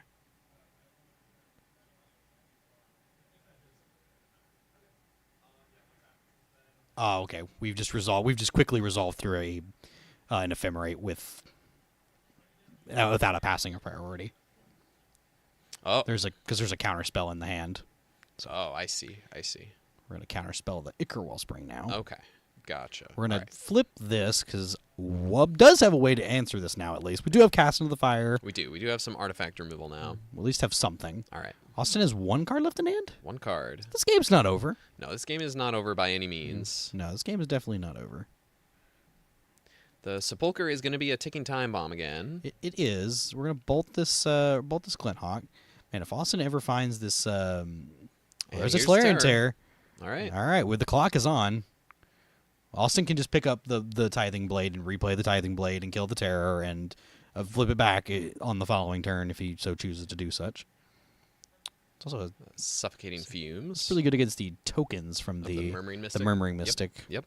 And at the worst case, it cycles for 2. I may not have packed a Monarch token. I did pack Illusion tokens. You did? Oh, good. All right, we're going to do just that. Glint Hawk, pick up the Sepulcher, recast Tithing Blade, and ship the turn back. I imagine we'll see a cycle from Austin on end step here. I would imagine so. The card's not serving a whole lot of purpose currently. No, we've got a Terror. All right. Terror. That's a good draw here. We don't have another Glint Hawk. No, We're just going to cycle that. Found a bomb. A spell bomb. Okay. One turn too late. It's a redraw. It is a redraw, but it's a little one turn too late on the trying to remove the Terror from being played. It's true. All right, we're gonna get in for 2. Put Wub down to 9. This is actually much closer than it looks, I think. I believe so. These Terrors can just end the game so fast. We saw that really in can. Devin's. Oh, trust me, I know. I love Tolarian Terror. We saw that earlier in Devin's match where there was like he was like felt like he was kind of far behind. They just put 2 terrors into play for 5 mana, and then just the game was over. Yeah, just got in an attack for 10, had interaction to. Looks like Austin's gonna flip the blade again. All right. Get rid of this Glenhawk. Don't get rid of the Skyfisher. There we go. Skyfisher working too well with that that Omen of the Dead. Yeah. Ooh, what do we got here? Augur Bolus? Yeah, there We got an Augur. All right. Let's see what we got. We got a Scred. We have a land. We have a land. We're gonna So pick up it looks Scred. Yep. That's good. That's fine here. We're gonna fire it off immediately. Yeah, just don't even give an opportunity for anything to go wrong here for yourself. Yeah, get it out of the way. Actually, now the clock is in Wub's favor now. This is true. Austin is top deck because it's a land currently in his hand. Upkeep, trigger the Sepulcher. Is that a Deadly Dispute? Oh, the Deadly Dispute's pretty good here. You can start just getting rid of your lands you can, too. Yeah, absolutely. Which is what I think this he's is going to do. another big bonus of playing these artifact lands. Here's Deadly Dispute. Draw 2, make a treasure. There was a that's Tithing another- Blade, that's but another that doesn't work. There's an Augur Bolus in play There now. is. I think you can play untap land, play Tithing Blade, pay 5 and flip. That would get rid of your Skyfisher. You've got a treasure token too. Yeah. So. Well, it's craft with creature specifically. Well, I'm right? saying you got the treasure token to flip it. Oh, sure. So you don't. If you need it No, for mana. he It just has he the had untapped untapped land. Yeah. Oh, card down. He's just too excited to flip this thing. I know. Oh no, we have another Glenhawk. Okay, that's right. We did just lose another Glenhawk. I'm paying attention. All right. Well, we'll see what they do for. All right, here we go. Time to race. Oh, that's a time to cantrip. race. There we go. Here we go. It's a ponder. I see That's a brainstorm. That's a Lorien revealed in a counterspell, I believe. I think there's a brainstorm in there. There's a bunch of. There's a land brainstorm, and you have one of the other cards correct. I think for sure. Mountain brainstorm, question mark. If a card was available in an old border, other than the lands, I put it in there. Yes. There's a mountain. Maybe it's counterspell. Maybe it's just counterspell Lorien. Yeah. I can't quite tell. I mean, you probably just take. Wub likes them in that order. They like the order. Let's see what they got going. Attack for Right, 5. Here comes an attack. Which is 12. Well, they're gonna go back up to. Austin's gonna go back up to 14 this turn, and Wub's gonna go down to 6. Yes. Yeah. This game is very close. It's gonna be over pretty soon. So is that a dispute? I think Austin picked up for the turn. Also, I wonder if I Wub think picked up counterspell. so. If Wub picked up counterspell, that's actually really huge this turn. That is what that is, and I think It is a if dispute. is that a counterspell? If so, I think Probably need to fire it off here. it's It is. You're right. Okay. Firing it off. Pass I think the that turn. was I like that there. Yeah. Because I think there's a I there's think a this Lorien is a draw reveal- spell. This is Yeah. a Lorien reveal. To Yes. refuel. Here we go. Love this. And you know your first land is untapped mountain, so you can, and you have the Scred to back it up and now you too. just drew into Scred. Sick. Let's get him for 5. Austin will fall down to 9. All right. Life totals will now go 11 to 4. 11 to 4. Yeah, so it's a two turn clock unless Wub finds the remaining copies of Cast into the Fire. For sure. Assuming that's what they brought. All right, we're gonna I think they did. I'm we're pretty gonna sure I saw them. pass. Put you to 7. Or put you Or sorry, to put you to 6. 6. Go back up to 8. Back up to 8. Which also leaves you dead to Lightning Bolt. There is a Lightning Bolt in the hand too. Oh, there's a Glint Hawk. That's a Glenhawk. I wonder what the second card in Wub's hand is. Let's see. Looks like it's Scred and Lightning Bolt. Scred and Lightning Bolt. So It this doesn't really do might do it. I think there was a chance that Wub could claw their way back in, but if picking up the Tithing Blade, recasting the Tithing Blade, looks like they have enough mana. It looks like Austin has enough mana. So recast Tithing Blade. You have to sack the Terror, and then you lose that damage. Then you flip this, and you still have. Also depends. Like I say, there's still another draw step to be had. There is still another draw step. You could draw You're gonna use any the of the Cast into the Scred, Fires. Scred here Yep, Scred works. here. Well, you need like be able to draw 2 cards for the turn. You cannot cycle the Cannot Perilous cycle Land. that, and that will do it. Wow, that was 1 turn off for Wub on the having a terror play plus being able to bolt. Yeah. So I think along those lines, it really is just a very, very tough matchup for the blue-red Terror list to combat. There's just so much incremental value, and you saw these Tithing Blades be very, very strong. especially when he's able to just pick them up and like commit to them flipping, and then if at any point he needs to pick them back up, he just can pick them back up with any of his Glint Hawks or his Quartz Skyfishers. Man, this deck is just an engine. Yes. Cool. Yeah, Austin has been killing it today. Absolutely crushing. He's been locked in for some time. He has. He's very committed. Many of our friends are very committed to win the trophy this weekend, but Austin especially. And he's putting his money where his mouth is. He sure did. He said, "I am." I think he said earlier in the week. He goes, "I have a shelf picked out for this trophy." So I mean, he is very committed to trying to get there this weekend. He's picked a deck he's very comfortable with. And best of luck to him. Absolutely. Continuing going forward. Yep. Before we get Austin in here, Cameron's going to give a little interview here with Austin. We'll get to chat with him again. But I have the pairings for round 5 in front of us as well in our second to last round of Swiss. So we just wanted to run through a couple of the other decks that are doing well. At table 2, we have Michael Foll, who was on coverage last round, playing Jund Broodscale, playing against Jonathan Turner from coverage of round 1, who's on Jund Wildfires. And that just seems like a haymaker that match is haymaker back and matchup. forth. It's just because you have to stop the combo, but also the Wildfire side has the refurbished familiars to kind of get an early edge in the game as well, and then it's just Chrysalis battles back and forth. Yep, and then it's like who can recur their Chrysalis if the game goes into that direction as well. So it's like the Jund Wildfire deck gets that point, but then you got on the other side. It's like, well, I just have a combo that I can get to at any point that it just ends the game. So there's a very tight rope to walk between the both of them. Exactly. At table 3, we have Matt Carthel, who's also playing Jund Wildfires against Devin Northcutt on 9 points. It looks like we had 3 3-0-1s because Austin was our only 4-0. So they, based on how some of the 10-pointers had already played each other early in the tournament, it's Austin versus Wub at 12-10, Michael Foll versus Jonathan 10-9, and then Matt Carthel versus Devin at 10-9.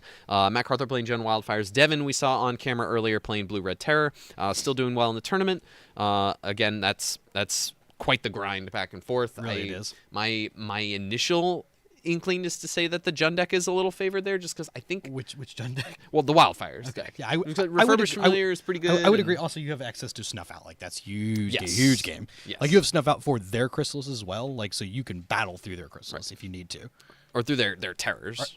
Oh, I'm talking Northcutt. about. Oh, I'm looking at the different. Oh yeah. Well, they were both Wildfires. I was looking at the Wildfire Jund for sure. But yes, on Carthel's side, I think it is in his favor. I mean, he has like the sweeper effect. He's got like the Krark-Clan Shaman toxin analysis thing. He's also got like the very good access to removal spells and like cast down and Snuff Out and stuff like that. So yeah, I think I would agree he was pretty favored there.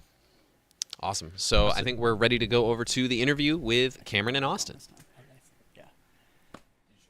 I did turn it on this time. Big surprise. I'm joined by Austin Walker again. Hey, congrats we're again. back. We're back. Stealing all the screen time from the folks hey, out I'm there. trying. Yeah. I didn't come here to not be on camera, right? So I heard a little bit of talk before y'all started. We're playing against in front of our Wub. Yep. You know they're on. You know what they're on. Yep. They know what you're on. Yep. How do you feel about that matchup going into this? It's very good for me. Yeah. We know the classic. The Blade versus the Terror. Right. That's what you want to see. Right. And so you're right. Blade obviously ignores the ward from Terror, which is super important. But more important than that is every one of my cards gets extra value, and they're a deck that wants to 1-for-1. So they're playing the copies of Scred, they're playing Counterspell, they're playing Bolt. Everything that they want to do is 1-for-1 exchanges. Everything that I'm doing is 2-for-1s. You know, my refurbished familiars, Thraben Inspectors. I'm picking stuff up with my 8 flyers. So it's just a lot of extra value, and it's just really hard to keep up with that. And in game 2, we saw a spot where Wub could win with a couple good top decks. Both of you were in top deck mode there. Yep. And like a couple lightning bolts, that game could have been theirs. For sure. Easily. Yeah, and I was getting pretty nervous at the end of game 2. I figured they probably had the bolt in hand, and they were in a situation where a terror attack plus a bolt in hand is lethal. And I did happen to top deck the Glint Hawk. I thought about the best way to go about that. They had the Scred for the Glint Hawk, but I just had so much mana. Like you go so late that you develop all of your mana. Draw all these cards of Deadly Dispute. Exactly. Yeah. And as we've talked about before, having 21 lands in Blade means that you're going to be hitting your land drops. That's high for a Pauper deck. Yeah, it's very high for a Pauper deck. But it's important to be able to hit all of your land drops to be able to like keep up in the late game. To be able to Glenhawk, bounce blade, play blade, flip blade. Yeah, that was exactly. a play pattern we just saw. Yeah, And exactly. more important on the matchup, they made a comment that you were locked in today, and I said in the chat, I'm like, he's been locked in this whole month. Yes. You've been playing so much Pauper. What's your prep? Like, you've been grinding, you've been prepping for this tournament. Yeah, That's sick. Like, yeah. what's that been look like? Had you like pick the deck right away? You knew you want to play this? Did you mess around with other decks? What was that? Yeah, so I've been playing variations of Blade for a very long time. Mm-hmm. That is the first deck that I really got into in Pauper. You're welcome. Yeah, thank you. Yeah, that was all from you. And so I knew that going into this tournament, Mono Blue Fairies is a really, really strong deck. I know that it has a lot of game. I know that it's one of the top decks in the format. I thought maybe I could try playing around with that. I play a lot of Spirits and Pioneer, and so I thought maybe there are some similar play patterns there. But as I've told a bunch of people today, I think the deck is just better than I am, and I wanted to be able to pilot to the best of my ability and not make embarrassing plays and miss stuff. And there are just so many decisions that you have to make. And props on you for recognizing me, like, hey, Blade's not really like a meta contender right now, but I have reps under my belt. I know what I'm doing. I know what my good matchups are. I know how to shirt my bad matchups. Like we saw at Jun Wildfire, you and I have play tested that game before and stuff, and I think that helps. It's like I know my game plan here. So Yeah, exactly. Like when we were playing, when we were playtesting Jun Wildfires before, being able to recognize, hey, I need to be very aggressive and just cross my fingers, hope they don't draw a breath weapon. Yeah, and exactly. and so sometimes, I mean, unfortunately, sometimes your best plays are just to cross your fingers and hope they don't have it. Yep. Because there are matchups where if you just try to go late and sandbag your creatures, you're just gonna get drowned in card advantage. You need to apply that pressure. Yeah. Yeah. Yep. Like So, you said, sometimes they just can't let them have it. Yeah, exactly. But this matchup was not one of those. I can play in the breath weapon all day long and know that at the end of the day, I'm still going to be able to get them off of my Tithing Blade flips and all of that, and not really worry too much about it. So well. Congrats on Thank you. walking top 8, I believe. So big absolutely. congrats there. It's awesome. Yeah. Can't wait to watch more of the matches, man. Awesome. Thanks Best so of much. luck. Appreciate it.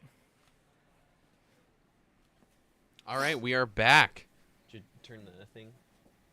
No. Thanks, Cameron. Awesome. Yeah, congrats again to Austin. I agree, Gallade. Austin is indeed very sexy. Would second that. I would and second third that. Indeed. We are moving right along. We only got one round left in Swiss, so we're going to run a couple of ads here. We've got this one to show you. It's our podcast. Our podcast. The Common Ground Podcast. Every Thursday, you can hear us chatting about metagame updates, tournament reports from Magic Online and in real life. Sometimes we play Pauper tournaments instead of covering them. That's true. So, we like to talk about stuff. We answer your questions if you email in. We just love doing it. It's a lot of fun. I know we have a lot of listeners in chat just hanging out. We really appreciate you all being here, and we couldn't do this without your support. So thank you all so much. And you know what else we couldn't do this without? Game night in Columbia. That's right. They have opened up their store for us today to use.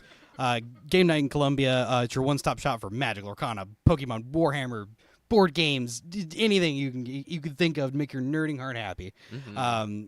And you can find them online at GameNightTN.com and on all the major socials at GameNightTN.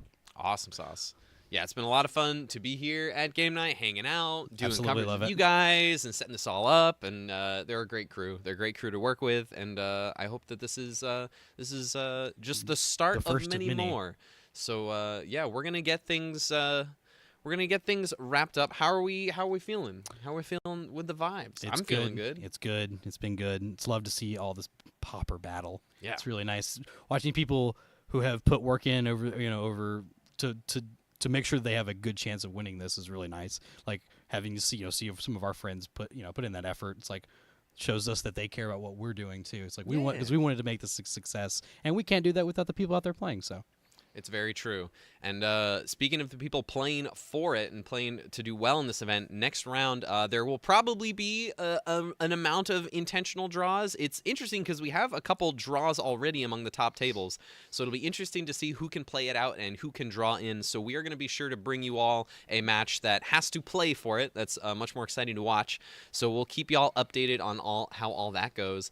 And we'll probably all be able to show you the actual top 8 bracket before it goes up before the round after next. But we'll have round 6 up for you soon. Don't go away. We'll be right back with more Pauper from the Common Ground Cup. Thank you all Later, so everyone. much.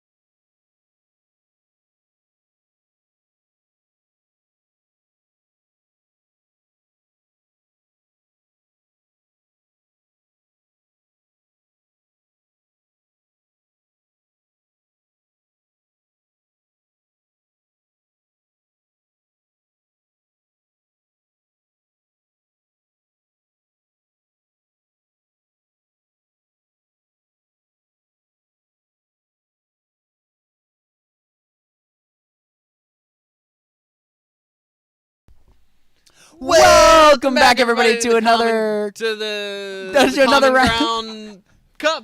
Another round of Common Ground Cup, round 6, our last round of 6. Swiss. Exactly, our final round. Our players are playing for their spots in the top 8 as Oh we yeah. speak. So we picked a spicy matchup because they're did. like you said, this is a win and the winner top 8, loser not top 8. Not top 8. And so let's put the pressure on. Let's throw him on camera. It's gonna be great. We have Michael. I think that's this guy. If I can Michael read their Guy, yes. if I can read their handwriting correct, and they're on mono blue Fey. Mono Blue Fairies. We haven't seen the Fairies in the feature match. Michael's been doing pretty well on all day, been at the top tables. And playing against Dustin Sendejas playing Affinity. We also haven't seen Affinity on camera, so we wanted to make sure we got you a win and in. This is table 5. These are our players at. They're at 10. No, they're both. Yeah, one. It looks like Dustin is at 10 points and Michael's at 9 points. So this should be a win and in. Michael's at the top of the 9 pointers. So this should be a win and in. Table 2 has drawn. Table 1, I believe, is playing. So if Play for seeding because yeah. a loser can lose and make top 8. Exactly. Yes. Yeah. I think both of them are in, win or lose. If Austin wins and Bailey loses at 12, then that makes table 6 a maybe. So we'll see how that goes. But I think we're gonna head down to the match here. Players have resolved mulligan. They're just waiting on our go. What are you thinking on the who's gonna take this one? Do you, I think it'll really develop in the first few turns. I think Affinity can sometimes take a little while to get set up, and the Fairies player can really take advantage of that by developing a ninja quickly, like we just counterspelling a very key interaction point. we or see a key tap setup. land from Affinity and then pass the mono blue Fairies, Island, Miscreant, the worst of the Fairies, but still a 1 drop nonetheless. Exactly. Yeah. And this was the whole thing. We did an interview with Skora, who did really, really well with Mono Blue Fairies at the last Pauper Get-In. Some and, calling the new Fairy King. The new Fairy King, exactly. And also then won Polish Pauper Nationals with the Mono Blue Fairies deck. Yeah, like and 33 and 3 yeah, over and this like is kind of 3 what tournaments. exactly. This is kind of what he was saying of like if a lot of the format between Affinity and the Jund like Brute Scale and Wildfires decks, if they're just starting on tap lands, play 1-mana 1/1 flyers. Yep, another tap land Candy Trail like we see here. Exactly, Yep. exactly. So And- we'll see. oh, We'll yeah. see how this develops. Michael's gonna get in. Are an we doing attack? Looks like we're just attacking for 1. No no ninjutsu. before game. Wants to hold up that spell starter sprite, it looks like. Yeah, we got a sprite. I think there's a counter spell in there as well, but I Oh, could snap. be wrong. Interesting list here. We similar to what Skurra was playing at Paupergeddon with but instead of 1 dispel, 2 Snare Master Sprite, it's 3 Snare Master Sprite and 1 dispel. Just kind of hedging towards the Writhing Chrysalis. It looks like with that number. Love to see it. Interesting sideboard with no bind the monsters or anything like that in the For sure. sideboard. So We've got a counter spell on the Frogmite here. We're going to pass it back to Michael. Michael's going to play another very miscreant, the rare option to potentially draw a card here. But Dustin is going to Galvanic Blast the miscreant here. So no card will be drawn. And just to pass in the turn, Michael missing their 3rd land drop here. and that could be a problem with the deck. The deck only does play 18 islands. That's it. So This like is that's true. not a lot of lands. Not at all. Dustin's going to draw a card off this Ichor Wellspring. Dropped a card in his lap here. We've got an attack with the Fairy Miscreant here. Looks like we're going to Ninja. We're going to Ninjutsu the Ninja the Deep Hours. Gal Blast and before it will damage. get Gal Yep. Blasted. And still missing that 3rd land. So Dustin's sitting really pretty here. The deck can't operate off 2 lands very well. You really want 3 to 4 and like keep on going. You want to start drawing cards with 1 mind, but it's really hard when Dustin is doing a good job of keeping those fairies clear. It's true. Yep, we're going to see Dustin just crack off one of these draw effects now while Michael is tapped out. Very Gonna smart. Gain a couple points of life here. We found another point of interaction. Looks like we found... Is that a refurbished familiar? Looks like a refurbish and a Gal A Gal Blast. Blast plus another land here. Looks like we'll run out the Furby. Good blocker for fairies. Very good against the fairies here. And this is the spot where if the fairies player is not able to get underneath the affinity deck can really just run away with this value, especially having a strong flying blocker / even attacker in the form of refurbished familiar. Still no 3rd land for Michael here, just another ninja off the top. Gonna redeploy this fairy miscreant, and I think just pass the turn back. Yeah, that's a rough spot to be in. Dustin's going to very aggressively just Galvanic Blast this miscreant, just kind of smelling blood in the water, and Yeah. just like I don't think you have anything else, so let's now we can get start aggressive. swinging in.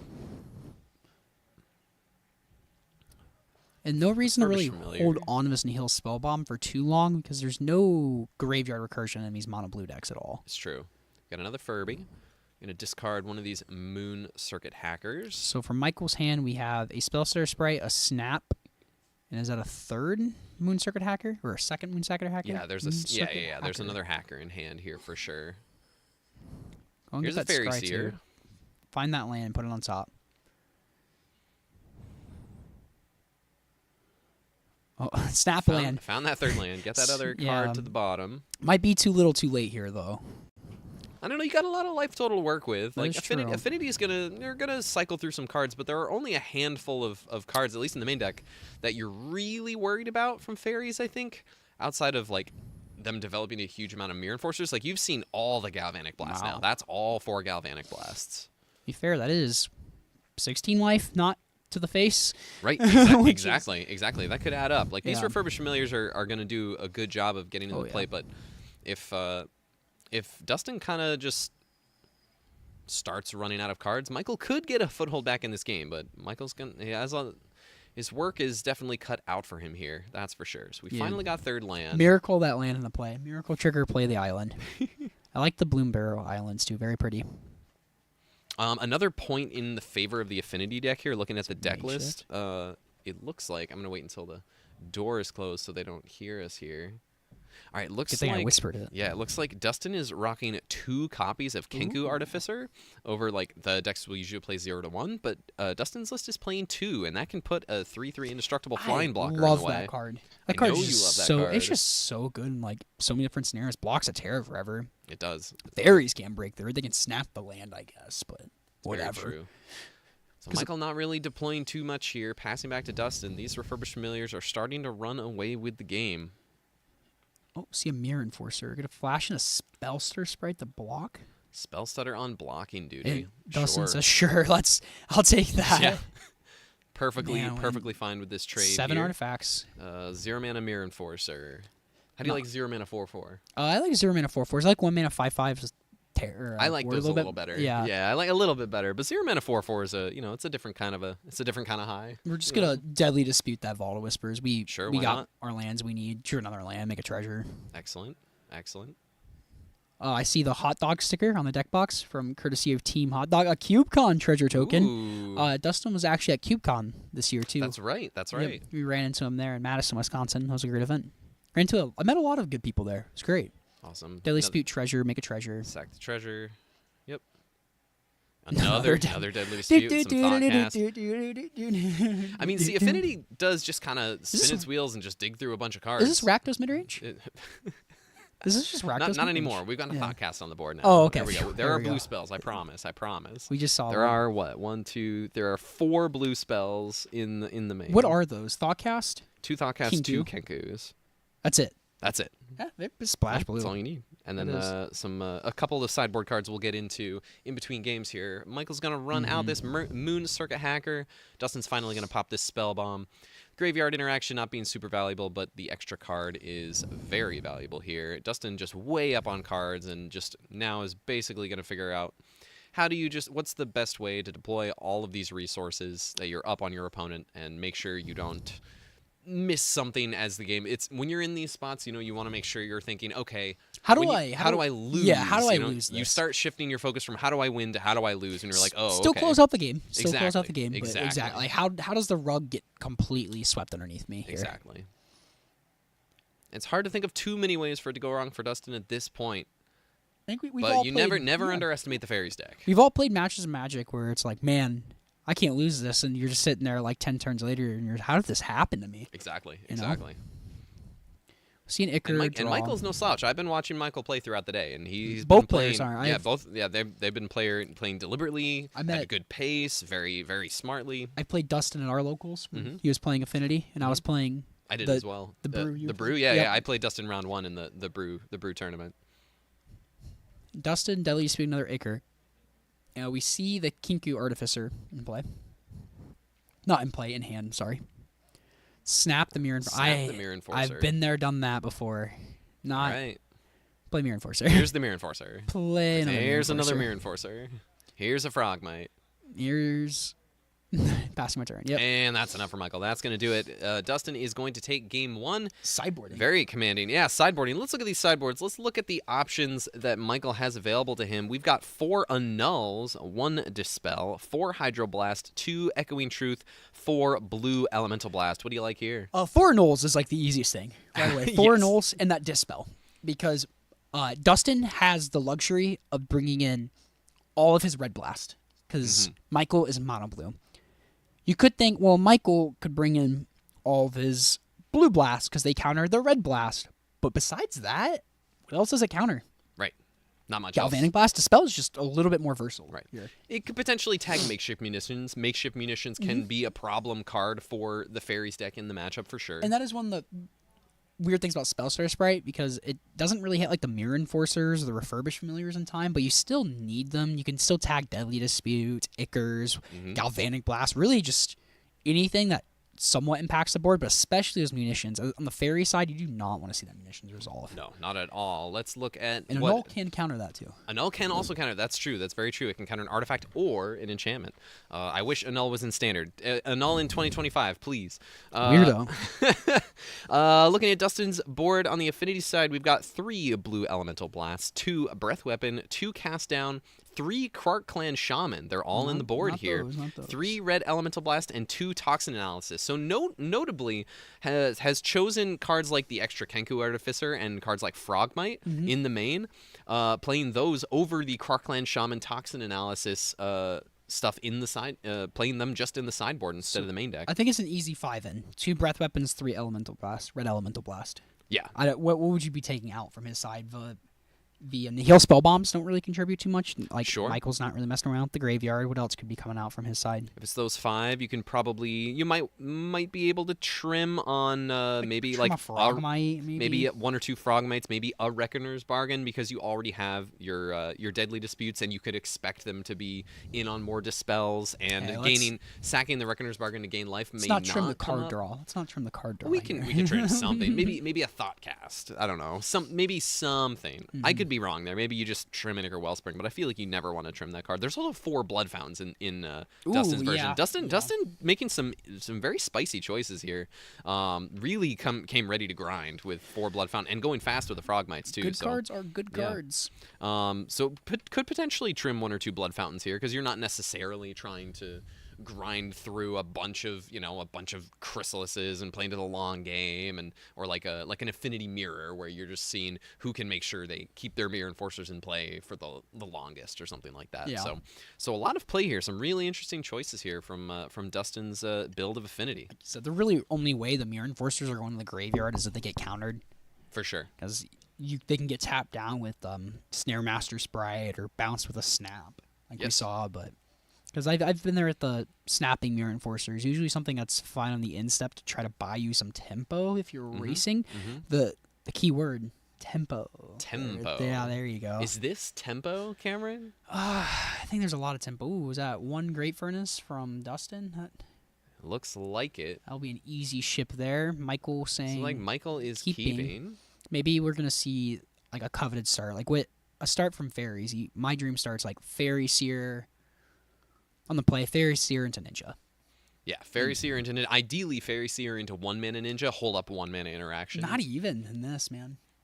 Like you don't. I guess need if it. you're on the play and they Yeah, just go on the tap play. land and you're like, just here's my Ninja the Deep Hours, Exactly. go. It's like Sure. you could have a Galvanic Sure. Blast or whatever, but Or if it's Hacker, just like Fairy Seer, turn to Ninjutsu in the Hacker replay. Fairy Seer keeps make sure you hit trying. that 3rd land. Yeah. yes. Yeah. Let's see how soon Michael can find that 3rd land. Yeah, here. hope to see a good showing from Fairies, a deck that I am very fond of. So Yeah, and it's very strong. It's very good in the metagame currently, and a very strong pick for the roam.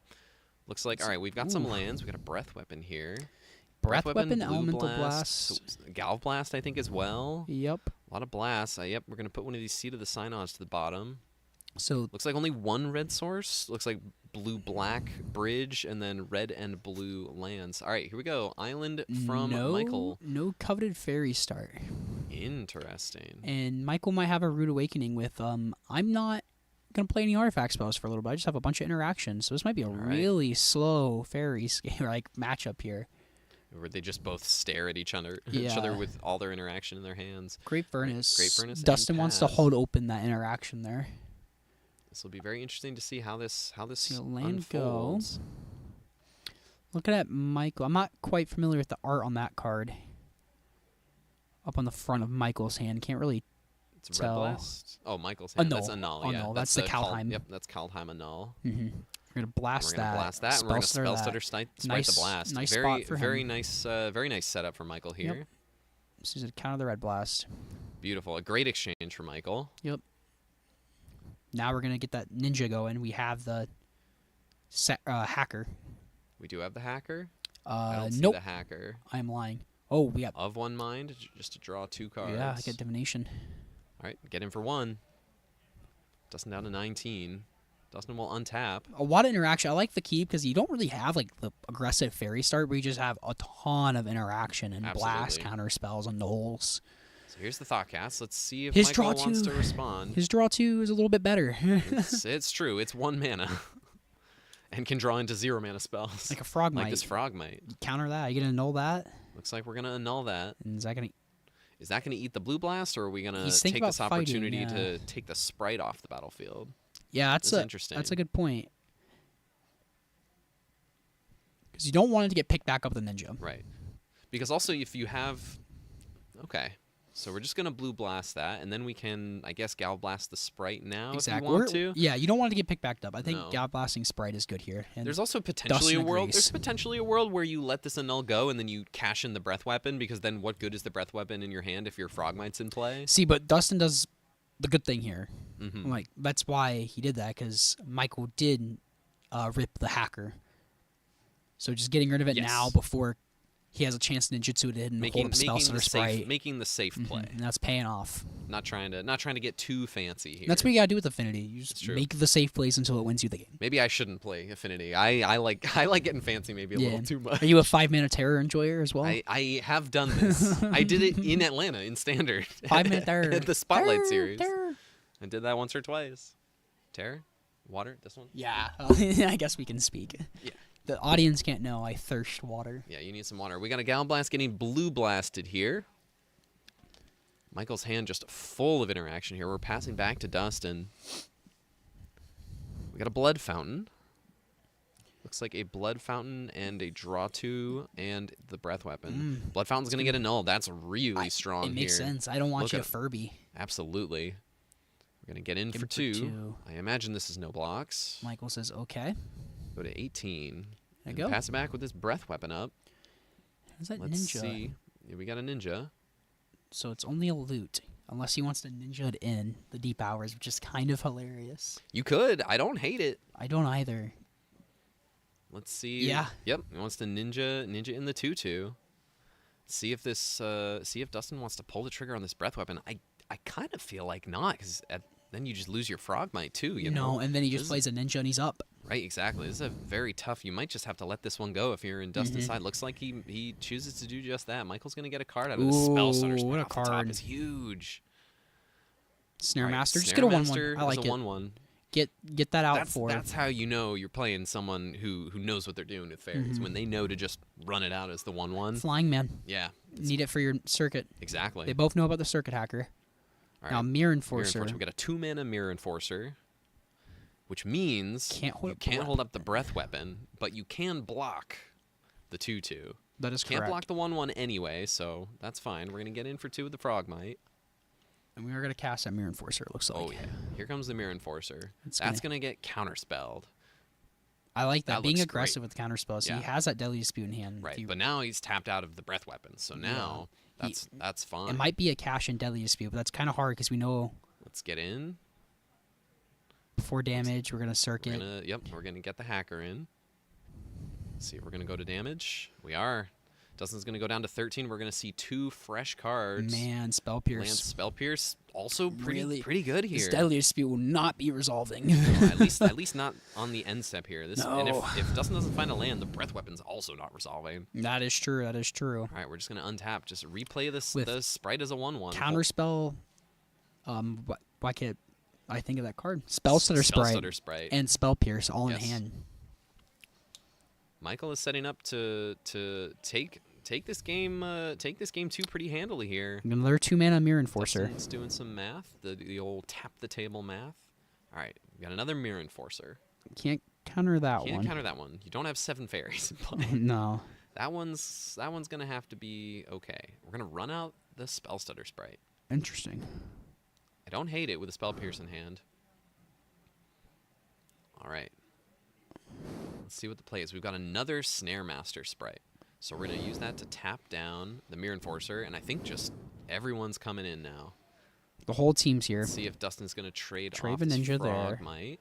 Take 4. Beautiful. We're going to get a trigger off of the Moon Circuit Hacker. Draw and discard. Get rid of a land. Let's see if Dustin sacks on instep with a Deadly Dispute, and see if Michael takes the bait here with that Spell Pierce. Because I think it's a Reckoner's Bargain. Either way, it's not either good. that or it is. It's a Deadly Because Dispute. oh wow, interesting. So now, It is. We're going to Spell Pierce say this. if you let that resolve, sacking the land wouldn't let him pay for right. the breath weapon. Here's Now the breath weapon. that breath weapon's a blowout This now. is brutal. Michael for just Michael. overextending just a little bit. It looks like Now just drawing lands, and Michael's gonna pack it in. scoops it up Wow, there. Yep. scoops it right up. That's gonna be it. Dustin is gonna be your winner here in round 6. That should put Dustin into top 8. Should be the top of the 4 and 2s, barring anything strange coming from our first table. Wouldn't be a Pauper tournament without Affinity in the top 8, right? No, absolutely. And we gotta have Affinity here. It looks like we'll have a Jun Affinity in the top 8 too. Cause the Wildfires deck. Yep, Jund another Affinity. There's another win in a mirror match. We could probably grab a game 3 and put them on coverage. There's no way they're finishing in time. We know? may be able to. We'll see if we can make that. Because that was happen. quick. That was a quick one. It felt like. For sure, yeah. So But we'll just have to get Hippo in here with that winners. Yeah, interview. we'll get James and Dustin chatting shortly. Yeah. Where is our little I Hippus? don't know where is Mr. Hippo. Where are you? Anyway, but no, that was a great showing. I mean, it was such a tense moment of like, let's say Michael doesn't Spell Pierce the Deadly Dispute there. So what happens? So sacking the land, you go up to a treasure. If you draw land off the top anyway, then you can play for pay through Spell Pierce. A But lot of you your lands are can't tapped. You can't, and you can't play around like untapped land off the top anyway. You can't play around I feel like you Can't can't play play around the towards top of that. the deck here. So And if maybe- you wait and you get to Spell Pierce that breath weapon, I think Michael's still in a good spot. And I think my guess is, given Michael's body language, I think he realized that he kind of, you make a choice. You make a choice of what to counter. You don't. Dustin did a really good job of holding on to that breath weapon for a really long period of time. And so, there are a lot of factors at play here. He was playing for around 2 cards left in hand. Yes, At that exactly. point, 1 card left in hand after he cast a Deadly Dispute. So Exactly. that's a fine decision. Like we have perfect information. It's hard. Exactly. Yeah. Exactly. Know, So- you're watching this and you're like, oh, why did he do that? It's like, well, they're playing around 1 card in hand, so they just want to get the game over with. That's okay.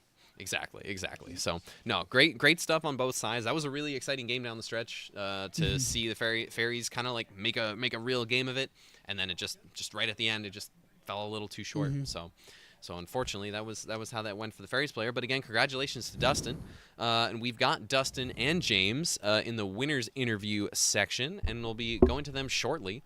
Can't wait to hear them chat about this very innovative take on the Affinity archetype.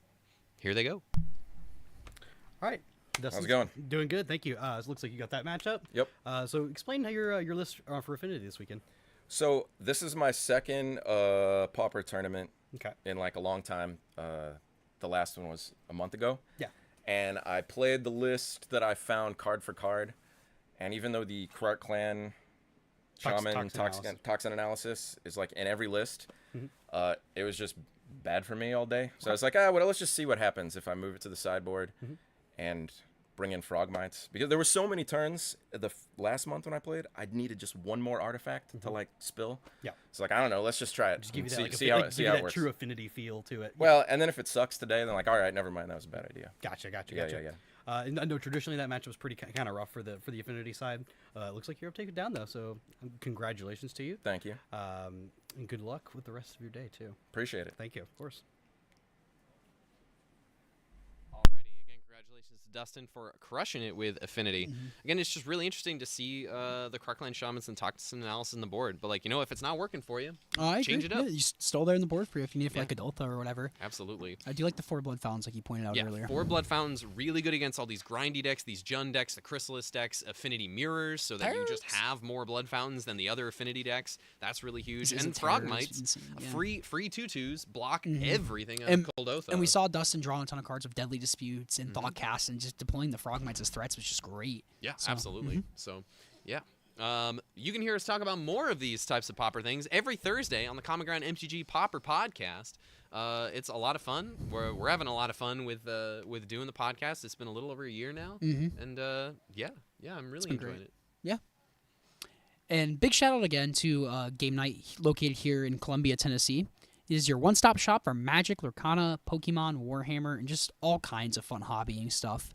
You can find them online at GameNightTennessee.com and Game Night Tennessee on like most social media platforms and stuff. And again, huge shout out to the store for just providing us a great space and a great store to host these kind of things. And shout out to the community. We keep saying it again, but shout out to the community for showing up to these things and making them happen, really. Absolutely, yeah. We can't do this if the players don't show, No. if the crew involved isn't like excited to make it happen, and that is all happening here today.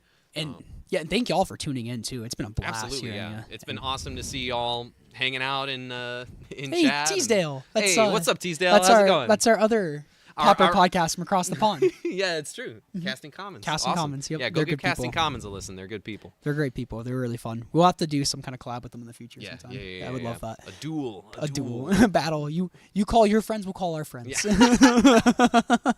Awesome. Well, we might go see if we can get another match of a winning in onto coverage for y'all. But if not, then we'll be back with the quarterfinals.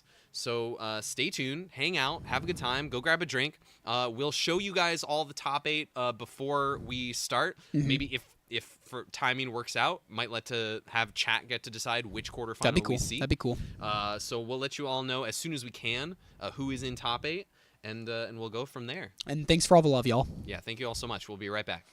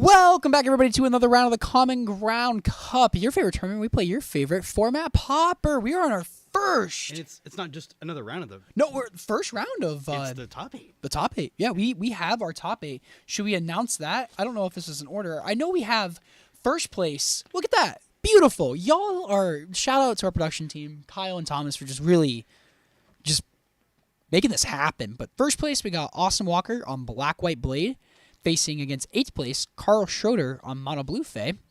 Next match, we have Michael Full on Jun Broodskale playing Bailey McKinnon on Kadoltha Red in 7th. In 5th, we have Jonathan Turner on Jun Wildfires playing against Jonathan Dacus on Walls. Jonathan duo.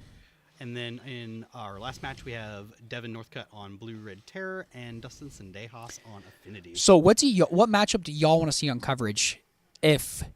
Let's get a couple in. We're probably gonna give like a couple minutes because I think our judges making the announcements right now. So we're gonna leave it up to y'all if y'all have any suggestions on what you want to see. The matchups are there. Wildfire Walls, that's interesting. Terror versus Affinity could be grindy and interesting. I could like that one. Jun Broodskale versus Red, that kind of either goes one way. Yeah. Black White Blade versus Yufei, I think is pretty interesting. Somebody wanting Blade. Blade, we see a Blade on there. Blade and Faye. Blade and Faye, all right. Seems like Blade and Faye. We'll take Blade and Faye. Easy, Faye. Somebody call Skura. Get Skura in the chat. Let's summon the... Maybe not great for Austin if we summon the Skura into the chat. Oh, we got the fairies master to come beat this unbeatable Austin Who Walker. is Yuta Takahashi? I've never heard of Yuta him. Takahashi? It's all about Skura. The kid's talking about Skura now. Oh, we know those called Fairy Mastermind. Yeah. Not even great in standard right now, to be honest. But so it looks like we said earlier, Faye versus Black White Blade. They're gonna grab our opponents there. So let's go ahead and take a look at these lists. Let's try to find them.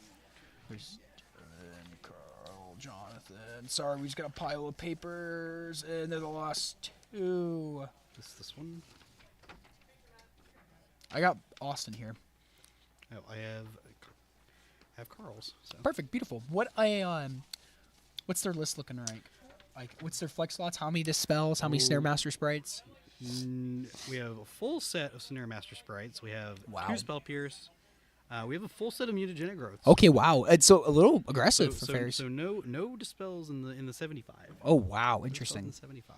Let me see that sideboard there. So sideboards for Nulls, Blue Blast, Relics, and Sealed Sabotage. So really heavy on the artifact hate, which might be relevant in Austin because Austin is playing quite a bit of artifacts and a Tithing Blade, but not like Tithing Blade super. Still Sabotage is actually a pretty big game. Oh yeah, being able to just like time walk him, like return his bounce lands to his hand on turn 1. Yeah, that is true. That's pretty big. Especially with their tap lands, but yeah, like if you just return tap land on 1, and then you're progressing your game plan, like that puts him so far behind. With the Blade deck too, you don't always have the tap lanes too, which is nice. So.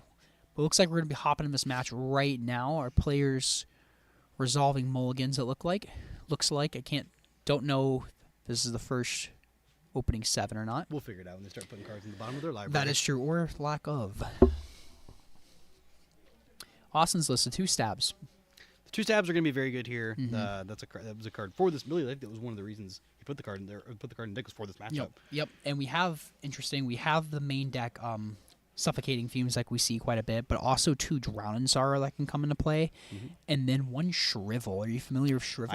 I'm the one who suggested he put the card in his sideboard, that is so funny. I am familiar with the card. I told him I was like, you can either put Nausea or Shrivel in your deck, and it's just a 1 in a black. All creatures get -1/-1. And I really like with the stabs too. If you do, you can let them ninja in, and then you just kill the ninja. Yep, they have to be very careful about when they ninja, because if they ninja with no free mana. Or so it could become a problem for them. But the cool thing about, I guess, this is the one corner case where Mutagenic Growth actually does serve its good purpose. Is it does get around stabs. So if Austin goes for like a stab on a ninja and you get blown out by Mutagenic Growth, it feels pretty bad. Interesting. Both lists are almost like geared towards each other. Yeah, because the Mutagenic Growths, it can help push through. Because normally Austin would be sitting pretty with. Of course, Skyfishers and Glenhawks, but now Kara with the Mutagenic Growths can push through damage, so we're going to have to see how this plays out. Both players know each other, too. They have both judged CDH events together, and they've both been judges together, so they do know each other, which is pretty fun. I have cubed with both of them before. Nice. So, I have cubed at Carl's place once before. Oh, cool. So it's good stuff. All right, I think this is the first one. Both players, good luck. Man, let's start. Both very good performance for both players. Austin starting out 6-0, so Yeah, that's he awesome. clean swept the Swiss. He has to be happy no matter if Austin doesn't win. Whoa. Whoa, I'm not reading that. that is his stepchild. Channel my inner hippo. Core Skyfisher or take it down. I am a big fan of Core Skyfisher. Sky Core Fisher, as I like to. You do love to get that one backwards. It only took like 40 episodes, 50, 60, whatever.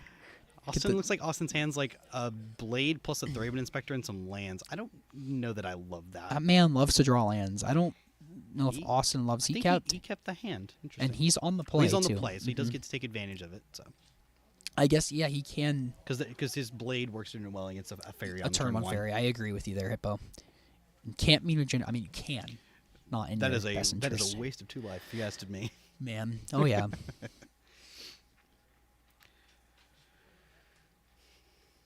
Just taking another list. Let's see if there's any spice here to go Yep, over. like I say, Man. just the mutagenic growths is kind of the spicy point in this list. It's gonna. I imagine it will probably come up at some point. The 3 relics is nice in the sideboard too. Probably not here, but we see a lot of the fairy decks not respecting the graveyard decks necessarily.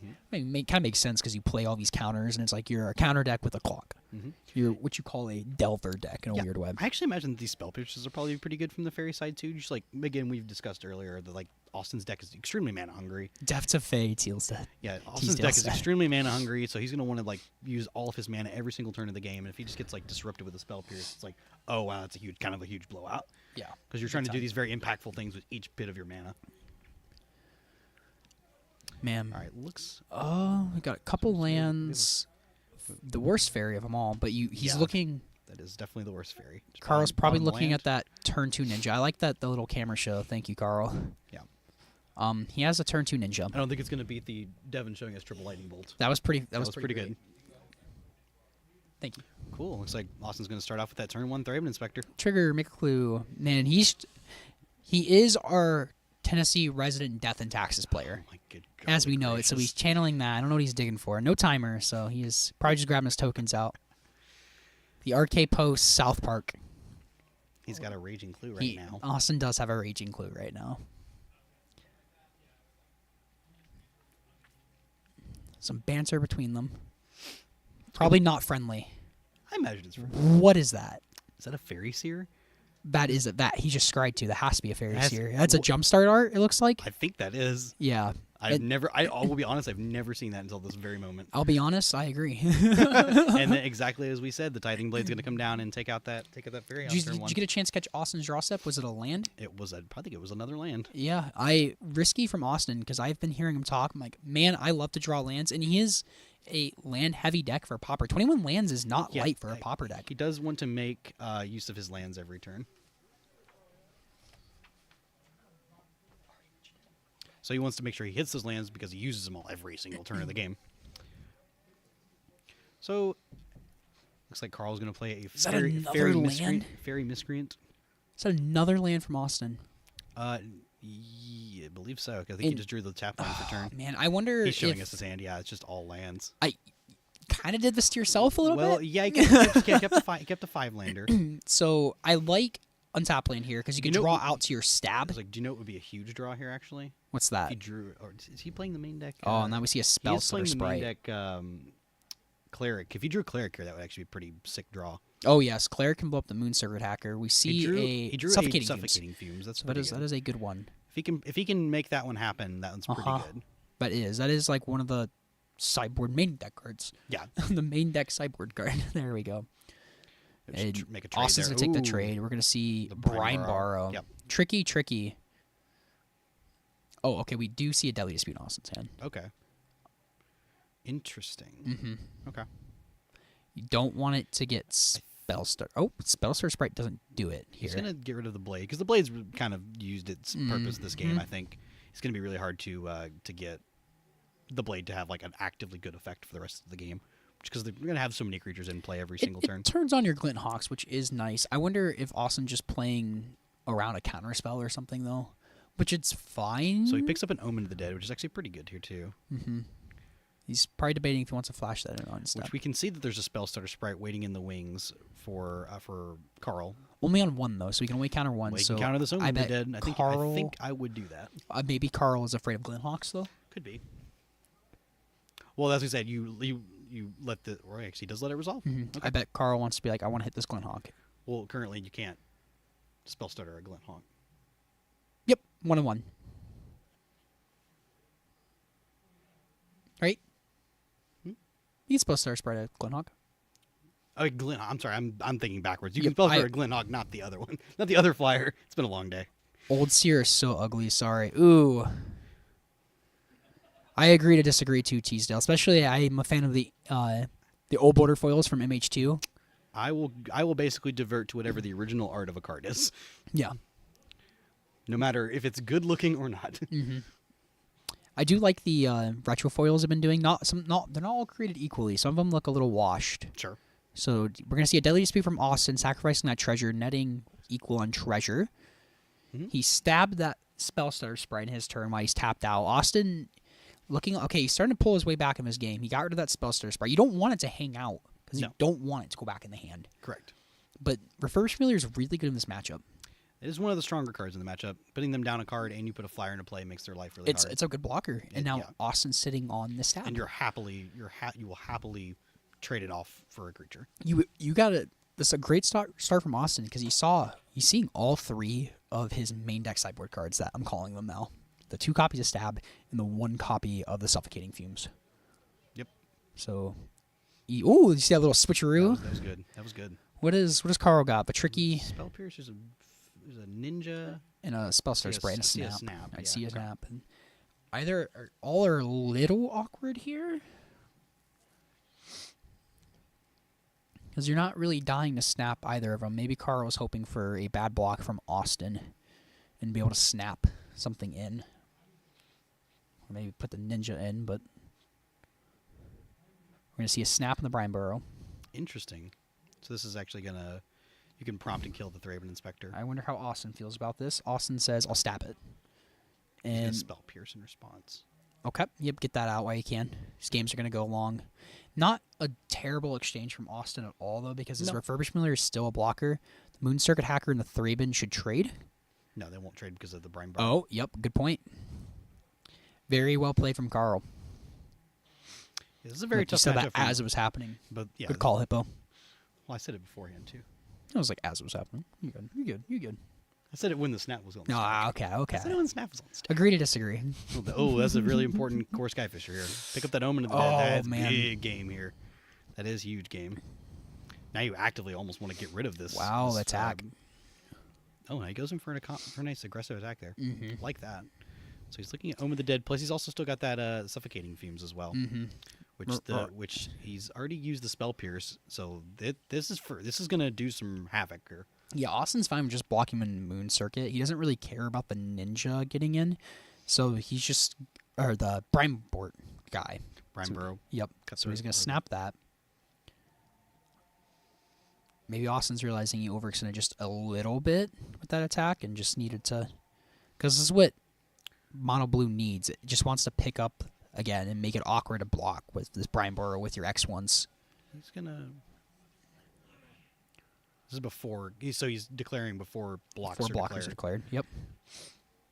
Give all creatures -1/-1. So kill the Moon Circuit Hacker, and we'll leave the.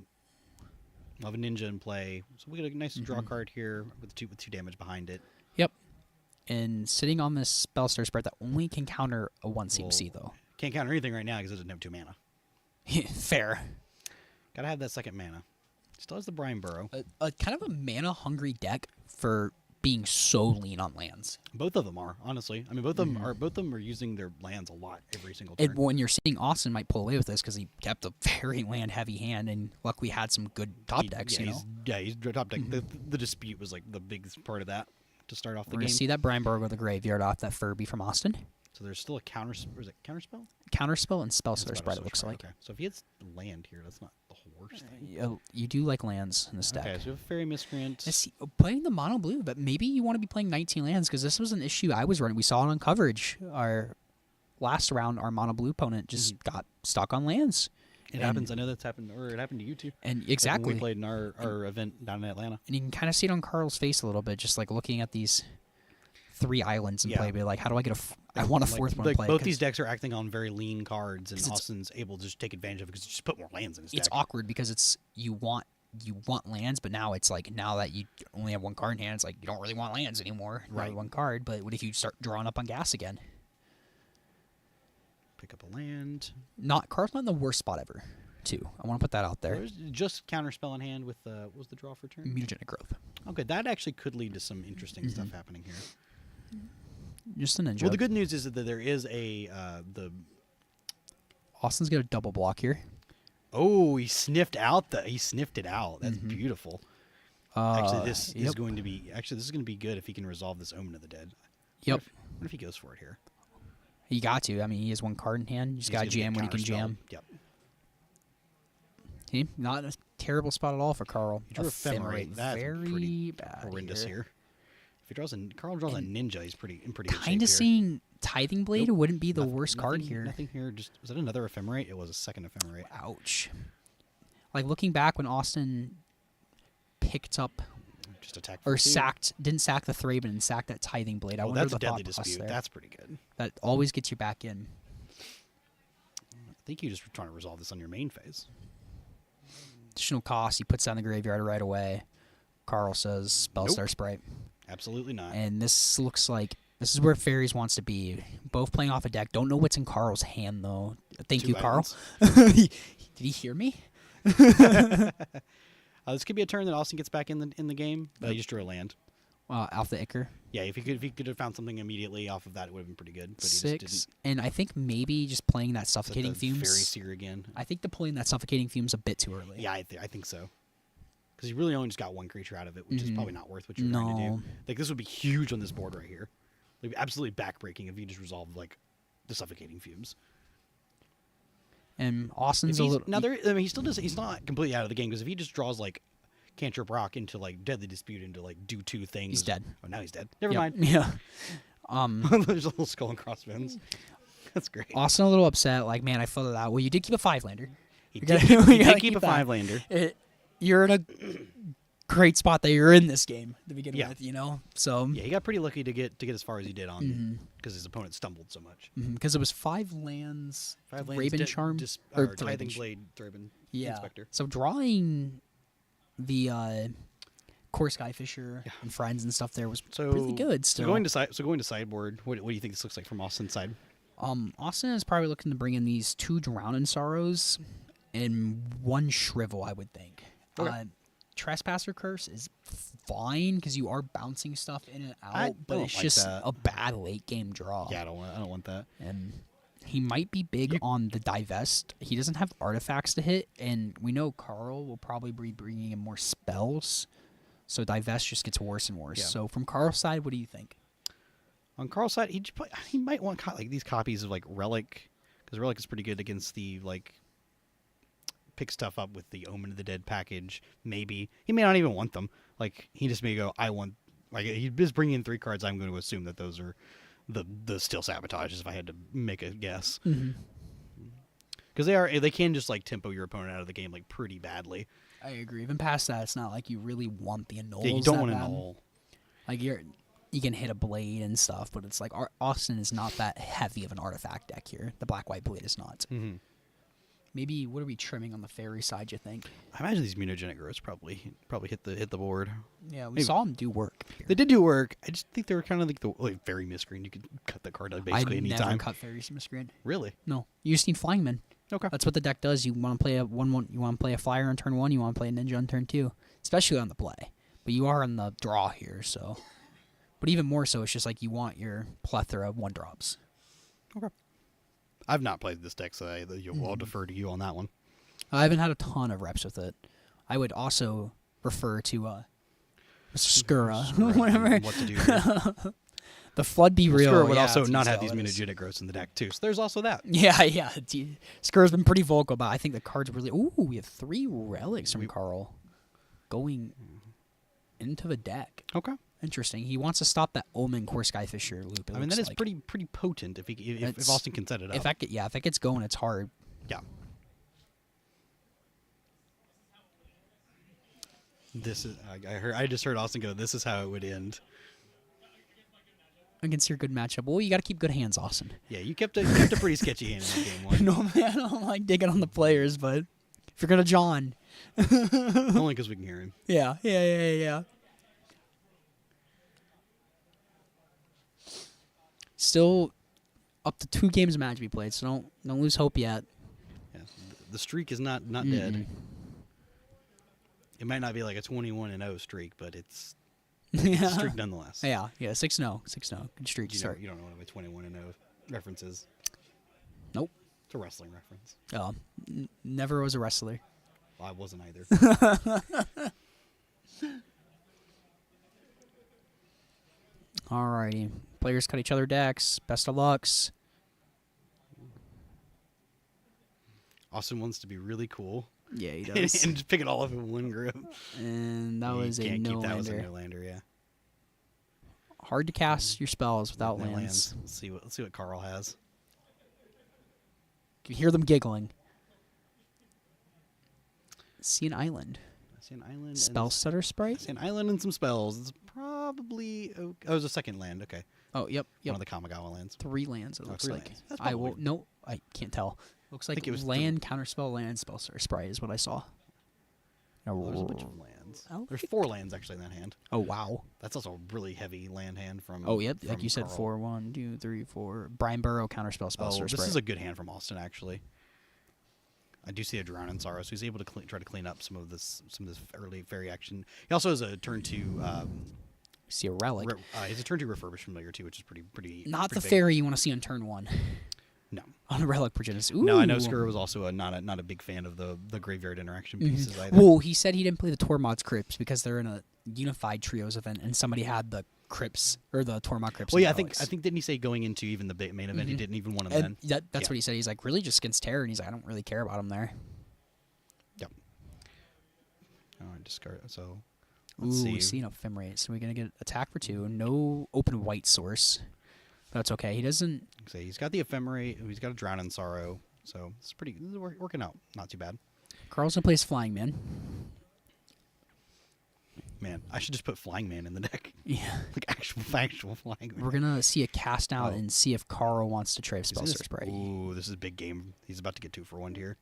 But we do see it does hit his own familiar. It does. But do we see? Let's see if he just fires it off. Because what's your hand after that? Is it Omen of the Dead? It might be Omen of the Dead. Well, actually, even if it's Omen of the Dead, it doesn't do anything because of the relic. Exactly. So just go ephemerate here. Interesting. So Austin's probably thinking about last game. Oh, it looks like 2 Drowned Sorrows. So he's probably thinking about last game when he got a little too greedy with his. So now Austin's in a hard spot to figure out if he wants to block for a ninja. He's also got to find a way to deal with this relic, or otherwise that Omen of the Dead is really never going to do I'm anything not other quite than, sure if other it's than an Scry Omen. 2. And that's fine. Like, that's not fine. Bards won't play it into the relic, but Yeah. or forcing them to pop it. I was But, just saying he's got to play around into this relic. It's going to be kind of difficult. oh, yep, it is Omen Drowned Sorrow. Yeah. And then I believe Counterspell was the last Counter- card in Carl's hand. So this Austin's probably looking to fire off his Drown in Sorrow, but might not. It's not gonna do it. It looks like. Well, he doesn't even have the backup one, so this could be pretty bad. Yep. He's gonna go for it. It's He not kind gonna of work. have to jam though. You Yeah, know? he's got to jam his spells. He can't just sit here forever. Carl. I mean, loses his Carl's last also not card. like putting a whole lot of pressure on him. No, so he is in a top deck scenario, and Carl might end up popping this relic just to cycle it, and then that makes that Omen of your hand that Carl does not know about a lot better. Just attack for 3. Then Block the spell stutter. Yeah, Mhm. seems reasonable. I wonder if he cycles relic here. We see of one Draw line, a divination. divination. That Omen. It's like, do you want to tap out? Oh Let him wow! have it. Let him have it. All right. That was some disciplined actions there. Back over to Austin. He's gonna He's gonna scry 2 in his upkeep. his favorite cards. land in a Dive tithing fist. blading. I think it was a tithing blade? Backwards tithing blade, I think. Oh, I thought it looked like a dive. It might have vest. been a dive vest. The art, it looks kind of similar. It's that same color scheme. Oh, Second from that's pretty big game. that was actually. really good, Austin. That was a draw you needed. Eat that. That's fine. Interesting not to see a cycle from it, since we see an Omen of a Dead already exiled. Yeah. Which might have been what he exiled here. I mean, he Or it's doesn't- already in the graveyard. Yeah, doesn't I matter, don't it's think he knows that exiled. there's more than one copy, so he might just be kind of worried about that. Yep. I mean, the race is on, and currently Austin's winning the race. But you just need a ninja to pick up for the race. Yeah, that's true. You know, and that's a Which- big sign of no ninja. Yeah, correct. Is that Was an that ephemerate? I think that was a Dawnbringer cleric. Oh, you are correct. Which is actually not the worst here either. Trade 1, no mutagenic growth. Austin's just like, okay, these I think he just wants to save that for a Moon Circuit hacker. Moon Circuit hacker. I believe. Probably Maybe just not. Just makes fires it off. Game 2. clock helps a clock. As funny as it sounds, that It turns on ephemerates later in the game too, which is not terrible. Carl has a counter spell in hand, so he's like, I'm not gonna counter that. Austin gains 2 off that Dawnbringer. Eats the graveyard. Does help him being able to race even So further. we got counter Just another spell. And land. we're gonna see this divination from Carl. You got it, Austin says. Yeah, I don't. It's funny. Oh, the rare double. We're miscreant. holding up the counter spell here. I think that's correct. Correct. Just- Correct. Yeah, no argument there. just very, very disciplined. Yep. Get in for one. Austin also very disciplined from not attacking here. I like that. Yep, because he doesn't want to get blown out by a ninja here. Carl just saw 2 new cards, and he's like, it's not worth him having the ninja. But he does have the ephemerate, He which does is have the really, mutagenic really nice. growth as well. This is cheeky. If he oh, he just- thought about it too. Yeah, 11 from Carl. Yeah, this is an interesting. Just have ephemerate, which is actually pretty good. Yeah, this is an interesting matchup right now. Like this can go either way. We're really just seeing what plays off a deck, and right now Carl has more ways to cycle through his deck. He's gonna draw a card off that Fairy He's drawing Miscreant. another island. He can cycle the relic here. It's kind of done its job, and he's holding back on that mutagenic growth counterspell on island. Yeah. So is Austin. Send in for 2. This is a really good spot for Carl. I'm just gonna send in for 1. Okay. I like that. Not wanting to make the. Yep. Oh, Thraben Inspector is actually pretty good here. We love a Thraben. I'm throbbing for a Thraben. Yeah. Aren't we all? We're gonna see him cast that. Yeah. Him being, he's not short. I know he likes to pay I wonder 3 if draw I wonder if immediately. Carl fires off a counterspell here. He might be He thinking did about it. counterspell at game 1, I believe. Correct. And we're gonna. Yeah, fires that off a was counterspell. games ago that we saw. That was Wub versus Austin. Oh, was it? I Yeah. don't remember how far ago. The day's all a blur. It's been a long day. It's been a good day. It was Esper Wub versus. This is game 2 of this match, and Carl is up a game. Correct. Ephemerate there, nice. Carl's gonna discard an island. He's like, okay, I'm fine with that. Maybe Carl not knowing if Austin is the Oh, I think Mardu it was a Ratlock moon deck. circuit. Yep. You can't ephemerate it on the upkeep to blow up the moon circuit if that's something he's interested in. can. But it's already a blocker though. It's just true. It also just remove it as well. Like you don't have to worry about it. You just can get rid of Play it. the miscreant, draw a card. That's pretty good. Yeah, this is so. I'll just drew another island. That ninja drew 2 cards. Yeah, he's just Yep. gonna kill the moon circuit hacker. It is an enchantment, everyone. Yep. It's pretty good. He drew a tithing blade. It's actually not bad here. No, just get that number down to 1 miscreant. Yeah. And you can actually start to flip it. Flip it's not terrible here either. No, not at all, not at all. Because fairies is nickeling and diming ya. Ooh, the annul. Okay. Yep, null comes in. Put that to the graveyard. Yep. We'll say go.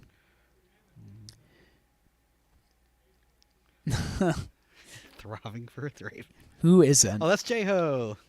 He was actually playing today. Oh, really? Yeah, he was playing Affinity today. Oh, okay, dope. Yeah.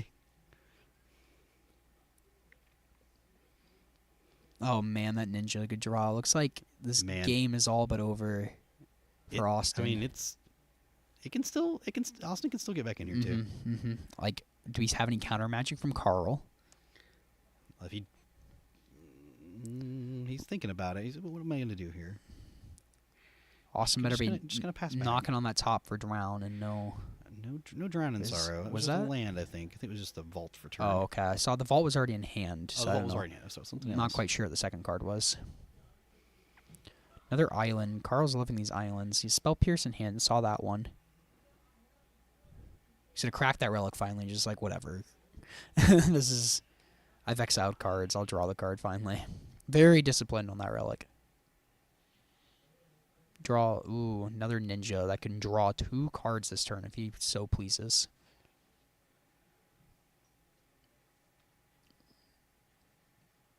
It's double block from Austin.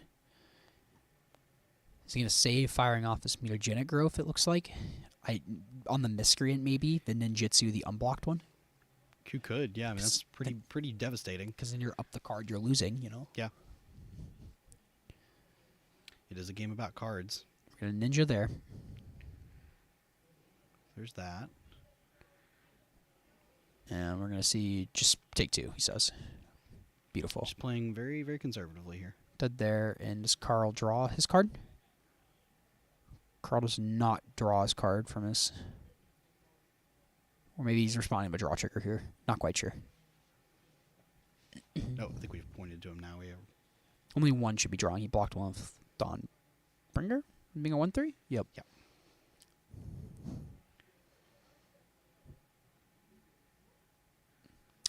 Not quite sure what that was. Looked like a... It's a Brine Burrow, I think. Okay, yep. Good eye, Hippo. Yep, that is. This is game 2. Game 2. Carl is up 1 game. Correct. And up a lot of cards in hand, too. Yeah, Austin just really has to hope for knocking on a Drown in Sorrow and just... Hope that there's no counterspell to back it up. Yes, and... yeah. Man.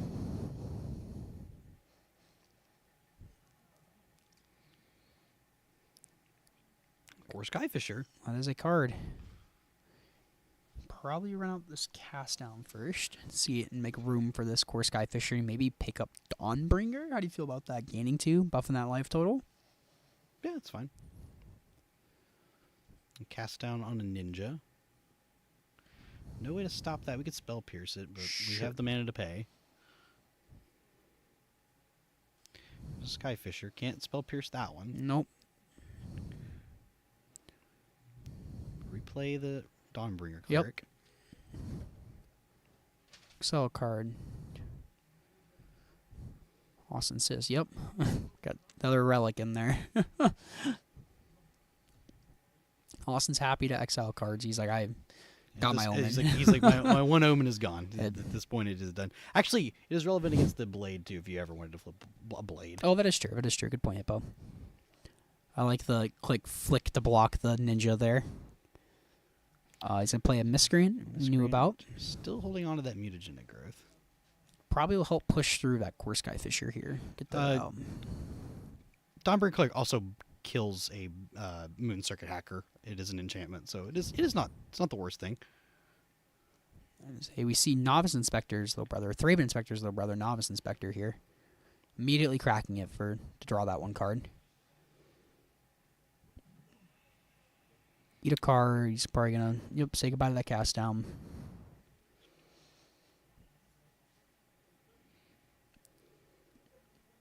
Carl will draw another island.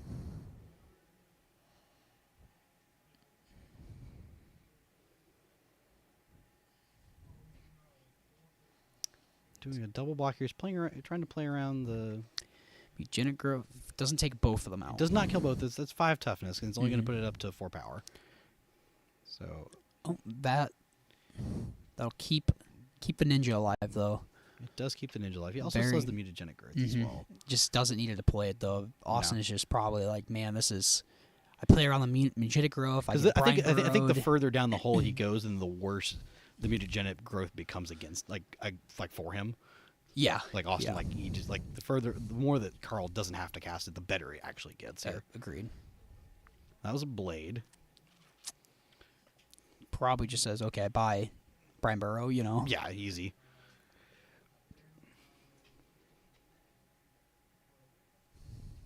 Exactly that, yep. As we called it. Flip a blade. Yep. So activate that. So he's hoping maybe I can just block enough and ride this blade out for 9 turns.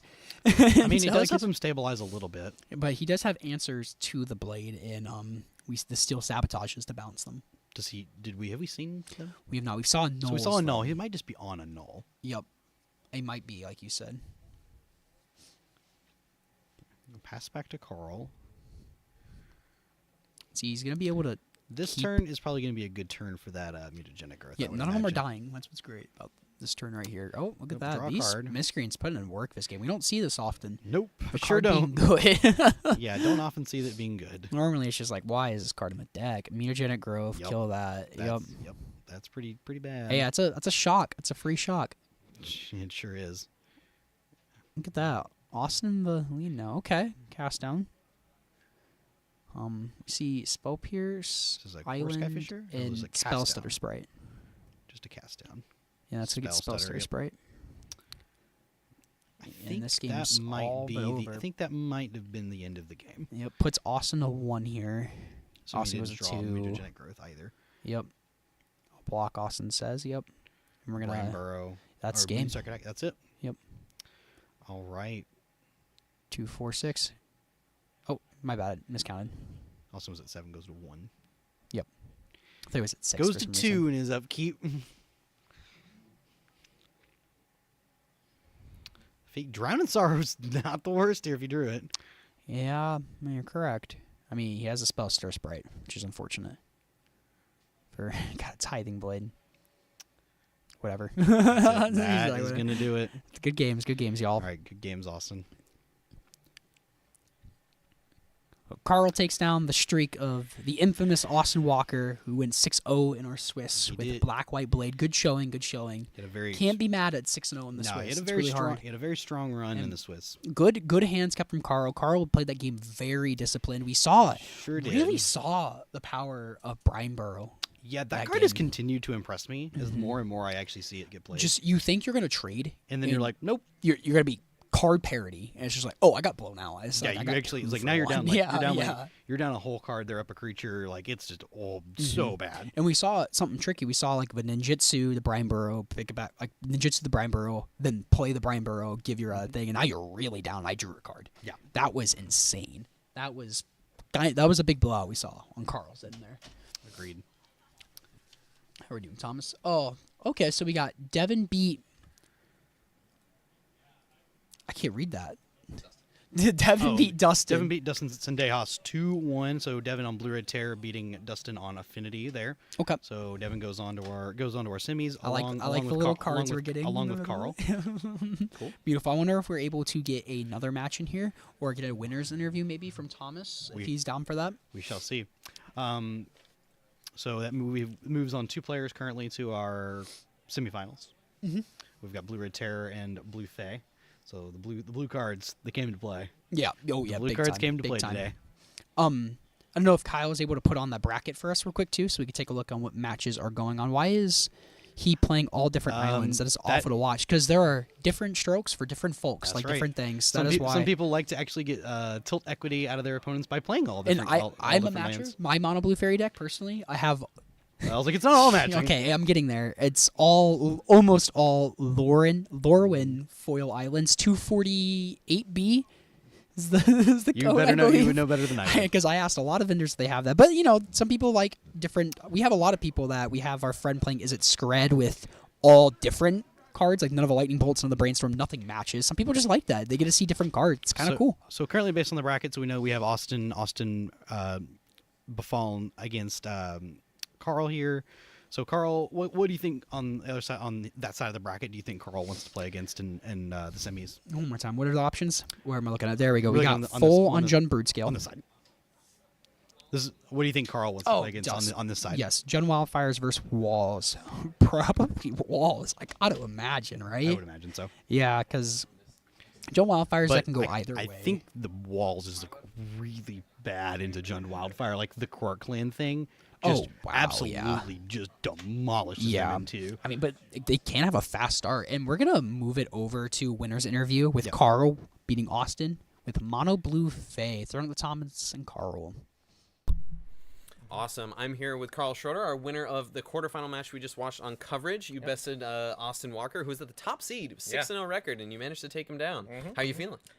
Pretty good. I have never really played against the Orzhov bounce deck before. And he also knew what I was on going into it, and I did not know what he was on. So I was at a little bit of a disadvantage, also being 8th seed and him needing to play first. But I think I could have made some better plays after sideboarding, but I think the first game is pretty clean. Didn't play super aggressively into Drown and Sorrows, stuff like that. So I think I did okay. It looked like game one was a lot of kind of Mana Screw versus Mana Flood, and Mana Screw eventually beat out Mana Flood, and kind of an exchange of resources. Talk to me about that second game. It looked really, really grindy down the stretch, and you were finally able to leverage, like you were mutagenic growthing to get a couple of trades off of one creature. You were both just chipping in for one. You're looking for a ninja. He's trying to find, more deadly disputes or try to bounce something core Skyfisher. So how did that go down the stretch there for you? Mutagrowth is very important in the matchup because it's one of the only ways you can trade with Skyfisher, which basically blocks everything, right? Yes. So playing it too early means you instantly lose, which is terrible. I'd side out snaps as well, so there's no real way to get anything out of the way because I just don't want him to get the extra snap value. So it really is down just to Mutagrowth on that. So I had to play very slowly to bait out a good time to cast the Mutagrowth and actually get some value off of it. I think I played that part well. The only parts that I think I really messed up at were probably I could play the relics a little bit more aggressively because at a certain point he just wasn't on graveyard anymore. He kind of transitioned out of it and more into a blocker's aggro race style. Yeah, when you're in that spot, some things can, you miss a couple things in there. Magic is really hard. People are going to make mistakes. Like, it happens. What made you bring Faye to the tournament? I know, personally, it was one of my top choices if I were playing. What made you choose it? It's the first Pauper tournament I ever played in, so I don't know what the metagame is going to be like. But I figured a lot of people would be on Brood scale because, it's kind of the hot deck right now. There's a lot of articles about it. If you probably just Google Pauper, that's probably half of the new stuff that's coming out. Right, so it's the hot deck. I figured a lot of people will be on it. I think there's at least 2 people on it in the top 8. There might be 3. But Fairies is really good against Brood Scale because you can erase them and also keep them off of their kind of like clunky combo against you because a lot of their deck is either like do nothing or just draw all my cards, right? So if you can keep up with draw and race, I think it's a very good matchup against Brood Scale. I haven't played against any Brood Scale except for the first round. No, I played against it twice today, so I did win both those games. It was good against it. Awesome. So. Now, you will be playing up against either of the Jonathans. Jonathan Turner on Jund Wildfires or Jonathan Dacus on the Walls combo deck. We're not quite sure. I believe they're in Game 3 right now. It's looking pretty tense over there. Do you have a preference of which of those 2 matchups you think you'd like to play against? The Walls deck, I don't super understand. I played against it already today and lost, so I probably prefer to play against Wildfires because I got a board full of like Blue Blast and stuff. It's pretty good, but it's a Brood Scale deck, kind of. It could be. I'm not exactly sure what list he's running, but I think that deck's a lot easier to play against because it's kind of just like if you blow up the big Eldrazi, you're free in the skies for the rest of the game. Whereas the Walls deck, just very confusing, lots of lines, hard to play against. It's for someone who's been familiar with the Pauper format for a while, it's still very confusing. Yeah. Well, best of luck the rest of the way, Carl. Congratulations on making top 4, and hopefully we'll see you make it all the way. Hopefully, we'll see. Awesome. Congrats, Carl. Again, I want to shout out that Brine Burrow play. That was sick. Where Austin left that Brine Burrow unblocked, and Carl was able to ninja that in.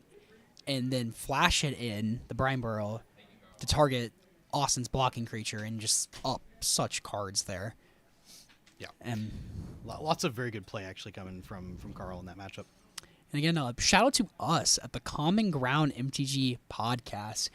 We do an episode every week, every Thursday. We come out with a sick episode about your favorite format, Pauper. That's true, we do. All sorts of stuff. We've talked about ban list discussions, of course. We've talked about why every card is banned on there. That's personally one of my very early episodes. One of the early episodes. But personally, still one of my favorites. It was a fun episode to do. I remember that. I'm going to shout that episode. That one was fun. And, of course, Skura, the Mono Blue Fae one. Very relevant. That was a good one, too. But, we can't do this event without our host here at Game Night. Game Night in Columbia. It's your one-stop shop for Magic, Lorcana, Pokemon, Warhammer 40K, and so much more. You can find them online at GameNightTN.com and on all the major socials at GameNightTN.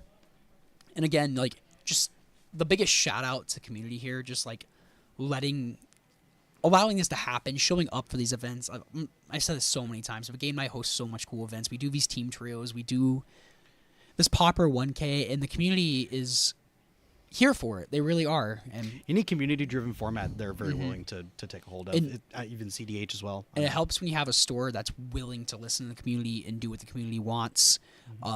Steven, the owner, is very gracious about putting all the money back into the prize pool, which is just awesome. Like, you don't see that a ton. Yep. So we got an update, and it looks like the match between Full and McMinn is Full got that one. So Full was on Jun Bird scale, and McNinn was on. That is a great question. Oh, thank you. It was on Coldotha Red. Wow. Wow, that's actually impressive. Again. Full is in his so in we're his gonna wheelhouse. We're gonna see a beautiful matchup. Full on Jun Bird scale with Devin. and on Blue Red Terror. I That's hope- going to be a I banger hope to see of that. a matchup. I hope to see that next on coverage. I will make that happen. We'll fight for that. We will fight for that one out. Oh, yeah, I would we- love to, I- love all- to see that. The whole casting crew, Wants to just see that everybody matchup. double thumbs up. And I get to do the winners interview for that too. I have 2 buddies, and you can't go wrong with Yeah, that. you're All right. I get to look at these games. Be sick. And with that, thank you all for watching, and we'll be right Back back. with the semifinals. Woo-hoo-hoo-hoo.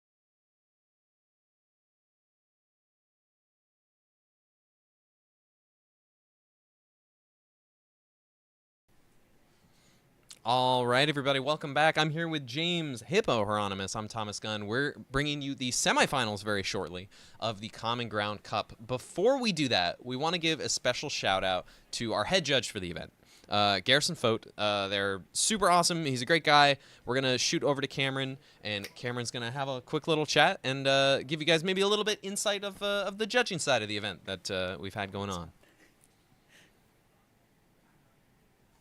What's up, everybody? I'm joined by Garrison Fote. He is our head judge for this tournament today. I think you were judge all over the country. I was going to say, like, the judge for Tennessee, but kind of, like, everywhere. You were just in Atlanta, the Spotlight Series, correct? Yep. I work for SCG Con Spotlight Series in Atlanta for the Command Zone. That's correct. And yeah, in Chicago coming up twice, coming up this next month. Vegas later this year, I'm sure. Just like, yeah, last year I traveled almost every weekend of the year, probably 35, 40 weekends out of the year on some sort of event. Yeah, you're a traveling monster because we'll call you a Tennessee native. You're in Cookeville area, so like a little east of Nashville, but still, I'll see you at Nashville like weekly locals. Yeah. I travel a lot on weekends, so like Wednesday nights tends to be like sort of my weekend with how my work schedule works out. So a lot of time Nashville, like Game Cave or some other place, will have like an event there that'll come out and just get to see local players and things like that, and get to actually play some Magic myself. Yeah, but I wouldn't really like call you like a Pauper player or anything. So like, how has your day been so far? Have you been enjoying the format? Like any decks you think like, wow, that's super cool? Yeah, the format's cool. Writhing Chrysalis is a heck of a Magic card. I have known that since MH3 Limited, but yeah, that card's really good. And then I've always been like a Tempo Mage at heart, so like a lot of just like the mono blue decks, the fairy decks, stuff like that, just like things that sort of keep your opponent on their back foot with your mana spending and stuff like that. Like those decks sort of speak to my heart when I watch them play. Ninjutsuing in, putting a Spellstutter Sprite back to your hand, it's a drug. It feels amazing. It's like Kaido and Flood Pit Drowners. Like that's what I've been doing since day one standard. Yeah, this is just standard. Yeah. Is this standard? Yeah, ninjutsu is pretty cool. I like that mechanic. Yeah, very, very fun. Like any judge interactions, anything interesting that came up that you normally wouldn't see in other formats, all been pretty standard, pretty chill. Because we got laid back players, some pretty cool players. Right, a lot of laid back players. One of my favorite interactions, we had like a miss trigger earlier where the fix for a miss trigger tends to be most of the time ask opponent, hey, would you like this player to get their trigger? And it was a good trigger for this player, and the player said, yeah, sure, I want my opponent to have that initiative trigger. I'm just like, oh, I'm not used to. Wow. I sort of like confer with him. I'm like, it's not normal to give your opponent a trigger that's good for them. He's like, yeah, that's fine. Like, I want them to have it. I'm like, okay, cool. So that was really cool. Always love to see players like, you know, respecting each other and respecting the game that gets to be played. Yeah. And the people that really come out for these tournaments are here for the format, and we love that. The vibes are usually great when people are here for the love of the format. Yeah, I was gonna say the only other time I've had that is like Eternal Weekend with like diehard Legacy players as well. So it's sort of, you know, opposite ends of the spectrum in some ways. Spirits, but at the same time, people who love the format and want the game to be played for the sake of the game and not for the tournament results and things like that sometimes. Well, awesome. Well, I appreciate your time. Thank you so much for judging this event. Always great. It's always a pleasure to have you on for judging. Awesome. We know things will get resolved correctly and greatly. Cool. Thanks for having me out, Cameron. Thank you. We'll ship it back to Thomas and Hippo. Awesome. Thank you so much, Cameron. And a huge thank you, of course, Garrison, for judging the event. Awesome. We'd love to see it. Cameron, if you can turn that microphone off for us, that would be awesome. Hell yeah. Thank you. Awesome. So we've got a top 4 bracket to show you. It's loading. Here we go. Enjoy my haphazard Canva work at the last minute. Here we go. So you saw on camera last round with James and Cameron, Carl Schroeder defeated Austin Walker, the 1 and 8 seed. We just found out Jonathan Turner took down Jonathan Dacus in the Battle of the Jonathans with Jund Wildfires. Devin Northcutt defeating Dustin Sendejas, Blue Red Terror versus Affinity, and moving on. And Michael Full on Jund Broodscale, the upset. Over Balik McMinn on Coldotha Red. Indeed. So, I think the matchup we're going to have next on camera is going to be the Blue Red Terror and Broodscale matchup. It is Devin versus Michael. Yep. So how do we feel here? We've got some counterspell and removal interaction for the combo. We've also got a lot of late game grinding with Deadly Disputes and Writhing Chrysalises. So I think this actually is going to be one of the grindier games we've seen today. I think this is going to be very tight on both player sides. I'm going to give the slight edge to Devin in the matchup. I think so, just based on feel, I guess, between of the 75. I think it's just really strong. I think his amount of removal spells into the deck is really good. Being able to counter even some of the protection from full is going to be really good with some like spell and like spell pierce and stuff like that is going to be really strong. Even post board, we've got stuff like. Actually, no, I'm sorry. There's nothing good post board here. Never mind, I lied. Not really. I mean, if you're expecting full to bring in these red blasts, you could bring in a couple blue blasts or hydro blasts. I don't think I want that. No. Should be. Is it Michael and Devin? Cool. Perfect. Cool. Awesome. And sounds like we're gonna head right on down to the match here. Perfect. Beautiful. We've got our players ready to go. Now, again, another huge shout out to our director Kyle, just absolutely crushing it with these graphics and whatnot. Just absolutely crushing it on the other side of the table from us here. And all my homies love Kyle. All my homies love Kyle. Yeah, so we are getting started. We're gonna resolve some mulligans here. And this is a matchup between two friends too. So. It is, yes. And Michael will be on the play. Michael is your 2 seed. Devin is your 3 seed. 2 of the players who have done the best throughout this tournament. We've had both of them on camera today. They proved well on camera as well, both of them. We got a beautiful shot of Devin's face here. Oh, I don't know if we want to see that.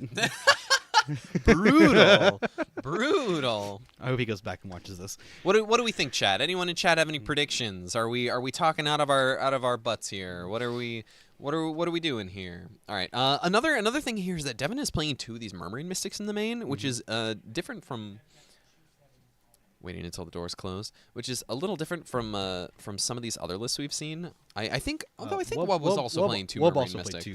Okay. Maybe I don't know what I'm talking about. The differences between are like the Behold the Multiverse and like the 2 Breath Weapon instead of 3, and then like the Spell Pierce. The Spell Pierce. That's right. There is a Spell Pierce. That's really and then like the 1 Ash Barrens. Hey, sometimes you got to cycle. Sometimes you need a land.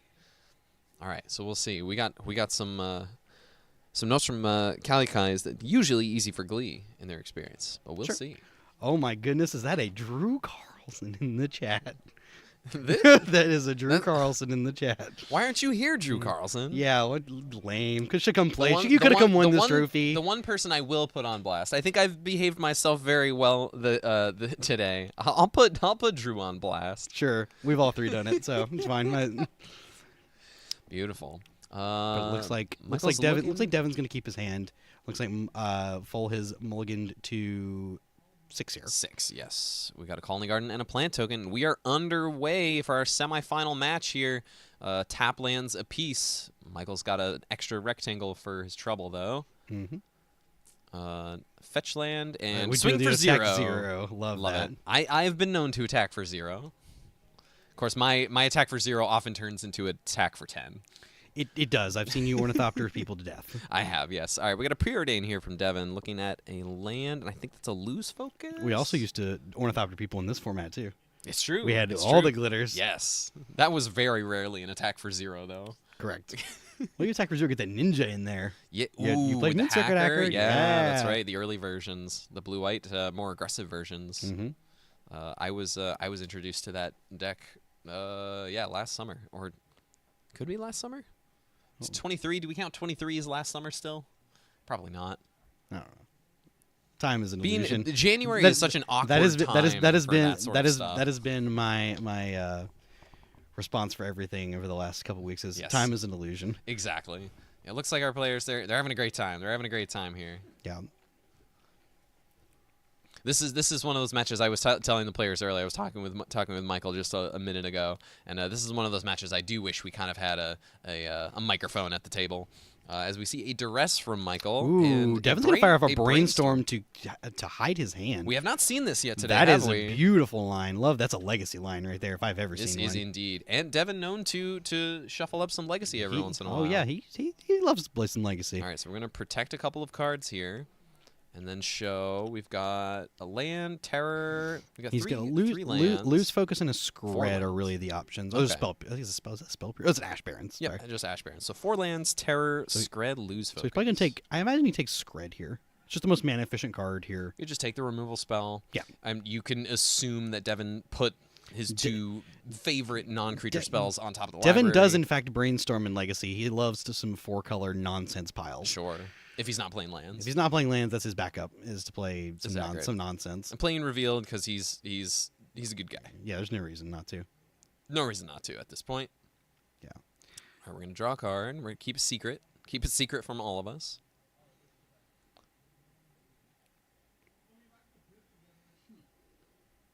All right, looks like it's a Scred. Yeah, we hide the second Scred. Just get that brood scale off the table. Thank you, Looks like J-Ho, there's for coming out and playing with us today. It was great to see you, and thank you for the shout out. Yeah, thank you so much, J-O. Looks like Michael's also working with a Sadistic Glee in hand. Looks like we're gonna cycle this Ash Barons.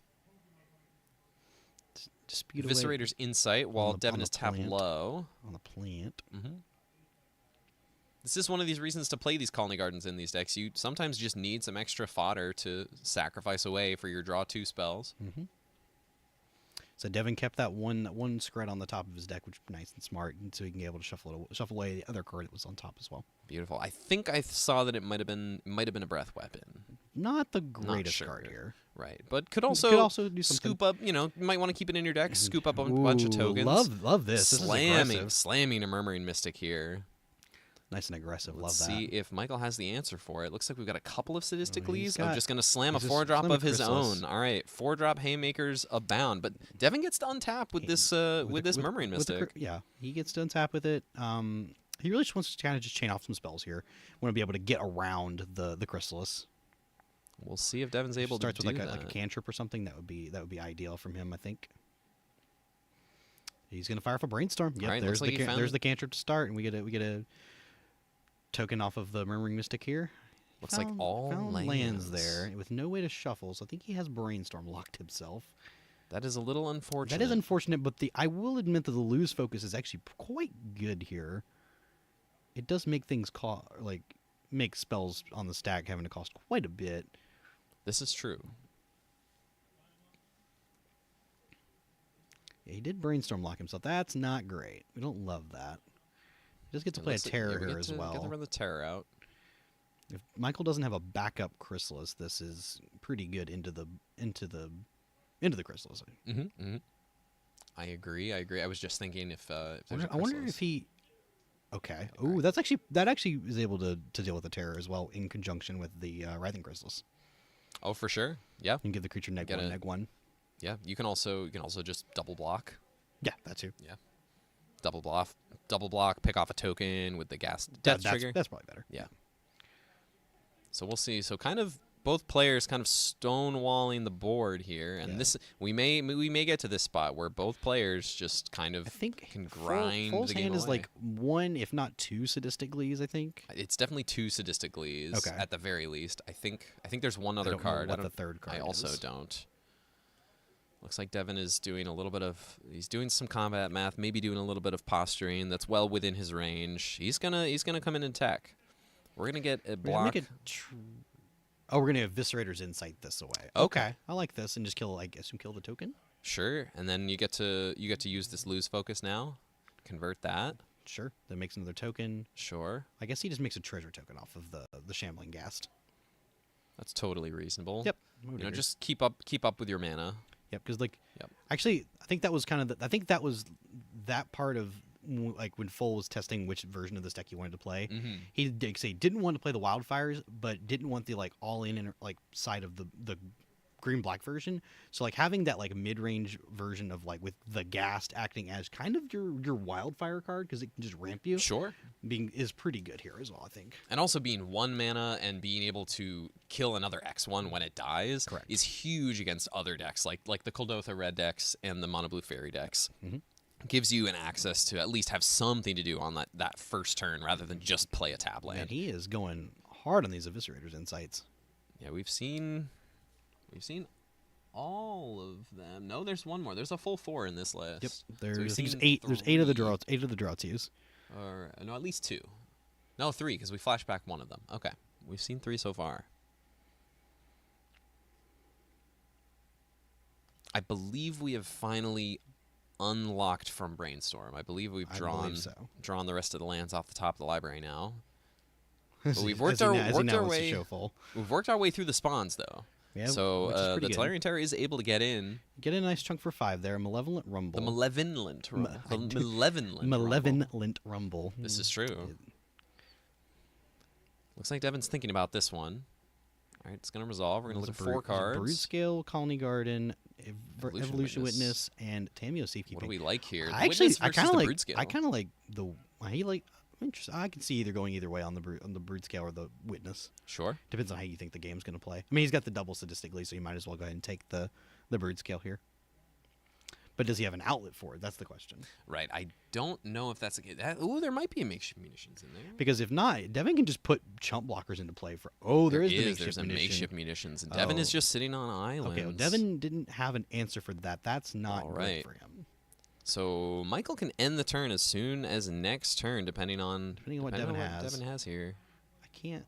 It's just lands. Maybe he's now just now unbrainstorm locked. We might be one to go back and double check on that. I think Full is probably just going to snap off, try to go for it because he's got the double Glee. Yeah, and he's got a safekeeping as well here. Yeah, so he's pretty locked up in this one. Again, he is just in his comfort. He's just in his comfort zone when he's in these green black decks. Yep. Like these are just where he thrives. So here's the Brood Scale. Brood Scale is going to resolve. Devin's doing his putting his gamer face on. I don't think he has played sadistically. I don't think he's played Pauper for a minimum 2 years, and he just decides this week, I'm gonna play. Devin plays our monthly. No, I'm talking about Full. Oh, Full. Oh, yeah. Sure. Yeah, and just crushes the tournament. That's going to be game 1, going to Michael Full. Yep. Able to get the combo through with a bit of a flooded out draw for Mr. Devin Northcutt. Once we saw that Brainstorm hit the 3 lands, I think that was kind of the nail in the coffin. That's true. Let's look through these sideboards here. Devin's sideboard looking like 4 Cast into the Fire, 1 Gorilla Shaman, 3 Hydroblast, 4 Pyroblast, 1 Red Elemental Blast, and 2 Relic of Progenitus. What do you like, if anything? I don't know that I really want anything here, I'll be honest. I don't think so. No, nothing at all? No, I don't think so. I think there's potentially a spot where maybe you bring in 1 or 2 Hydroblast if you expect some Red or Pyroblast from the opponent. I don't think so. I don't think that's worth a card. Do you think it's you could turn? I guess you could. I think you'd just be better off to play Spell Pierce and Dispel because they actually stop the early turns of things that matter. Like For you sure. don't want to get let Full get ahead of you. Okay. And then on Full side, he's got 4 Breath Weapon, the 1 Pyroblast, 2 Red Elemental Blast, 4 Snuff Out, and 4 Weather the Storm. The only thing I really see here is he could bring in his Red Elemental Blast to counter these Terrors and Mystics and counter his own counter spells. He can also bring in Snuff Out if he's afraid of just losing to Terrors. For sure. But I think he's probably just going to bring in the Pyroblast and wants to keep his deck nice and lean. Okay. I would imagine. Yeah, that's reasonable. Gives you some agency on the stack, and that's definitely something where it looks like where he has Devin looks like that was 7 cards that he has boarded out. Yep, he has boarded exactly what I just said. All right. He's boarded the 4 Snuff Out and the blasts. Let's go. Yep. Awesome. Okay. Yeah, calling it like it is. Yep. I can see some things like the Shambling Gas going away. They're just not the greatest thing here. Mm-hmm. That's probably the first thing I think I would move to cut. Probably the Evolution Witness, probably the second one. How much of either of these decks have you played? I have played some of the Blue-Red Terror deck as well. I've not played any of it. I've played some pickup games with the Brood Scale deck. Not particularly this version of it, but I know Cameron and I played some games the other night where I was playing the green-black version. He was playing Red-Black Madness or something. For sure. But I have played some of the Terror deck. It functions very similarly to a lot of the other decks like that in that guild of things like that. Like the Blue-Black Terror, I played Blue-Black Terror, which is very, very similar. And then, which I actually think Blue-Black Terror would be very good into this matchup. And then I've played the Jeskai Ephemerate deck, which is kind of the same thing as well. It's a Murmuring Mystic deck. And often a Scred deck. Yeah, it's a Scred deck as well. Yeah. No, I have played a lot of the mono blue Terror. I haven't played a lot of the Terror plus another color decks. We saw a decent amount of blue red today. We've seen a decent amount of blue black in the leagues and online and in person, honestly, over the last couple years in reasonable numbers. I'm a little bit more of a fan of the mono blue myself. What? Okay. Don't worry about it. It's fine. Word. All right. All right, we are getting shuffled up. Players are presenting here for our second game of our semifinals. If we get any updates from the other table, it'd be if we get any updates from the other table, we'll be sure to let you know. Man, you made a Kyle upset. He called you out. That's all right. We're getting a little loose as we wind down. Yeah. It's been a long day. We've been on and off, in and out of the booth all day long. Yeah, man, just wait till we get to the finals. And the finals. All three of us. All three of us. Here. Yeah. All three of us will be in the booth for the finals. So I'm sure we'll cut up quite a bit. Yeah. Don't worry. I have a slide ready to go for that too. So with all three nameplates. But here we go. We are underway. Devin is going to start us off with a preordain after a tap land on turn 1. We're going to play a mountain. We're going to play a relic. We got a relic right off the bat to combat any of these flashback spells. Evolution Witness, getting things back from the bin with Malevolent Rumble. Might also be a case of... Interesting that Devin brought that in. It might also be a case where it's just a redraw and occasionally we'll tag some stuff out in the bin. The problem is it also hits your own graveyard, which I'm not a huge fan of in my Terror deck. It's true. Well, we'll see. If Devin is trying to take the game long, he might be okay with this. Also, Malevolent Rumble binning 2 Duresses and a Snuff Out. That's pretty big game actually. That's very for, big game for Devin. Yeah. He gets to look for like a removal spell or something here. He also did bring in his blasts. Interesting. I'd love to pick his brain after this match. For sure. We're gonna preordain, put 1 top, 1 bottom, play an island. Yeah, sitting on that Hydra Blast. It looks like. Let's see what Full does for the turn here. Sure, he's got I got some options. I see a Glee in the hand. I think another Rumble. Probably just fire off another Rumble then, if that's the case. Sure. Yeah. Man, what a card! That card is Malevolent so good. Rumble is really, really sick. That card is very sick. Format All-Star. I mean, it's seen a bunch of play in Modern, in a handful of what some people will consider the best deck. All right, so we picked up. We knew about the Glee also. We picked it up off the Rumble last turn. So the Glee and Brood-Scale both in hand now. Turns out Jonathan got game 1 against the Blue Fae deck. Awesome. Thank you, J-Ho.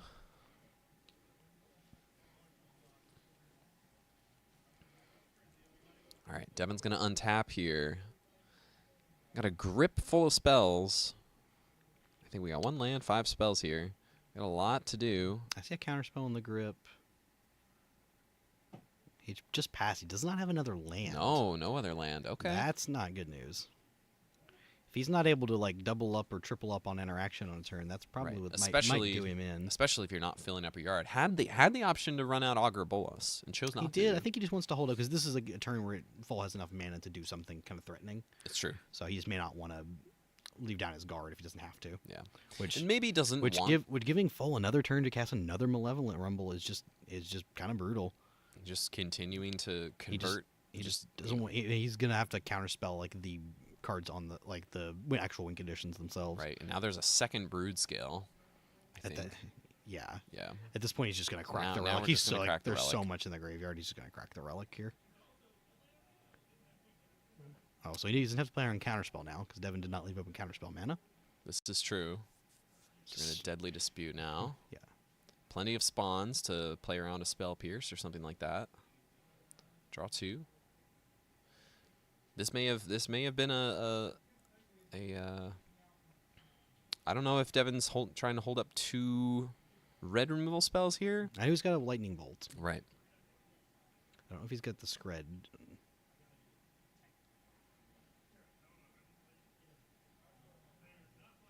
I think they're trying to figure out when exactly this relic is happening. Did Devin? I think they figured it out. All right, cool.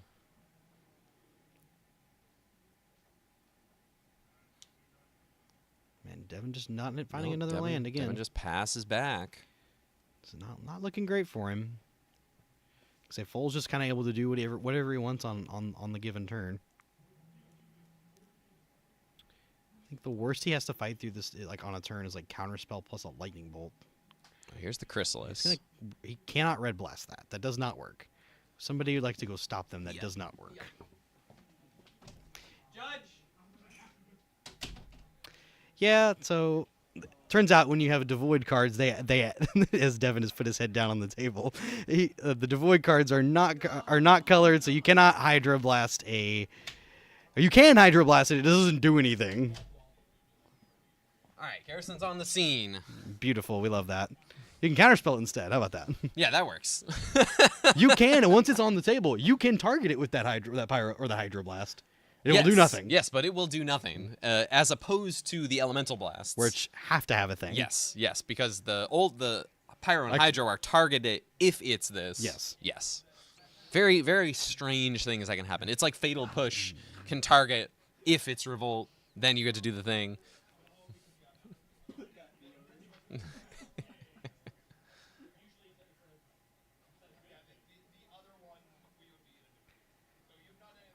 Because you can counter target spell if it's red. Right, if it's red. So yeah, you can target. It's a legal target. So unfortunately, this is going to Garrison's going to uphold this play. I mean, they're in top 8 for over 1K. They are. They're playing for big stakes here. They got money on the line. There's a trophy on the line.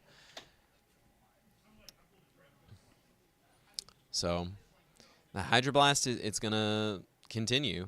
So if it was Blue Blast, then we would be walking this back. But unfortunately for Devin, the Hydroblast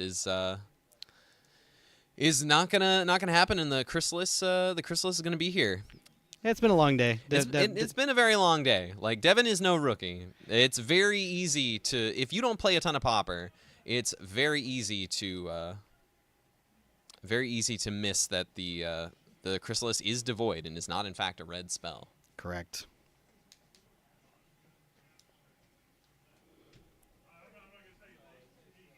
So we're going to continue on from here. Devin has at least found 4th land, and maybe we'll be able to put something together here. We're going to start by sacrificing a spawn, trigger the Chrysalis.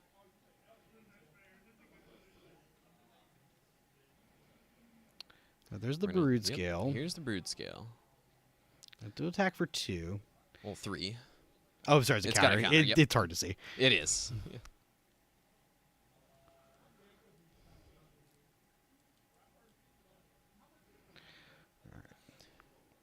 Looks like Devin is fetching. Fine with that Perilous Landscape. Crack that.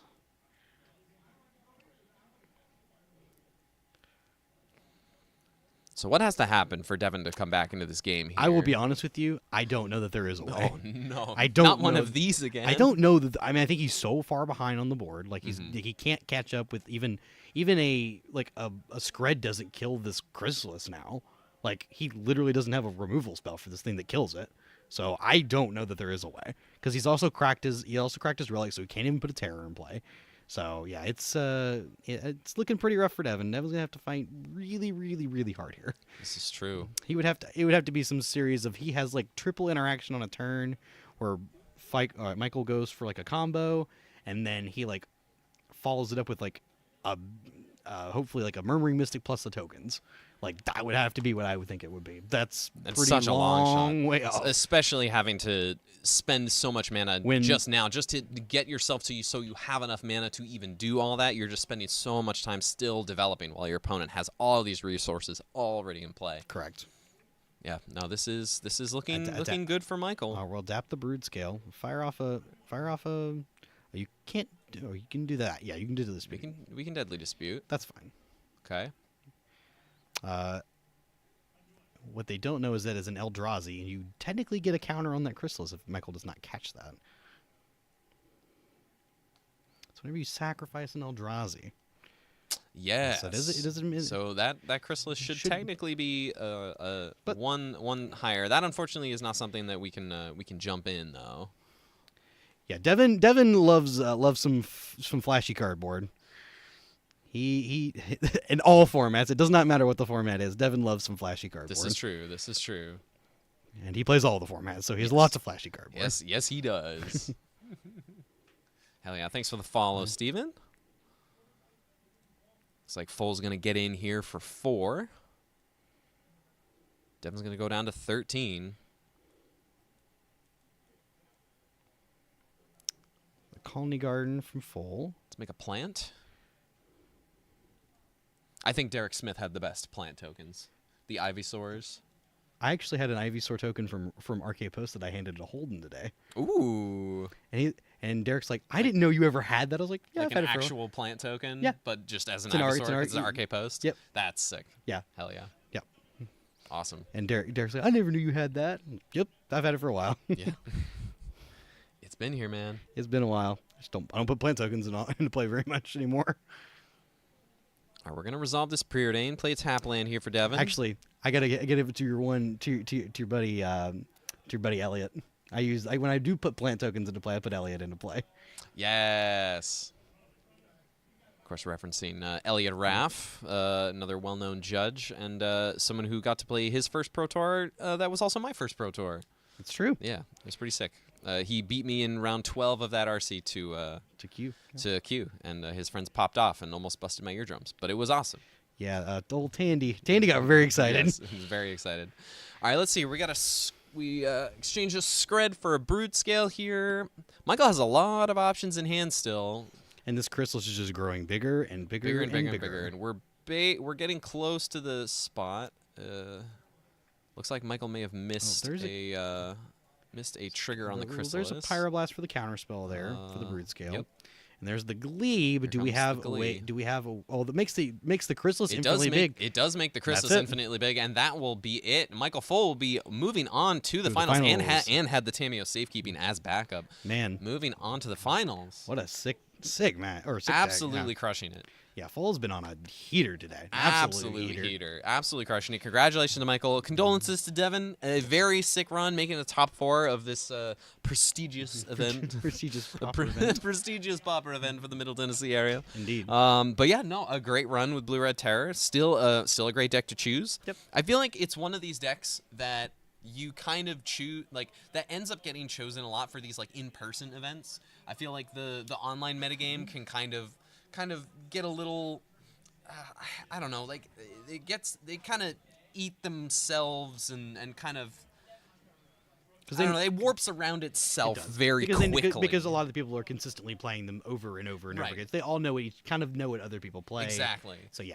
So like for sometimes based on the scheduling of the event, there's some bias towards playing like Cold Oath or Red, for instance, because you can get games done very quickly, and you want to try. And maybe you're an MTGO grinder and you're double queuing in another challenge too. So like there are a lot of other factors where when you get into person, like playing in person in like what is generally a wider field of a range of a metagame and like a large-ish local event like this, you can have people that just show up with the deck they've been playing for a while. Yeah. You know, like this Blue Red Terror deck is a good example of that. Like the Madness decks that the Black White Blade list. Like these are, I think, great examples of decks that are good and can still win games. I mean, Austin 6-0'd the Swiss with Black White Blade. Yeah. You know, like you can still win with these decks. They're full of very good cards and interactions. You don't just have to stick to like the big 5 of like Coldotha, Affinity, Brood Scale, and then like I don't know, Terror, and I guess Gruul has kind of fallen off a little bit. Yeah, Fae and Terror and things like that. So yeah, great to see. You love to see it. We had a few different people show up with the Blue Red Terror deck today. Devin being the highest placing individual with it, had a good run with it. Absolutely, yeah. And it looks like Mr. Michael Full has entered the room, and we will be bringing you his winners interview. We will be very excited to send it over to Cameron and Full in just a moment. Yeah, it's on. You make that. Oh, okay. Oh, Sorry, we're on. I was staring at that one. My No, bad. we're on. I am joined with Michael Full, who just won last round with Jun Broodscale. You're kind of on the light splash of red though, just for Chrysalis in the main, and then 4 breath weapon, 3 blasts in the side, and the makeshift munitions, correct? And the makeshift munitions in the main. Yes. Yep. Awesome. Which could just as easily be another Nightblade or so you anything ditched else. the wildfire package. What was the thought process going into that? I think I'm a big fan of Wildfire in other decks. Okay. I think that Broodscale is already a deck that is very susceptible to hate, and opening yourself up to even more intense hate by playing the bridges. Everybody's after them already. Exactly. It's just like not somewhere that I wanted to be.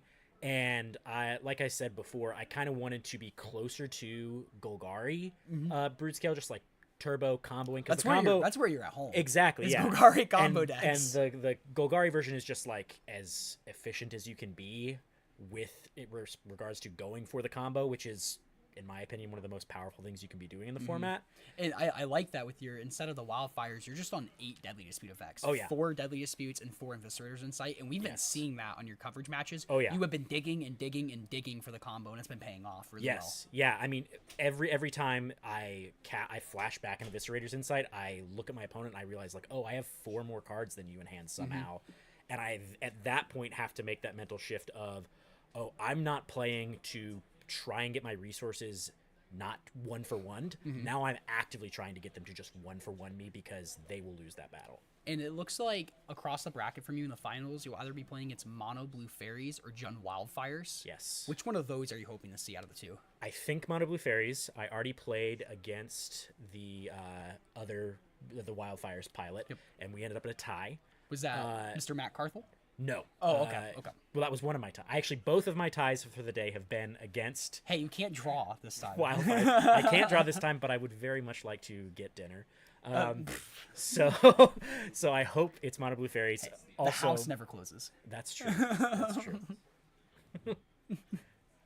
But yeah, I also just hope that I hope it's Mono Blue Fairies, because I specifically made some concessions on my side, not playing Oof, so that I could fit the blasts, because I think that is just like an axis that is maybe not necessarily expected for you to interact on all the time, because it is such a light red splash that it's super potent. Yeah, nice. Well, congratulations. I can't wait to see the game in the finals, man. Yeah. Big congrats. And just awesome that you don't play a ton of Pauper. No, but you are a black-green combo machine. I am. So congrats, man. Thank you very much. Shout out to Secret Stuff, buddy. Hell yeah. We'll throw it back over to coverage. Michael's secret stuff, huh? You love to see it. Thank you, Michael. Congratulations. Thank you, Cameron. We were able to move Carl and Jonathan's match over to the feature match. They just were about to get started on game 3. We caught them just in time. So let's quickly go over their matchup while they're resolving mulligans here. We've got Jonathan Turner on the left with Jund Wildfires and Carl Schroeder on the right with Mono Blue Fairies. We've seen both of these players on coverage before. Jonathan in the first round and Carl last round against Austin in the quarterfinals. That's correct. So what do we expect here? We're already post-board. Fairies has access to, looks like, maybe not a ton for the matchup. Maybe some just the blue blasts the potentially. blue blasts, I think, are the best thing here. I mean, you could also go in. You could dip into the Relic of Progenitus too, because it is also a blood fountain deck. This is true. This is true. But I think some of the sideboard options out of the Jund Wildfires deck probably puts it in a pretty good position. Okay. Beautiful. It's just a pile of removal spells. Really good ways to interact with the fairies in the Nyxborn Hydra, Writhing Chrysalis, the Familiar. So it's just your main deck threats are all very good against them. For sure. We're getting a request to have our volume turned up, so we'll get that fixed in just a second as Carl's going to run out a Spell Stutter Sprite here and untap. Looks like Jonathan has developed an Ichor Wellspring. Cool. Y'all let us know if the volume is better. We're going to Ninja in Ninja the Deep Hours. It's going to hit. We're going to draw a card.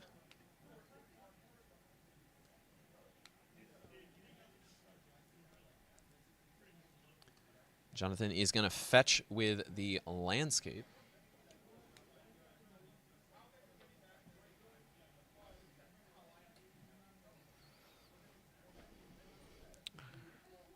Cool. All right. Jonathan, lots of spells to choose from. True. Looks like we've got a Chrysalis. Let's run this Chrysalis out. On 1 mana, I like this. Let's hope. I think Carl. I think just now Carl's realizing that he cannot Hydro Blast this. Correct. It is devoid. It is devoid. Trust me, I will be the first to admit that is a very annoying. It is an annoying interaction. It is for sure. So Chrysalis is here, and we've got a couple spawns. I think that card would be so much less oppressive if it were blue blastable. If it were not, yes. If it were literally blue blastable, I think that card would exactly almost not see nearly as much play as it does. It would still be very good. Yes. But the blue decks would not be nearly as upset to see it as they are. No. Carl going for an aggressive snap on the Chrysalis, gonna attack in, get a chump block from the spawn token. I think he just wants to give himself as much time as possible. Absolutely here. It also opens up a spot for the Chrysalis to potentially get counterspelled. Another Carl's thing, looking at a counterspell in another his thing, hand. another thing Jonathan could do this turn is actually double up on the Krark Clan Shamans if he really wanted to get rid of these this Ninja of the Deep Hour. This is true. But we get a couple of spawn tokens out of this Writhing Chrysalis. We'll see. It looks like Jonathan has. We have a mountain, and we're gonna Tra- run out the Krark Clan Shaman. He's gonna and blast that's it. gonna get Hydro Blasted. Yep, that's all right. He wants to keep this ninja in play pretty badly. Oh, absolutely. But these spawns are making it really difficult for this thing to connect.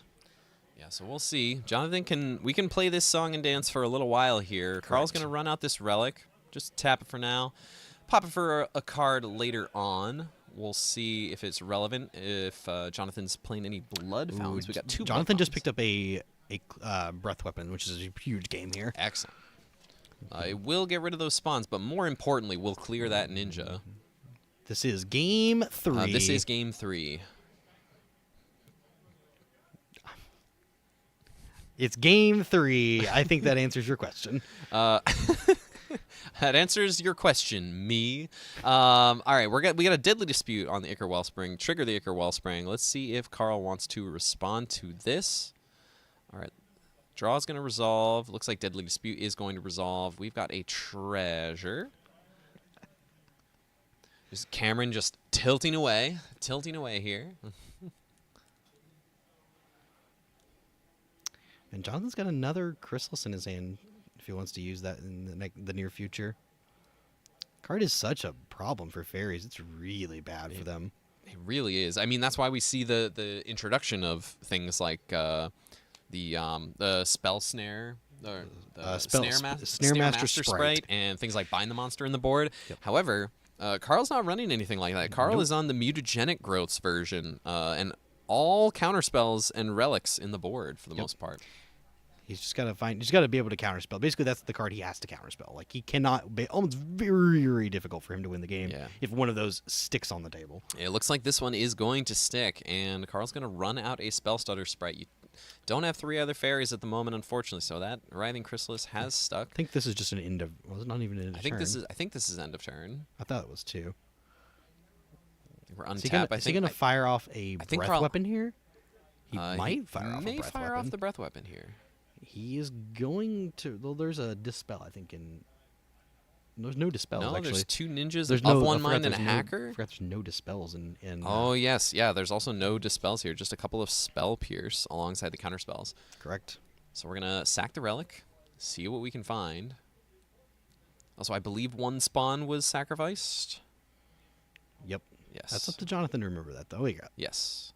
Looks like you just let the spawn die. Actually, that's probably smart, so you make sure. Well, I mean, you could float the mana and still play around Spell Pierce there and get your Chrysalis a little bigger. Yep. But likely to not be of too much consequence, as this Chrysalis is quite big here. Fairy Seer hit the table. We're going to put Land Hacker on the bottom. We're going to run out one of these hackers, or one of these ninjas. There's 2 other ninjas. So ninja of one mind, I believe. Chrysalis is still becoming a problem. It's just a actual brick wall. It just blocks everything, man. Yeah, it blocks everything. Hey, how about another another one? Another one. How about another one? Get in the red zone. Absolutely. This is your turn. Your time to turn the corner. Oh, absolutely. Carl's gonna fall down to 17. So if he fires off another Krark Clan, he does fire off a Krark Clan. It's All pretty right. good here too, because it can just kill this ninja if he needs it to. He does take It care of the 2-1. It also beats up on the another ninja. Another ninja come into play too. Carl's gonna cash in that of one mind for a single mana. It's a single mana if you have a human and a non-human. Otherwise, it's a divination. Which he does have a fairy in the ninja. We got Fairy Miscreant and a passing of the turn. End step, we're going to Eviscerator's Insight. One of these. Correct. Trigger Chrysalises. Correct. Jonathan knows what's up. That's right. Grow both of these. Draw a couple new ones. And we're going to untap. And these spaghetti monsters are just going to be too much for Carl's board to handle, like, basically already. Yeah, I think this is probably the game. Got a Lembus. There's a Gal Gonna see Blast on the Blast. top. Yeah, I think you want that. I think I think that so. that feels There's pretty good. There's a breath weapon that just clear the way, and you can just like start just chunking in with Sure. damage. Like, this might be next turn. He might just be dead next turn. It's true. It looks like Carl's gonna take the full hit, go down to 10 here on tap. Let's see if Carl can I think do Carl's anything. on blocking duty this next turn. We've got another relic. No counter spells to be seen. Whoa. Full swing. I wonder if Jonathan goes for a breath weapon here, or if he just throws the Clark. He does throw the Clark Lantern. I like this block here. Make sure you're denying the card, and if they want a ninja, then you can go for some things. That's true. You can. Ninja, pick up the seer. Sure. He can sack for 2 damage if he really wanted to. Which I think he just wants to sacrifice here. Pump the Chrysalis, and he can sack both these artifacts, and one will go back in the deck. The Limbus, and you get to kill both of the ninjas. And you do this by holding priority with the Karkland Correct. Shaman, because if you let one resolve, then your Karkland Shaman will die. And for all our fellow Moto folk out there, Yes. hold that control button. Hold that control button. I had to watch, or I had to listen to a story. I was told a story by Jay where he had brand new to Magic Online, and he was playing Affinity and did not understand how to hold priority. And he went to try to like wrath a huge board of stuff and wrath all X1s. That is a tilt. It is a tilt. That'll kind of get you off Magic Online if you're not if you're not willing to. It's a cruel thing to start. You just got to give it some time. This is true. All right, Carl is second ninja. I think this is in end of combat step. This is end of combat. End of combat step. Getting another ninja into your hand. No, this is still before damage. Oh, this is still before damage. Correct. Ooh. Oh. Very nice. Okay. I Now are we? know that it's now? good. I don't know if it's quite good enough. I'm just show you the Cast two down and removal Gal spells. Blast. Show you the 2 removal spells, and then clean up the game next turn with. It doesn't. Really We'll do it matter. we'll do it this way. Yeah, just clean up the game next turn because you just got these 2 gigantic dudes to put him to 1. Okay, Well, here's a he's fairy gonna- seer. that fairy seer is on blocking duty. Yes, if it even gets to block. Well, depending on what Jonathan's hand is, it probably doesn't. It will currently. So we need 1 point of damage. We need 1 extra point of damage across. What is this? This is Twisted a cycle. Gatescape. Time to with attack. both of our Chrysalis. Carl's gonna take it. Carl's not a coward. There's a Carl's going to 1. there's a cast down too. There is a cast down. Here's the Krarkland Shaman. He's giving himself the maximum amount of opportunities to still get back in the game. This is true, but is looking quite dire. It is looking grim.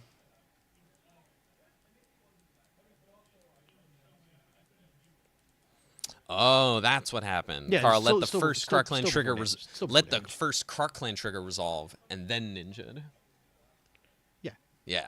Because he did it for 2 to kill all of the ones. Right. So you swap out the X1 Yeah, for before the the second 2/2 one resolves, and then let the second one resolve. Ah, Yeah. yes.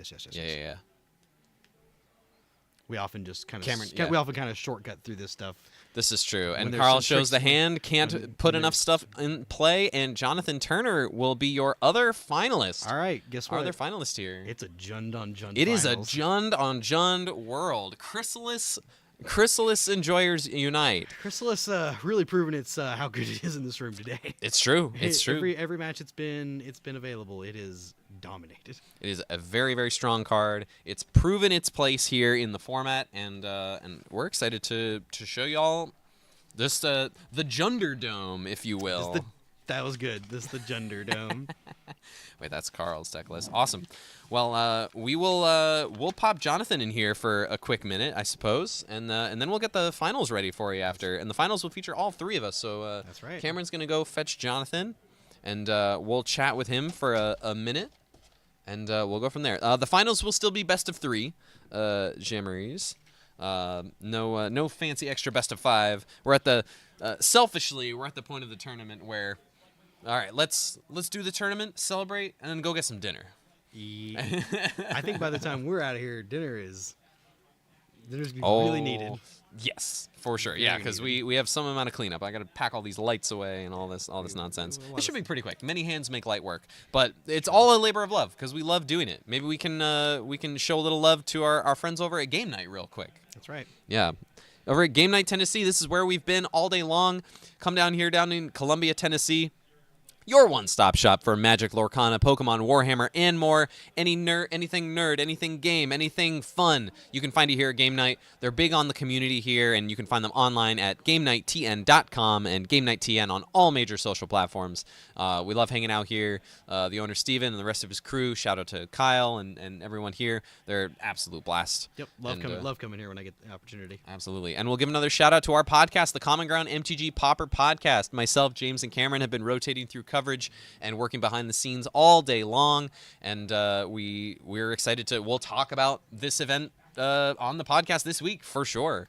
So you can expect a full, more maybe some behind the scenes story, full recap, all of that jazz. We'll also chat about. So yeah, we're looking forward to that. So Beautiful.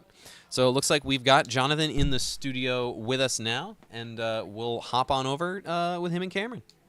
Jonathan, Hi, Cameron, congrats. yeah, thank What's you. up, buddy? Thank you. You are, what do we call you? Like, we refer to you as one of our Alabama folks. Yes. Because you'll come to our Pauper locals here in Tennessee, and you and some other friends make the trip from Alabama. So we appreciate that long trek. Thank you. And really, you putting up a really good showing today. So awesome. Have Yeah. you been on Jund Wildfires for a little bit then, or No. how'd you pick it up then? I picked it up because I saw it. I saw it doing well at a Brazilian tournament on the MTG Top 8.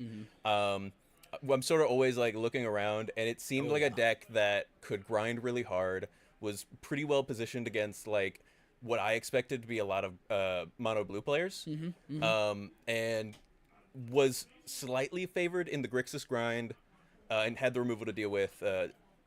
Basking Brood Scale, which is basically all you can ask for. Plus a main board, Pulsa Marasa. Just cross your fingers against the fast decks. Exactly. Good Delta, you had mainboard Toxic Analysis, mainboard Pulsa Marasa to try to sneak in some a little bit of life gain, get your Chrysalises set up. The deck just fights on a lot of different axes. It's such a sick deck. I played some games with it. It's been a blast playing it. It looks like you're piloting it well and to great success. You're playing full in the finals. They'll be on the Jund Brood scale. Have you had much of that experience before? Yes. So I had me and this person. No, it was somebody else. I played against Jund Brood scale earlier in the tournament. Game 1 felt great for me.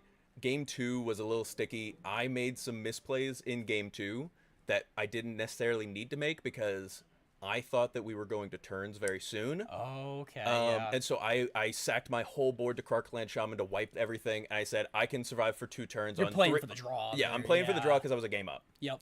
And then what ended up happening was our judge came over and reminded both me and the other player that we had 10 minutes extension because we had been deck checked. So I'd made some misplays there. I would love to. I think I still could have taken that game if I had just been a little bit more patient and been aware of my You're time. here in the finals now, though. That's all you can ask for. That's true, right? True. I've had a great day.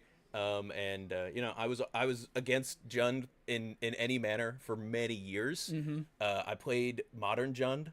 And at the worst time you could be playing Modern Jund. I mean, I was playing against Okos. I was Junding. So post Deathrite Shaman. Yeah, Deathrite Shaman's gone. Oko's on the field. You're getting -1 to everywhere. It was and I was really I was really upset. But I'm happy to be on it today. Well, hell yeah! Congrats, man. Thank you. Can't wait to watch finals. Throw it back over to y'all. Awesome. Thank you so much, Cameron. Thank you, and congratulations to Jonathan, our second finalist for the event. And we've got some finals to get set up for you. So we're gonna take a quick little break. But when we come back, the match for the trophy, this trophy, and all 3 of us in the booth. So we have some things to set up, and then we'll get to bring this match to you. Don't go away. We'll be right back.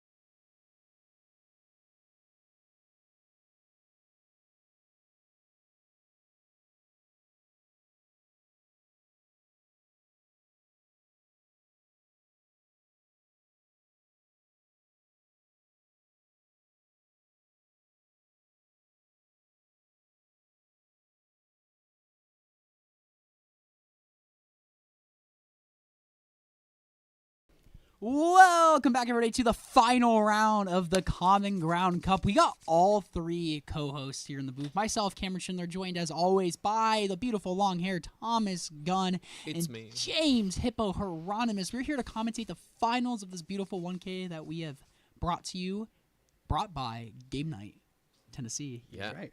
Thank you. Huge thank you to Game Night Tennessee.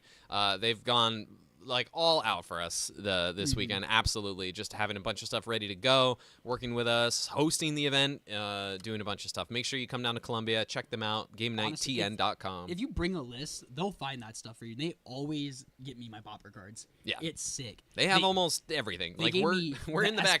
Esper Pixie deck for standard. I'm like, Yeah. Steven, you have these cards? He's like, yep, here's them all. I'm like, sick. And again, it's also brought to you by us, Common Ground MTG. We are a Pauper podcast. We bring you a podcast every Thursday. Lots of variety, metagame updates, tournament reports like this one next week, and just lots of in-depth stuff.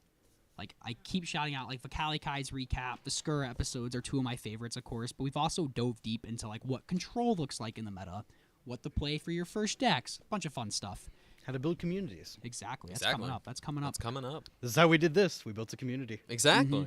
We did. We Well, did. We did it. Thank you to Derek Smith.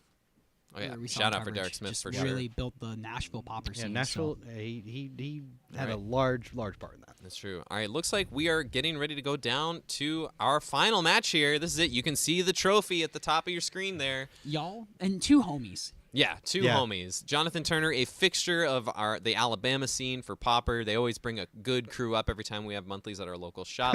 Love this And, attack for one they've been consistently doing yeah, it all Full is day. consistently attack for zero. And Michael Full, one of our Nashville locals, just an absolute heater. The Both plant's heaters. so strong it sent the landscape to the graveyard. It did exactly that. Let's see. Fetch for a forest here. Full just passing on 2 mana. I wonder if he's holding up a Deadly Dispute type effect here. Man, I think I see it on the far right. y'all. Jonathan gonna untap. This is it. Yeah, this is it. This is the I know. finals. You're What a- like shaking. You're so excited. I am. C2. This is gonna be a grindy one, I think. Fall to Whispers into an Ichor Wellspring. Draw a card. Send it on back. There's We're that gonna Deadly Dispute. Deadly Dispute. Turn that the plant Colony into a Garden treasure. I'd y'all. love to ramp myself and draw 2 cards. Yes. Seems good. And early Chrysalis might not be the worst plan to start this game. Like, hey, I'm going to soak up some of your removal, and then I'm going to want to end with a combo finish. How do y'all think this is going to end up? Well, it would help if I could see the hand. Yes, it's a little hard, but What about the matchup in general? Yeah. Oh Yes, yes, more of a I general. think Full needs to run out of Jonathan out of his removal to start the game, and try to find. He's got so much card draw, like so much selection in his both deck. Yeah, they both do. I think I think the overwhelming presence of it on Jonathan's side is going to, or on Full's side is going to really probably put him over the top there. But we do see Malevolent Rumble milling over to other Rumbles, and Jonathan's going to go tap that is lane, big game. go, pass it back to Full. Full is ramped with this Eldrazi spawn and this treasure. Looks like he's looking for the mountain, digging for the one mountain in the deck that does exist. I did not think it existed in this 75 when I played it in Atlanta. Different but it 75. did. Different 75. Well, I slightly guess. different, but basically the same cards. Yeah. Colony Gardens. Yeah, the same box. Yeah, same The same deck box you handed me, but Yes. some changes. Yeah, I've liked the Colony Gardens a lot. They've looked really strong all day. It's hard to hate it when it's doing this well right now, you know? Yeah, absolutely. Yeah. Let's hear it in chat. What do you think between Jund Broodskale and Jund Wildfires? Obviously, we'll have a Jund winner, a Writhing Chrysalis finish. But if y'all have any thoughts on Broodskale v Wildfires, let us know in Eat chat. your heart out for Jund decks. Pauper's a good home for Jund these days. It is. It's obviously proved it in the course of our tournament today. Thank you, Chrysler. Remember, not a junk card, a colorless card. Though, A as we- colorless card. It is pyroblastable. Or sorry, hydroblastable. Hydroblastable, yes. As Devin learned most unfortunately in the semifinals, as Michael Full's gonna lead off here with an Ichor Wellspring. We're gonna draw a card, play Colony Garden, get another rectangle, Beautiful foil Colony Gardens. another attack for 0. Michael's into this. We're gonna Deadly Dispute the Ichor Wellspring. We call that a ancestral recall, I believe. Build your own ancestral recall, in fact. That is what we refer to it in the business. Both players brought ample amount of tokens. We appreciate that. It makes it easy for us on coverage. There's not just 6 backwards magic cards with different dice on them. Exactly. Oh, Jonathan showing off that hand on coverage. No stranger to being on camera. We got a tap land for Jonathan here. You have another dead Ooh, Run players out the refurbished familiar. are not Now, short on cards. The refurbished familiar I think is a key card in the matchup. In order for Jonathan to really get going with their game plan, they're gonna need to have some early pressure here, and familiar is part of that plan. 2 familiars. All right, we love to see this if you're nice. a Jonathan fan. Ditching Nadir's Nightblade on the second one. Was Michael's gonna untap. First card pitched? That was the second card pitch. Oh, okay, I missed the thank you. first card. Me too. That's okay. All right. I was too busy laughing at our chatter, Yeah. hoping This for is Grixis true. tempo to win. I also got distracted. Looks like Michael's going to run out this makeshift munitions. We're going to sacrifice. Ping or Furby. That's nice here. All right, draw a Deadly card. Dispute we see. Yep. We're going to deadly dispute it in response. Oh, so many cards. Draw being a couple slung across the cards. Table. Fool's like, Make hey, a I got this Icar treasure. trigger. Is Jonathan going to make the treasure here? Is that missable? Jonathan, you're not able. You can't miss this treasure. Nope. Hey, we're he good, got Thomas. it. He got it. Yeah, we're good. I'm sure Garrison is nearby. I would imagine so. In fact, I guarantee you he's sitting at the table right next to them. Another Icar. Because Garrison is a goat. Garrison is the GOAT. It's very true. Lots of cardboard just being slung around for each player. And we're going to see. This is rectangle theory up the wazoo on the brute scale side. We got right another now. Icar being able to be slung at this refurbished Miller. Full points to it. Ooh, not the Icar. He chooses. That makes me think he has a Deadly Dispute in hand, maybe. Ooh, Chrysalis is Here pretty comes good the here. Chrysalis. The first to Chrysalis. First I Chrysalis. guarantee you it belongs will not to be the Jonathan. last. I'm sure it will not be the last. Full picks up a forest for the turn. Full's hand looks like just a lot of card draw, and I saw a couple statistically, it looks like. Is he going to run out a Eviscerator's Eviscerator's Insight, draw 3? He's got time. With the spawn already in play, if Jonathan doesn't have We see a a cheap Snuff Out, answer, too. there's a snuff Oh, out. wait, Looks was like it Jonathan also has a galvanic blast. No Snuff Out's main board No? from Full. Excuse me. So that must have No. been. I think that was an Eviscerator's Insight I saw. I believe so. It looks like Jonathan's on 2 snuff outs in the main. We got a third one in the board here. So snuff out is on. It should be on Michael's radar potentially. We'll see. We'll see if that's the case. Certainly something like a cast down or a galv blast. We got one man open up for Jonathan. So Full, I can't tell if he has the Basking Brood scale in hand, and if so, he kind of wants the rest or safekeeping just to like, what do you got going on? It's true. It's tough. I mean, you can get yourself into a spot where you can, with the makeshift munitions in play, you can get yourself into a spot where you can just dump the combo and go. But finding a window is going to be very difficult here, because you also have to contend with this Chrysalis. All right, here's our first Wildfire of the finals. James's favorite card in the matchup, for sure. Well, I think it's fine on the Wildfire. Jund Wildfire side. Note, there is no swamp on Jonathan's side to cast Snuff Out. Still. Oh, excellent. Okay, So- okay. That is a fun wrinkle. Yeah, so that's Wrinkle one here. less thing Full has to play around here. We Okay. see another Wildfire off the top for Jonathan. Have we seen a snuff out in Jonathan's hand? I don't think so. All right, Full's going to take it. Yep, sorry. No, you're good. We're all here. We're all doing the same thing, baby. Yeah. We're all here because we love it. Man, that Card is Clan true. Shaman, you can just kind of ping it when you need it. Not super threatening right now in the face You of can move in makeshift closer this conditions. way if you need more room, James. Thank you. Yeah. Come on, come on. I'm halfway off. Yeah, no. I'm tiny. Come on over. I'm not. Yeah. There we go. There we Nice go. and- Yeah, get nice and We're cozy. nice and snug on this couch. Or couch. This might as well be. 2 chairs put together. All right, Michael thinking through his turn here. Looks like there's another Chrysalis, or Michael's first Chrysalis could potentially be run out here. Looks like that's going to be the play. Good place to start. Like, at least, like, gum up the board. Yeah, these are going to be some messy boards that these players are going to need to navigate through. At least we're not getting. At least we haven't gotten into the Krark Clan Shaman math yet with a toxin analysis. Yeah, Hippo and I had fun with that earlier. That was rough. Yes. Looks like we got You one. did get it perfect though. players have been on it. We got one toxin analysis in the main for Jonathan and one in the sideboard. But the Cart Clan's going to get taken care of here by this makeshift munitions, I believe. Probably not looking to crack the toxin if he has it, though, just because keeping your Chrysalis is... Right. They're going to keep each other want, at bay. Exactly, exactly. And right now, Jonathan's is larger at the moment. They're essentially the same size with the 2 spawns on Michael's side. But the makeshift munitions could throw a little bit of a wrench into that plan. Mm-hmm. See a Limbus from Jonathan.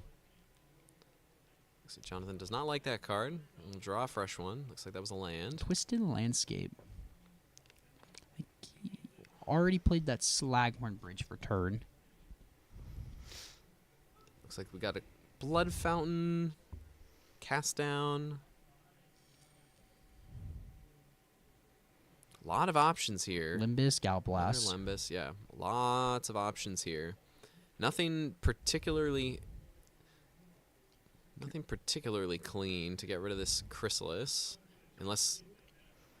I could be mistaken on the cast down. We're going to start with the Blood Fountain here. Blood Fountain, I imagine to be very strong in the matchup. Deadly Dispute, Cleansing Wildfire from Jonathan's hand as I'd be inclined to agree with you and say Blood Fountain's pretty good. Yeah, that may give Jonathan the staying power he needs. If these players are just going to go back and forth and trying to leverage who has the bigger Chrysalis. But if Foal's the last person to be going back and forth and he ends it with a combo, that's true. Like this deck will get you even if you think you have 2 pieces, 3 pieces of removal held up, and it's true. So the rest, Tameo safekeeping can stop that. So that's the maze that Jonathan needs to navigate here. And you're always thinking on the Brood Scale side, your opponent has a million cards in hand, and you're thinking that is 7 ways to stop my combo, and it's just not. Jonathan checking something here.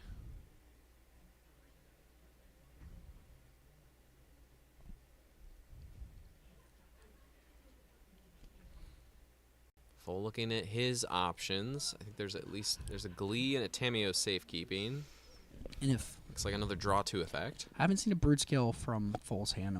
Kind of hard to see it, keeping it pretty close. Oh, there it is. Oh, there it is. Okay. Whoop, there it is. We might be going for it here. I think he's probably going to go for it. Looks like he's going for it here. I think he realized he's safe from Snuff Out. Yes. He is, so in fact, can only have so many things. There's the safekeeping. Cast down. Cast down. That is that other right. Okay. That one's going to work. So Full is going to have to go back to the drawing board for the combo plan. Looks like he has plenty of sadistic glees in play to draw towards. I think I actually would have sacked the Brood Scale there with the makeshift munitions potentially. Oh, okay. Because you get an extra counter on the Chrysalis. You would get an extra counter because you're sacrificing an Eldrazi. All right. Full's going to run out a Shambling Gas then and pass the turn. So no combo win this turn, but certainly possible as the game progresses here with several other sadistic glees in hand. Jonathan surveying his options. We're going to start with Wildfire. We can unlock Snuff Out here, I imagine. Oh, he has a swamp. Jonathan has a swamp. Where? It's right here. Oh, there it is. Must have gotten it a turn or 2 ago, but definitely has a swamp now.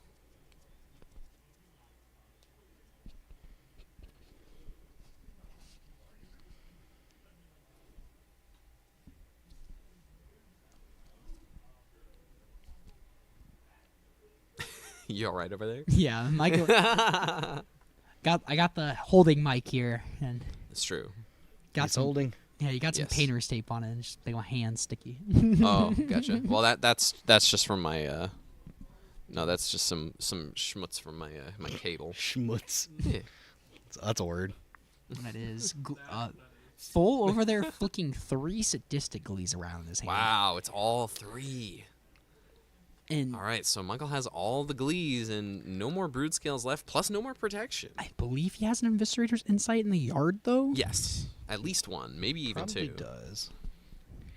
He usually, Ooh, I know. Jonathan has the Spell Bomb. Jonathan might be able to just pop the graveyard right now. Let's see if Jonathan. That's big game. Oh, he's gonna pass. He's gonna give Michael an opportunity here. Let's see if Full sees it here. Let's see.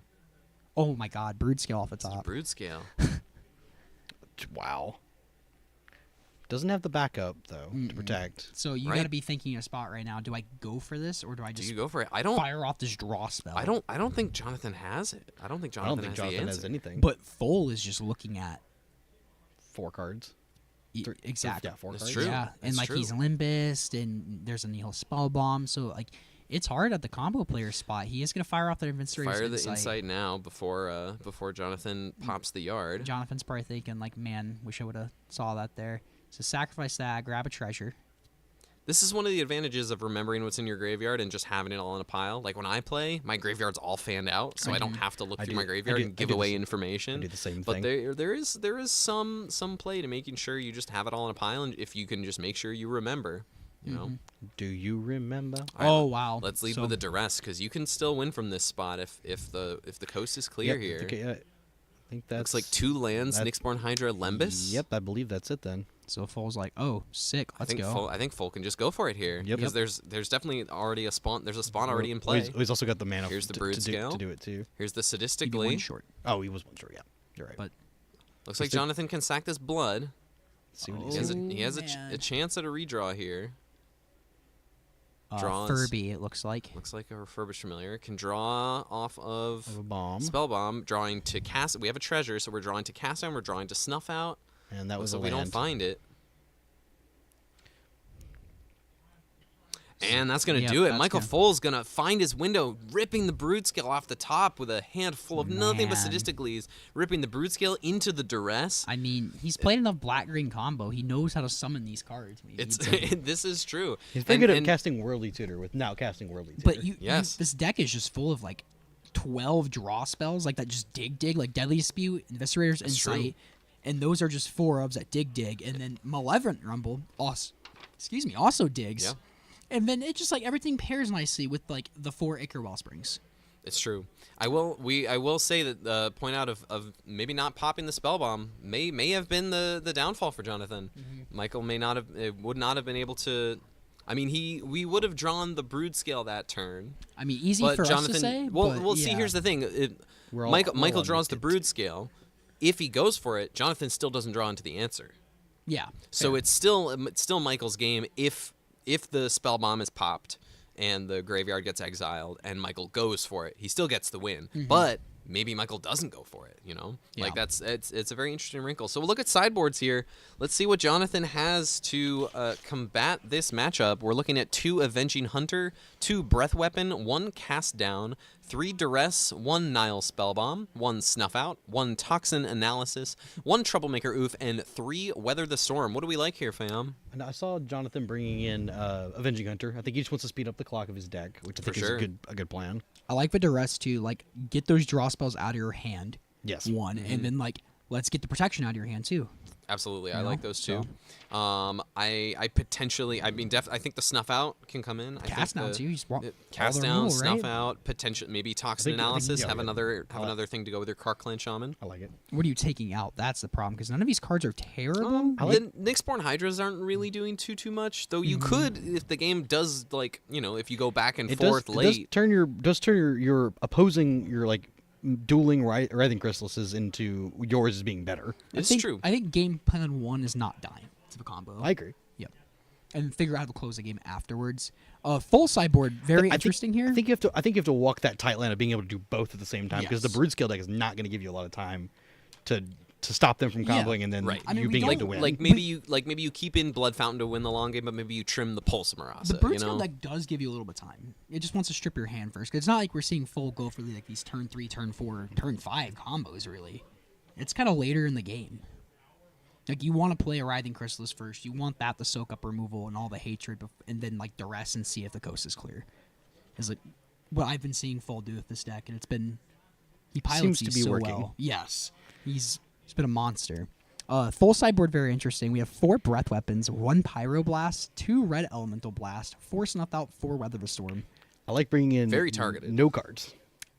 Yeah, I agree. Maybe a Snuff Without Out. maybe because you just want to be able to fight through their crystals maybe. And then it's not super good against it. No, I think you just want to be lean, mean, and a Brood Scaling machine. Because there's nothing in your deck that's like, wow, this is horrible. So I Wow, that was horrible. Exactly. Nothing like that on full side. So I like keeping. I'm not sure if we saw him sideboard or not. but I like keeping just the Yeah, I think stock 60. Yeah, I think I don't think I would bring in really anything. He seems very, very well tailored for this kind of matchup. Doesn't happen very often, but it is a choice you can make. Yep. I know one of my favorite moments in Magic history is the first Pro Tour finals that I ever got to watch. In the player who ended up winning sideboarded in exactly 0 cards. He was so tuned to the matchup that he played in the finals, he did not have to board in he boarded in 15 cards and took out the exact same 15 cards. That's funny. Yep. You will see people do that at the Pro Tour level. They'll just shovel in their entire sideboard and then just pull the 15 cards they don't want. That's exactly what Craig did. Hey, you want to disguise as much info as possible when you're at that level and when those little things matter. All right, we're looking at some opening hands. Jonathan's looking at a Deadly Dispute, a Karkland Shaman. Snuff Out. Snuff Out. We've Doctor got Who a Snuff couple Out. lands. We got a bridge and a landscape. Looks like a couple bridges. So it looks like our mana's online.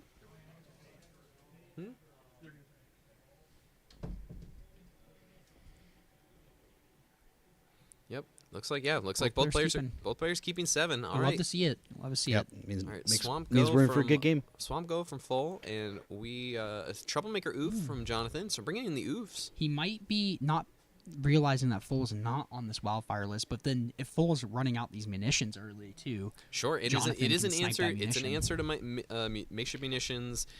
You can randomly also just get tag like Wellsprings and treasure tokens if you know And it. we saw how annoying the munitions was to the Jonathan's Karkland Shamans too. Correct. Here's the Ichor Wellspring. We're gonna draw a card. Just swamps. All right, we got a forest in there, so not necessarily I guess color screwed here. If I'm full, I'm pretty happy if my opponent is using resources to take the Ichor.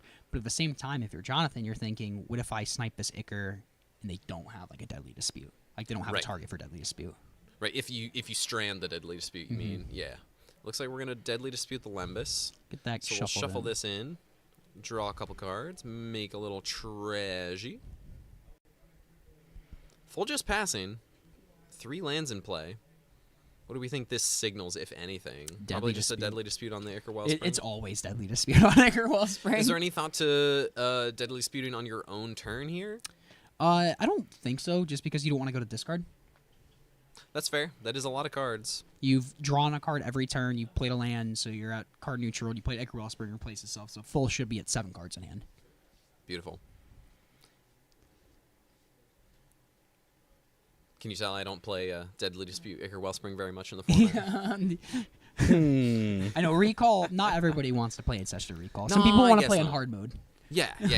I like playing. I love playing on hard mode. Lately, I've been on playing easy mode, but playing. All right, here we go. We've got a turn 4 Avenging Hunter ahead of schedule. Yeah, that's and what this you is want. an uncontested initiative for That what is looks to be big several game. turns. Even if Full is able to deal with this Avenging Hunter, Jonathan is in the dungeon for a little while here. We see a Snuff Out from Full. I'm imagining Full just wants to fire that off now.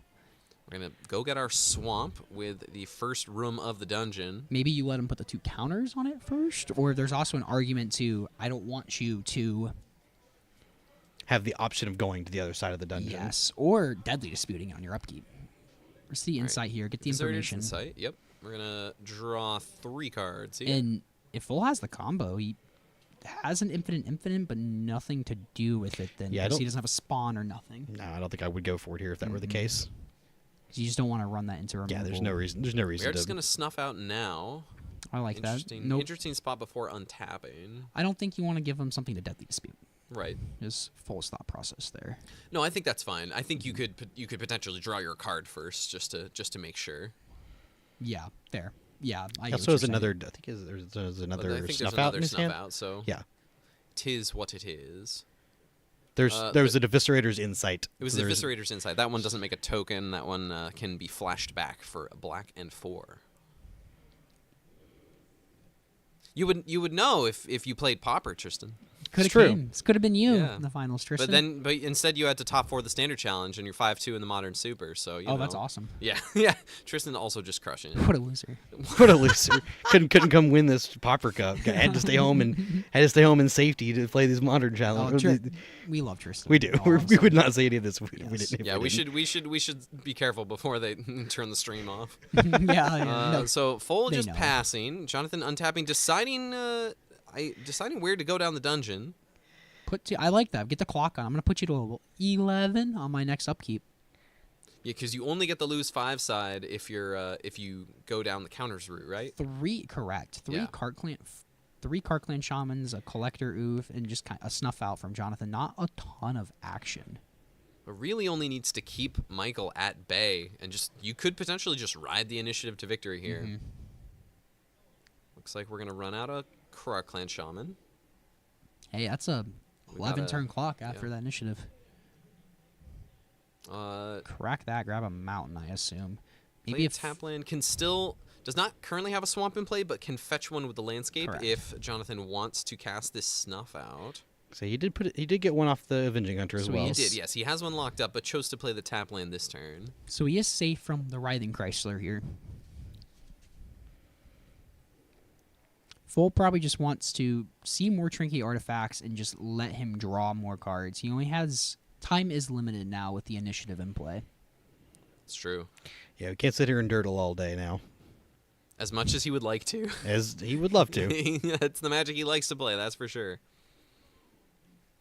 We got 5th land here. We're gonna run out of Our Writhing own Chrysalis. Chrysalis. Jonathan's probably thinking that is fine. I have this Snuff Out here for it. But really, Chrysalis just putting him a spawns in just to make it so much easier combo is nice.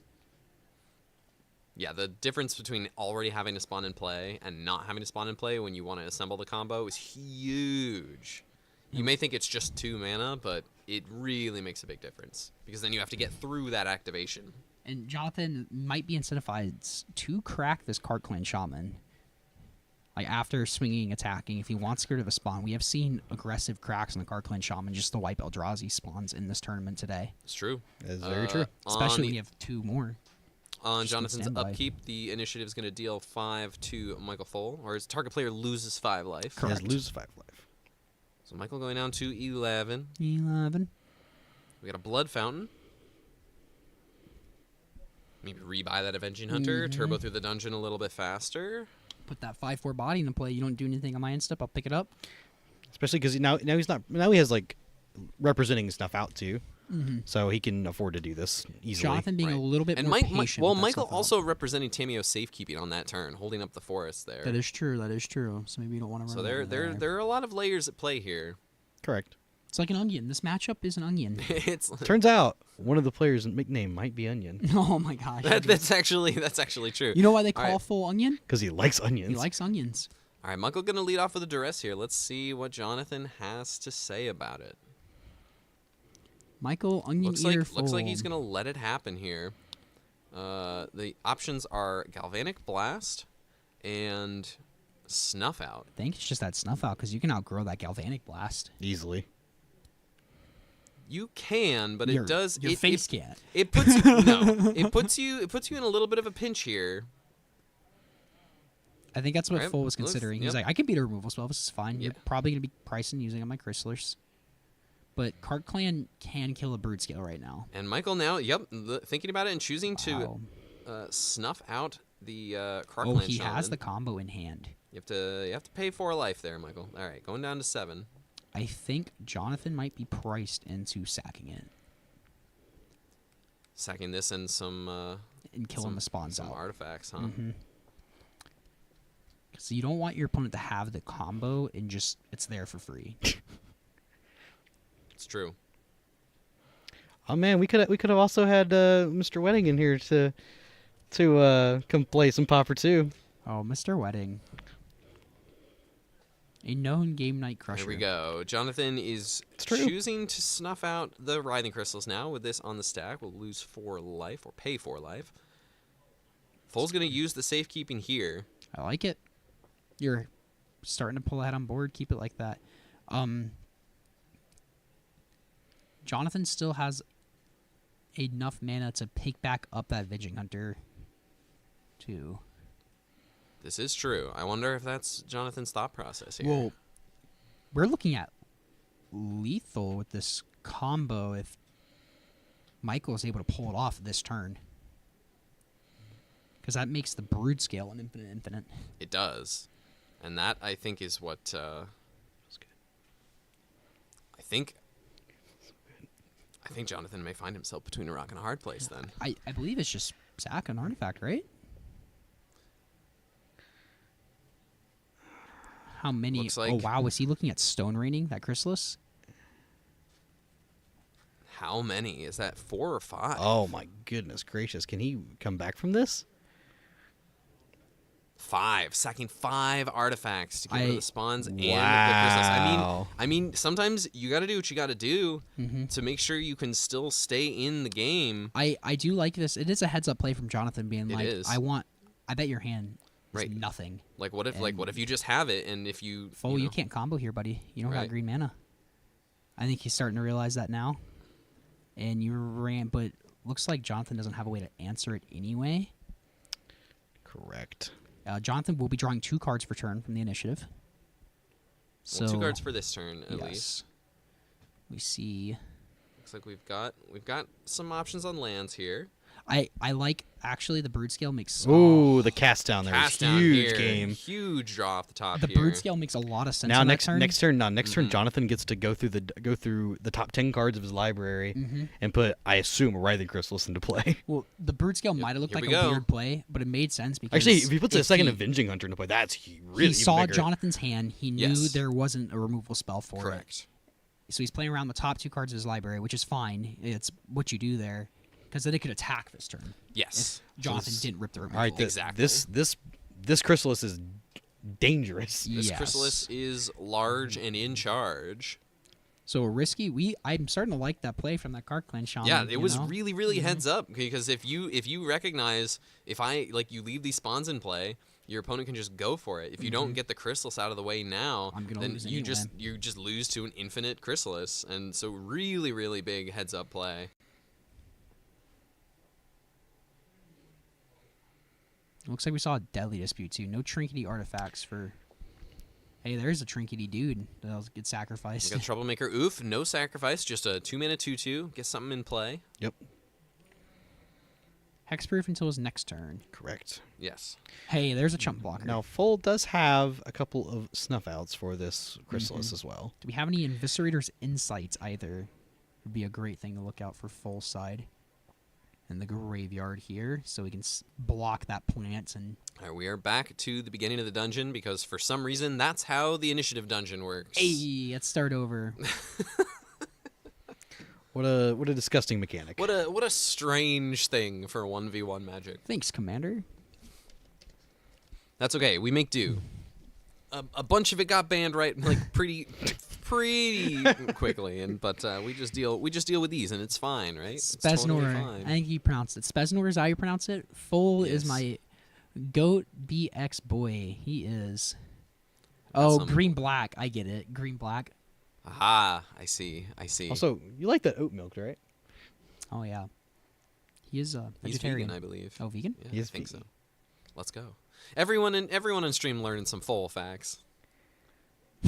I think Spezner thinks he's someone we know. I do not know. or Who's recognize this? a Who's this Speznor. Speznor, dude?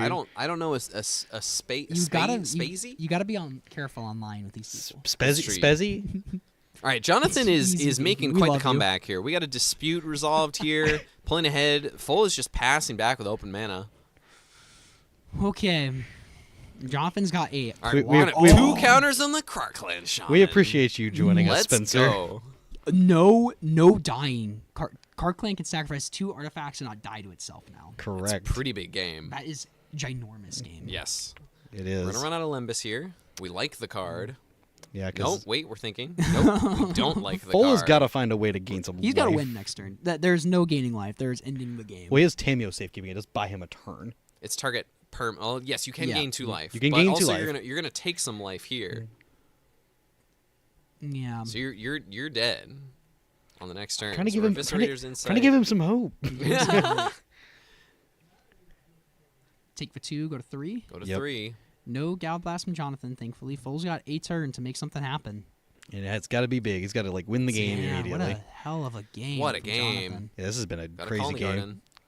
Keeps you alive for one more turn, I guess. I have news for you, Cameron. It does not. No, it does not. What artifact? Oh, those artifacts. Well, that no, does. we're about to go into Oh, the no, it does not. initiative. Target player loses 5 life. Oh, You're correct. that is a problem. Yes. That's what we're talking about. Yes, I was awesome on the same page. How about a sadistically on a plant token? How do we feel about that one? That's a new one for me, I gotta admit. Love it. Jonathan says lose 5 life. Jonathan says you lose 5 life, Hey. and Michael Foal has ceased. If your out is your opponent forgetting the initiative trigger, that's an out. Yes, no, You know? absolutely. Play to your outs. It wasn't an out, so Jonathan able to claw back into a game in a very tight spot. What a game. That was sacking 5 artifacts, a bunch of your lands. Had all 3 of us gasping. We're like, Yeah, wow, just wow. what does he do from here? Oh, you rip the cast down. Yeah, Duh. that was absolutely insane. Really well played. Super heads up play from Jonathan. Play to your outs. That was. You're like, I'm not gonna beat this Chrysalis if it keeps going. Who if he has needs it? another turn to combo with it, so I just need to rip a removal spell, kill everything. Absolutely. Beautiful. Absolutely. Yeah, who needs lands when you have the initiative? Exactly. Nobody. The initiative fixes you. Yeah, it does. It gets you out of your lands. All right, we're heading into our final game of the entire tournament. I agree with you there, Solmata. Gallade. That's sort of. I know who it is. I didn't want to blast him. Well, we've already blasted them. Real talk. If he doesn't do that, I think he loses sick Yeah, play. I agree. I agree. That was absolutely That was a sick. very good So play from big, Jonathan. Big ups to Jonathan. All right. So what is? Does Full need to adjust anything here? Are we thinking maybe Run it back, baby. Just run it back? I mean, not necessarily even in just sideboard choices, but just in terms of pacing threats, lining up, like going for the combo. Do you think Full's incentivized to just try and go for it as soon as possible now? Well, I think he's Does anything change? incentivized to just play Trinket Artifacts, play a Deadly Dispute, ramp a little bit, the rest of them, see if the coast is clear, then combo off. It's always the game. That's plan. just the game plan. That's just the game plan. And that's the game. No Vines of the Vastwood trick. It's the way the news goes. That's the way the news goes. Thank you for the kind words. Thank you so much for the kind words, Ian B52. We appreciate y'all hanging out in chat. It's been a lot of fun. Yeah, it's been We've been having a blast. It's been a good day. Comes down to this. It all comes down to this. Both we got mull to s- 6. Both mulling to 6. Who All is right. favored, do you think? Both players can be mulligan? favored to mulligan. I think if you both mulligan to Oblivion, it's whoever can play recall. Sure. You know? Sure. Yeah, who can dig out of it with their deadly dispute type effects? Yeah, who's casting recall on their Jund decks? Right. Oh, Pauper. Oh, Pauper. Pretty telling to see 2 Jund decks in the finals. This has been kind of the talk of the format of that this was the finals of the most recent Pauper-Geddon. It was 2 Jund Brood-Scale decks. And that was kind of the breakout tournament for the Jund Wildfires list as well. I really fell in love with the deck at that point. I thought ever since then, and I finally got my hands on it for the first time. once we added Snuff out to the deck took on a whole new level. Yes. It lends out both decks today. Full is playing my deck, and then our buddy Matt Carthel was playing Jund Wildfires. So, and Hippo, I believe you lent out some decks too. I lent out Mono White for someone who played in their first tournament period. Wow. Nice. And then I think that was the 75 I lent out. Or I lent 2. Did I lent out a second 75? I don't even remember what I lent out today. It's been a long day. Is it Scred? I did lend out. I did lend to out Wub, Wub. Is it Esper. Scred?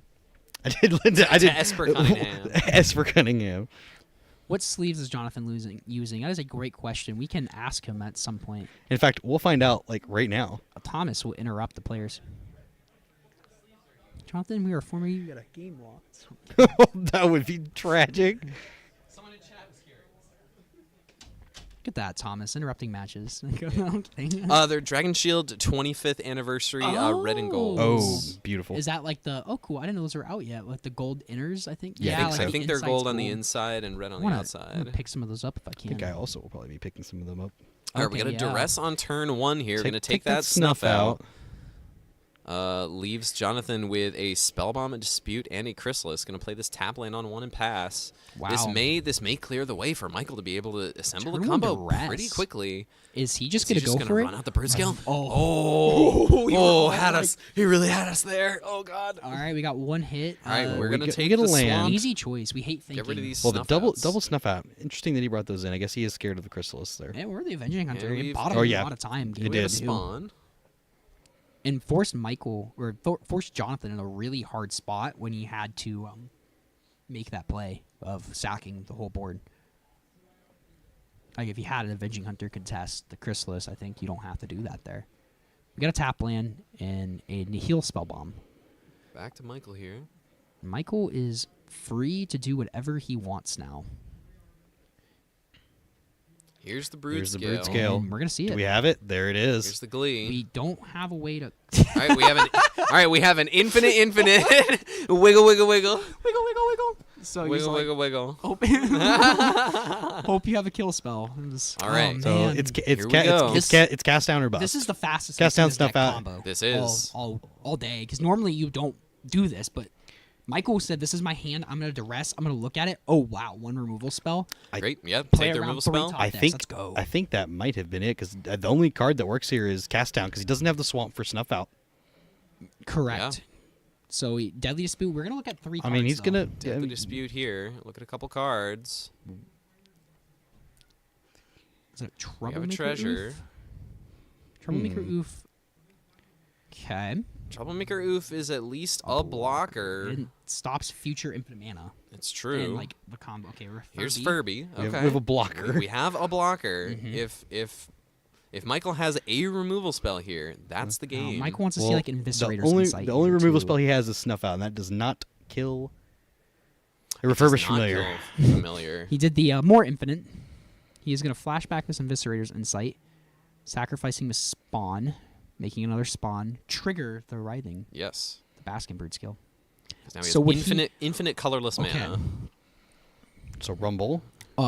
Did not have to pay the red there, but He did not. let's know hope what? if he hits In a fact, makeshift, his munitions would be very funny.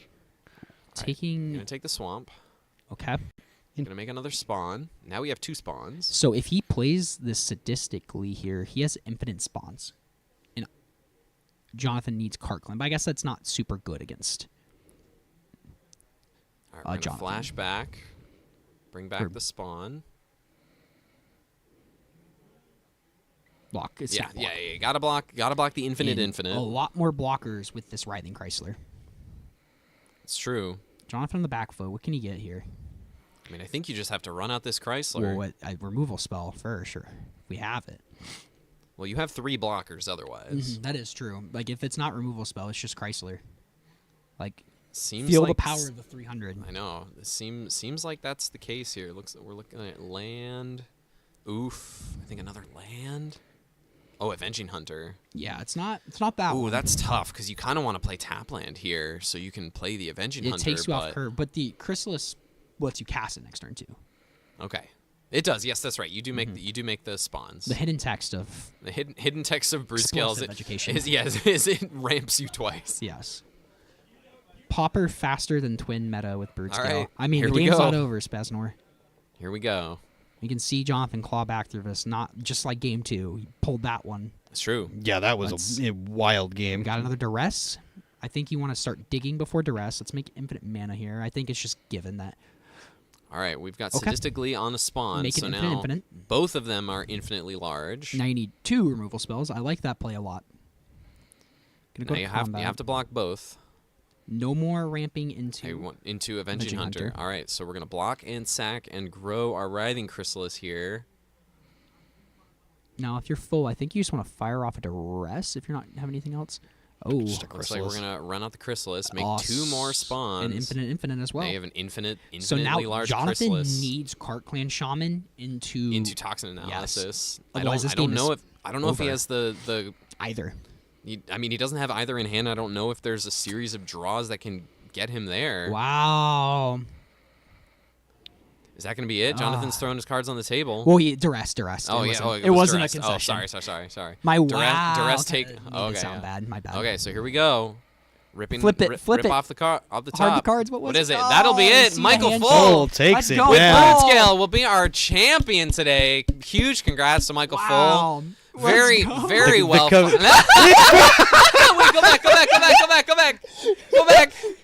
Yes!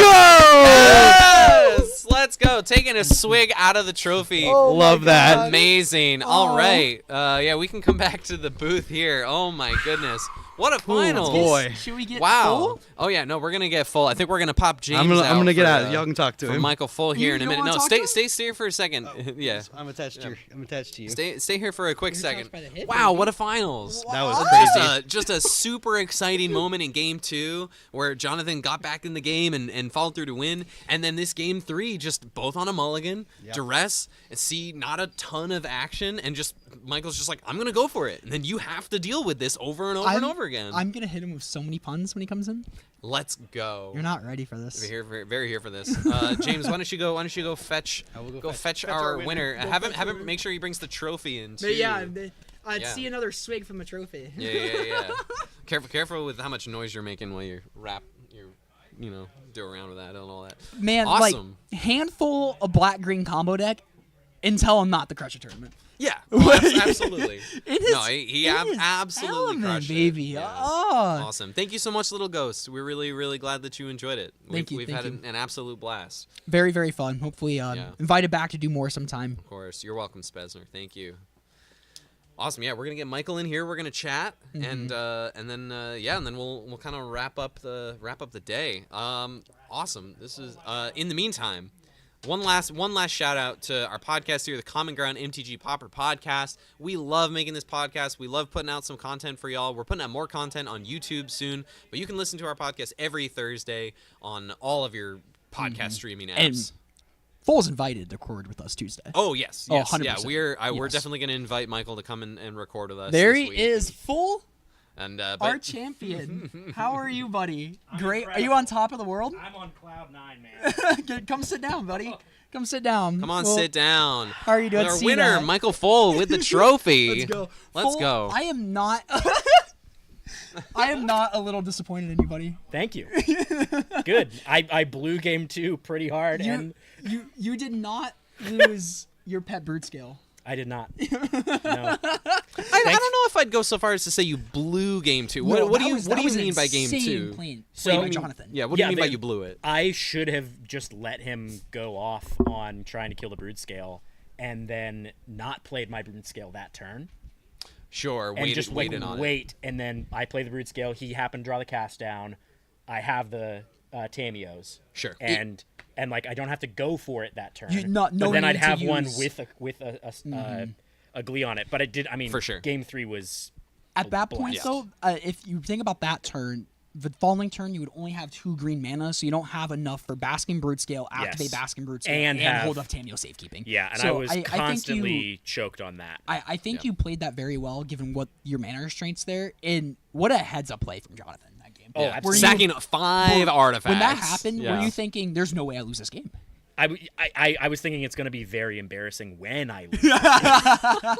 Because, like, I knew that I was looking at my hand and it was just like Glee. And I was like, great. Yeah, you were looking at a lot of glees for a long Yes, time. Yes, Glees. But, I mean, I would like to shout out Eviscerator's Insight. Oh my gosh! Best card in my deck. Insane. Besides Writhing Crystals, right? I mean, or is it up there? it was up there for Yeah, me. Being able yeah. to flash it back in the grindy matchups was like, this is what makes my deck grind harder than yours. Every Yeah, time. yeah. That's and we saw that when you had infinite mana too. You're just pay a black, do Yep. it. It was funny. You had infinite mana and you tapped a swamp to cast Or a mountain for your Malevolent Rumble. A mountain you still and tap a 2 forest. lands. And I'm like, if he hits a Makeshift Initiates, he's gonna be pissed. I would be so mad. I don't know. But yeah, there's no better feeling than going, I'll put a Glee on my spawn token. That was awesome. I'm like, Yeah, that was sick. Then the Writhing Chrysalis, it's like it's an infinite. You Yeah. need to have Karkland Shaman Toxin analysis, and we're Yes. looking. You don't see Jonathan's hand, but we're looking at neither of the two in his Yes, hands. and then so. I Well, then you duressed him. duressed, yeah. I duressed him, and he was like, "Yeah, the out is Deadly Dispute. Draw Draw Deadly those two Dispute cards. into both of those exact things." Yep. And it didn't happen. It didn't happen. Well, no. Congrats, buddy. Thank yeah. you. How are you feeling? Any shout outs throughout the day? Any really like awesome moments throughout the tournament? I'd just like to shout out to my haters who said that Scred is a bad matchup. Because it didn't feel like that to me. And big shout out to my last round opponent, Jonathan's a homie. Jonathan. It was Homie. I played against him earlier, and Y'all drew, right? we drew, and they were insane games. It was my best games all day were definitely against him both times. Nice. But Love to yeah, hear it. all my opponents were great. Everyone had a wonderful time. I mean, my team's awesome. So shout out Team Tilt. Have Team you two? fell in love with this format a little bit? Oh yeah, I absolutely love Pauper, and yes, and shout out to Game Night as well for helping put on this event. I'm very excited to continue coming down to events here Good. and hopefully snag that RCQ next Sunday. Oh yeah, So, shout out to that. We'll be there. Absolutely. Y'all look in the game. I We're will just be. staying at RCQ and Maybe I'll be playing Golgari combo. Who knows? yeah. I hope to see you around at more Pauper events too now. Yeah. So now you found your footing in the format. Absolutely. And don't let them ban this deck. People are gonna complain and say it needs to be banned. They're gonna be but- going, oh, look at what happened with Michael Fall. We gotta ban it. Yeah, for real. Do you feel like interesting on your take there? Well, maybe we'll get into this. You're formally invited to. I don't know what your work schedule looks like Tuesday, but if you want to come over and record a record the podcast. podcast. Oh. Yeah, so definitely we could talk a lot more in detail about there. I'll have to talk and see what You'll it figure it looks out. like, but that would be very fun. Heck yeah. Yeah. I think that really does it from the commentating booth. Just some final shout outs. Real quick before we go, we want to give one last shout out to Game Night. They have done an absolute bang up job, just like absolutely crushing this tournament. I think we got the slide pulled up here in a second, but we just want to make sure we give them a full thank you. Again, you can check them out, GameNightTN.com, down here in Columbia, Tennessee, for all your gaming needs and all your tournament needs. They run a great tournament. Insane inventory. Insane inventory. Absolutely. And yeah, you can absolutely expect the best and quality of service and product down here at Game Night. Carson, it's all yours in chat there, buddy. And just big, again, shout out to community. We can't do this without y'all. Yes. Really great to see a good show out in chat and y'all interacting. It's been a blast running this thing and just a really, really, really fun day, and can't wait to grind some more Pauper tournaments here and hopefully bring y'all some more Pauper coverage, y'all. Absolutely. We would love to do something like this again, and the only way we can do it is with a room full of great community members and, stores like Game Night willing to make it happen. And So- shout out Kyle, shout out Thomas. Yes, Y'all were huge thank you to Kyle. insane. Yeah, we see. Yeah. Thanks to, like just a monster running the stream all day. I mean, the stream has looked incredible, and like You should Thank see you. the setup, like the Oh, yeah. the stream deck and everything, switching to the overlays, crazy stuff. I've been in Canva a lot this week, just getting all the Making designs all ready. these designs you see with our names and stuff. The 3 at the end, just y'all are nuts. I mean, look at that little thing spinning. yeah, that was all y'all. Kyle, yeah. That's crazy. Yeah, y'all are nuts. I don't think we have any last words to say. Thank y'all so much. Yeah, thank you all so much. Tune in next Thursday. Yeah, and congratulations To to our Fall. winner, Yes. Michael Fall. Let's go get some dinner. Yeah, now let's eat some.